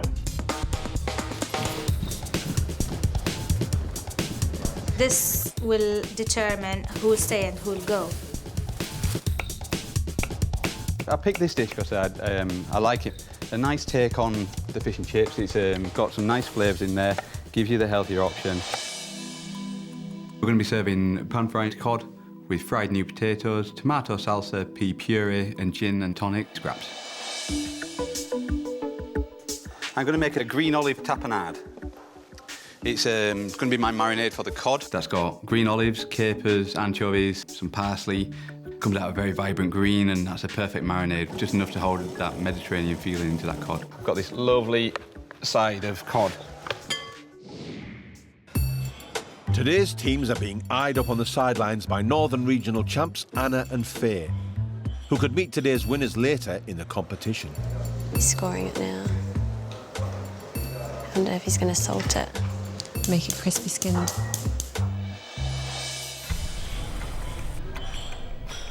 We are cooking maklouba. We are serving maklouba Bazinjan with rocket salad and Parmesan cheese. Maklouba Bazinjan. Maklouba, it's mean upside down, and Bazinjan is the aubergine. So this is the upside down aubergine dish. Maklouba is very important dish. Basically, it's meat and rice. Some people, they add tomato. Some people, they do cauliflower. We in Syria usually just have it as it is. I didn't expect the meat will be on bones. This is not good at all. We usually do it just for inviting people who we love. Basically, it's a dish we cook if we want to impress someone. It's a very nice dish. It got mixing flavor between the aubergine, meat, and it got nuts and the rice, and a twist taste from the West, which is rocket Parmesan salads. Where's the stock? Here. I'm going to use the bones to have a stock before preparing the meat. We need some cinnamon sticks. You don't need a lot of cinnamon because it's not a dominant flavor. They're definitely working in sync with each other. Yeah, I think they're so used to working together and cooking together. Razan's giving the orders. So I'm going to marinate this cod, Mum, in this green olive tapenade. I'm going to avoid the skin because I'm going to try and get it crispy if I can. The cod needs to get this marinade on nice and quick so that we can have enough time while it sits in the fridge for about an hour. I'm concentrating on the fish and the potatoes at this end. You've got the accompaniments and the veg at your end. And I'm concentrating not cutting my fingers. I've got the batter for the G&T scraps to do. So we're going to be putting some lovely Yorkshire gin into our batter. More gin than tonic. The tomatoes next, isn't it? Yeah, pop your tomatoes in. The tomato salsa and the pea puree. The pea puree is frozen garden peas blanched in a 50-50 mix of milk and water, pureed with some mint, and then loosened up with some butter and the poaching liquor. Whoa, stop. It needs to be smoother. Just bob it back on, it'll go smooth then. And this is the rosemary-infused salt. The little matchstick fries were perfect. Season them up, and that's a different element completely. Changes it very well. And also fried the gin and tonic batter. Where's the batter? I need to see the batter. Do you think she wants a snifter of it? G&T batter. Smells of lemon. And gin. And gin, my goodness. That's your answer to beer batter, is it? That's my answer to, yeah, just the alcohol, the fizz, it's all going to work nice. 45 minutes, you're halfway through. I'm worried about the time, so please, you prepare the salad to be sure that's done. I'm chopping the mushroom. When we cook the lamb, slowly, it will make the taste better, but we need to fasten things up. So we will use the pressure cooker. If I want to do slow cooking the meat, it's need about an hour or an hour and a half, so we'll be out of the competition. The lamb now, it will take about, I think, half an hour. If they can cook the lamb perfectly and all those components marry up well with the flavours, it could be amazing. Teams, 60 minutes down, 30 to go. So I'm going to do my cod baked in the oven, but I'm going to start it on the stovetop with just a little bit of pan frying, just to start to crispen that skin up. Cod's been marinating for about an hour. It's going to go skin side down into a hot pan, hopefully to get some nice crispiness to that skin. That cod's going to get crispy, salted the skin, and then we flip it over and bob it through the oven. Simon's feeling fine about his pan-fried fish, but Linda's losing confidence in the batter. You all right? It's not cooking right. That ain't hot. It is hot. Don't get let down by technology. Don't sit and think, oh, it's not working. Do something about it. The gin and tonic batter looked great when I made it, looked just right. But when I fried it, it just went to nothing. I'm going to try another batch. These scraps that you did first, I think the batter was quite loose, and so the scraps that we've created are quite thin and airy. Some more flour, a little bit more lemon, and they work well. It gives you a thicker batter, and so you get some bigger scraps. Hopefully, a lot more of the flavour of the gin and the tonic and the lemon will retain inside that. You're frying the aubergine. What temperature do you fry them at? It's about 180. I don't want to do it too much cooking as the aubergine is really sensitive. A little bit of colour. Yes, a little softly bit. Cooked. Exactly. Excellent. Well. I'm cooking the aubergine half-cooked, deep frying at the beginning. Then I'm going to cook it with the stock to have the lamb taste. Then I'm preparing the almonds now. I want to toast it. Be sure not to burn them. No. Please.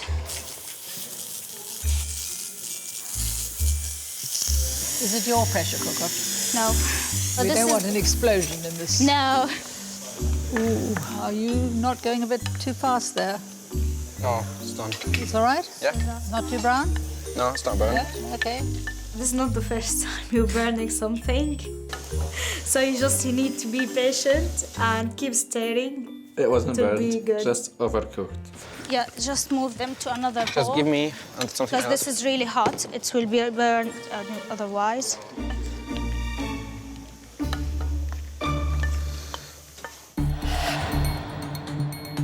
"15 minutes to go. 15 more minutes. Hot. Gonna drop it. No, it hasn't gone crispy. The skin's not crispy. The pan frying didn't necessarily work on it. Taking skin off, I don't like it. It's not going to be nice to eat. It hasn't gone crispy, so because it's not nice to eat, it's not nice to serve. I just want to make my fish and chips just a little bit posher. Teams, you've got 10 minutes to go. 10 minutes to go. I think it's so hard to compare their style of cooking with Simon and Linda's, so it's really difficult for the judges. Yeah. 5 minutes and the meat will be ready. Can you please give me a sieve? We do this stock cooked with the lamb bones and the aubergine. Say 2 cups and add it to the rice. That's it. So we'll have the rice cooked with all flavors. So it will be really a full taste going through all the dish. What's... Nothing happened. Tell me when. A little bit more.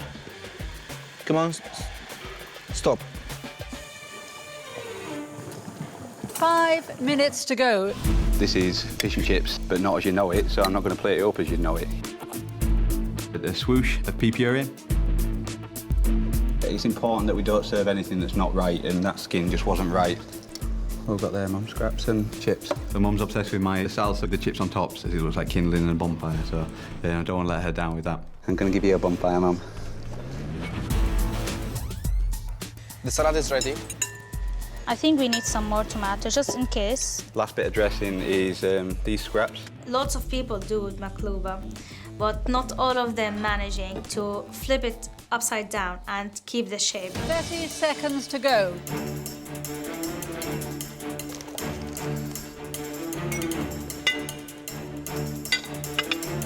This is the third one. How long's left? 11, 10, 9, 8, 7, 6, 5. Don't give me a handful. 4, 3, 2, 1. Time's up, guys. That's it. Please step away from your cooking stations. Well done. We did it. Happy? No, it looks a mess. That's your opinion. I don't think it looks a mess. Well done, teams. It's time for you to take a well-earned break, and we'll get you back for the scoring. I don't think it's right. I know the judges are going to see that it's not right. I'm going to lose marks. We're going to lose marks for my plating up. If this dish didn't success and let us go through, then... I don't know what's wrong with that then. We don't deserve that. Time for Michael and Prue to taste the team's mains alongside legendary guest chef Francis Atkins, who again doesn't know which team cooked up which plate. Shall we start with Team 1 this time? Lovely. Team 1 have prepared pan-fried cod with gin and tonic scraps and pea puree.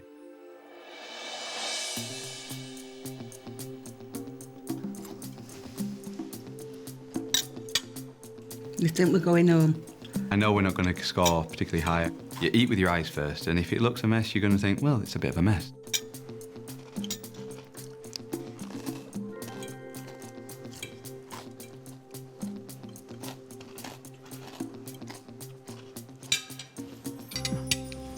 So, Francis, what do you think of that? A very nice dish. The fish is perfectly cooked. It's very easy to ruin cod, isn't it? The elements of the pea puree, the mint work well. We're not sure the tapenade is really giving anything to the dish. The new potatoes, I think, are poorly cooked. They're overcooked. And I'm not saying it's not a nice dish. It's just not very exciting. Delicious scraps, I must say, but I can't taste the gin or the tonic. My heart sinks a little when I see on a menu a deconstructed something or other. But actually, this may be a deconstructed fish and chips, but it's a very good fish and chips. It is. I'd be quite happy to eat it for supper. Perhaps now we should try team number 2's main course.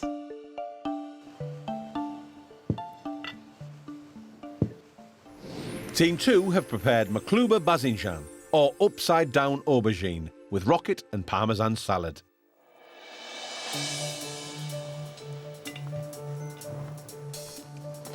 You think it is the best dish we made in this competition so far? I think so.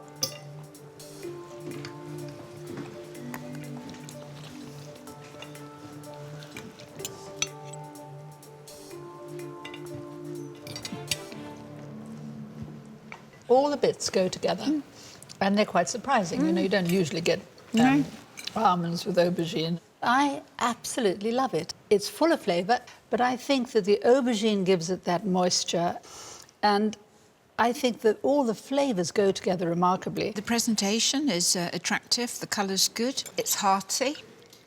The seasoning, perhaps, again, could be upped a bit. It's a bit bland. It's a little bit too simple. I mean, the rice, for me, is nicely cooked, but it lacks seasoning.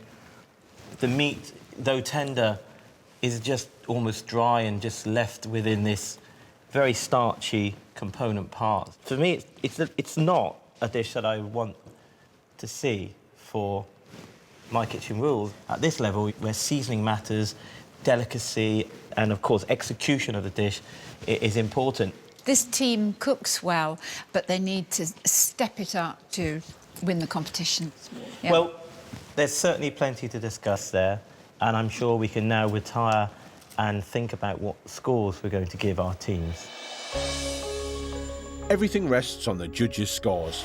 And it's time now for teams to face the verdicts on their invention and signature dishes. First up, the gooseberry meal foy and tomato salad. And that signature pan-fried cod with gin and tonic scraps and pea puree, which Francis has now been told Simon and Linda prepared. I loved your tomato and gooseberry, but the gooseberry was supposed to be the hero of the dish, and I wouldn't have known there was gooseberry in it if I hadn't seen it. The flavours did not go with the asparagus. She wanted gooseberry to sing and it didn't, so yeah, it's a shame. For your main, it was beautifully presented, nice taste, texture was good, the fish was beautifully cooked. Overall, it was a very nice dish which I would have been quite happy to eat. I'm disappointed. I thought Francis might appreciate the seasonality of the asparagus and the tomatoes. Prue, what did you think of the starter? I thought the first course was really disappointing. I didn't like this combination of flavours. I thought the salad was wonderful. I agree with Francis. And that's where you really got the little bit of gooseberry, but it could have done with more. On the other hand, your cod was just lovely. It was an absolute triumph. I mean, the cod was beautifully cooked.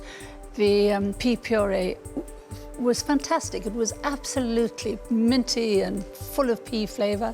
And the gin and tonic scraps, though they didn't taste of gin and tonic, was certainly delicious. For me, your starter, your heritage tomato salad with the gooseberry was a real triumph. The way you pickled the gooseberries and chose to put a little bit of the acidity through that worked really well.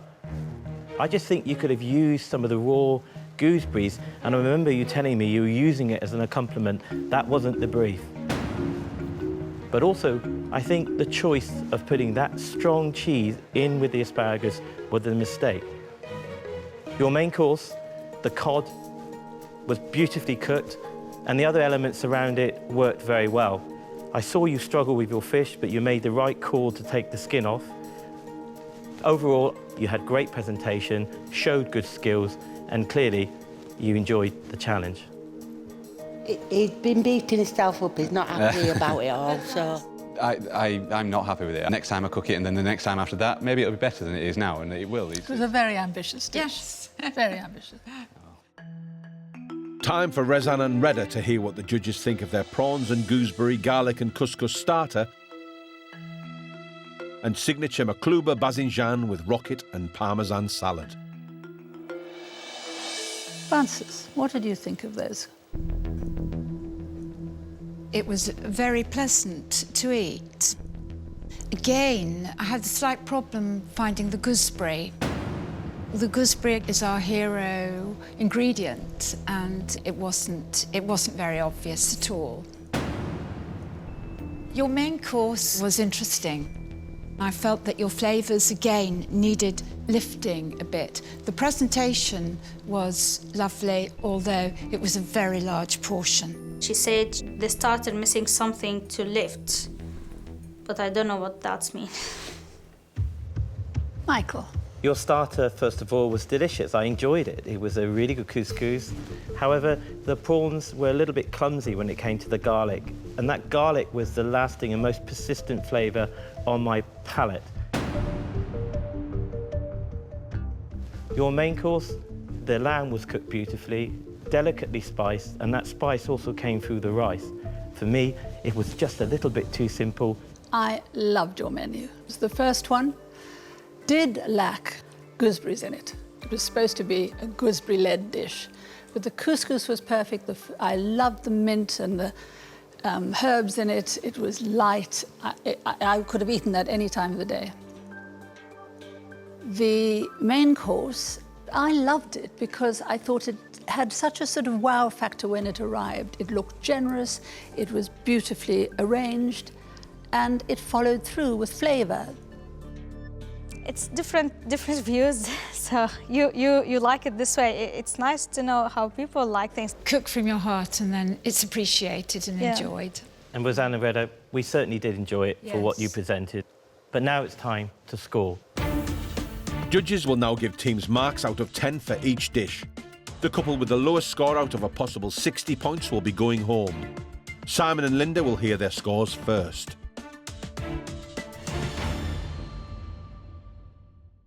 Simon and Linda, for your starter, I'm going to give you 4. For your main course, 5. Simon and Linda, for your first course, I'm going to give you 4. For your main course, 6. For your starter, I'm going to give you 5. For your main course, 7. That gives you a grand total score of 31 from a possible 60. Some of the scores, 4s, I don't want a 4, I'd never wanted a 4. Will Roseanne and Reda score any higher? For your starter, I'm going to give you 6 points. For your main course, 4. For your starter, I'm going to give you 5 points. And for your main course, I'm going to give you 6. Roseanne and Reda, I'm going to score your starter 4 out of possible 10. With just the score of Michael's main course to go, Roseanne and Reda need at least 6 points to stay in the competition. So Roseanne and Reda, for your main course,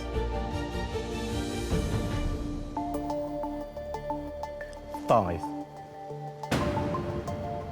That gives you a grand total of 30 from a possible 60. Simon and Linda, congratulations. You're going through to the next round. With 31 points out of a possible 60, Simon and Linda will join Anna and Faye in the next stage of the competition. I was up here, I was down there. It was a roller coaster during that feedback, but no, I'm over the moon. It's just a relief because we thought we were going home. So I'm happy. So Roseanne and Reda, unfortunately, you're eliminated tonight. But well done. It was very close, and by no means are you leaving without pride. I didn't expect to be eliminated today. I thought we cooked really nice. You are both very good cooks. We loved your food. But that's what happens in a competition, so goodbye, and I'm afraid you must leave the kitchen. We had fun, we cooked together, but now it's the time to say Goodbye. bye from Roseanne and Reda. Next time, teams from the southern region join the first heat of the competition. Oh, Debbie, why are those lights flashing? Wonderful. We're not at a dinner party, remember? We're at a restaurant. Can it? Is there any more? They needed a good blender. Ta-da! Yeah, I'm not convinced.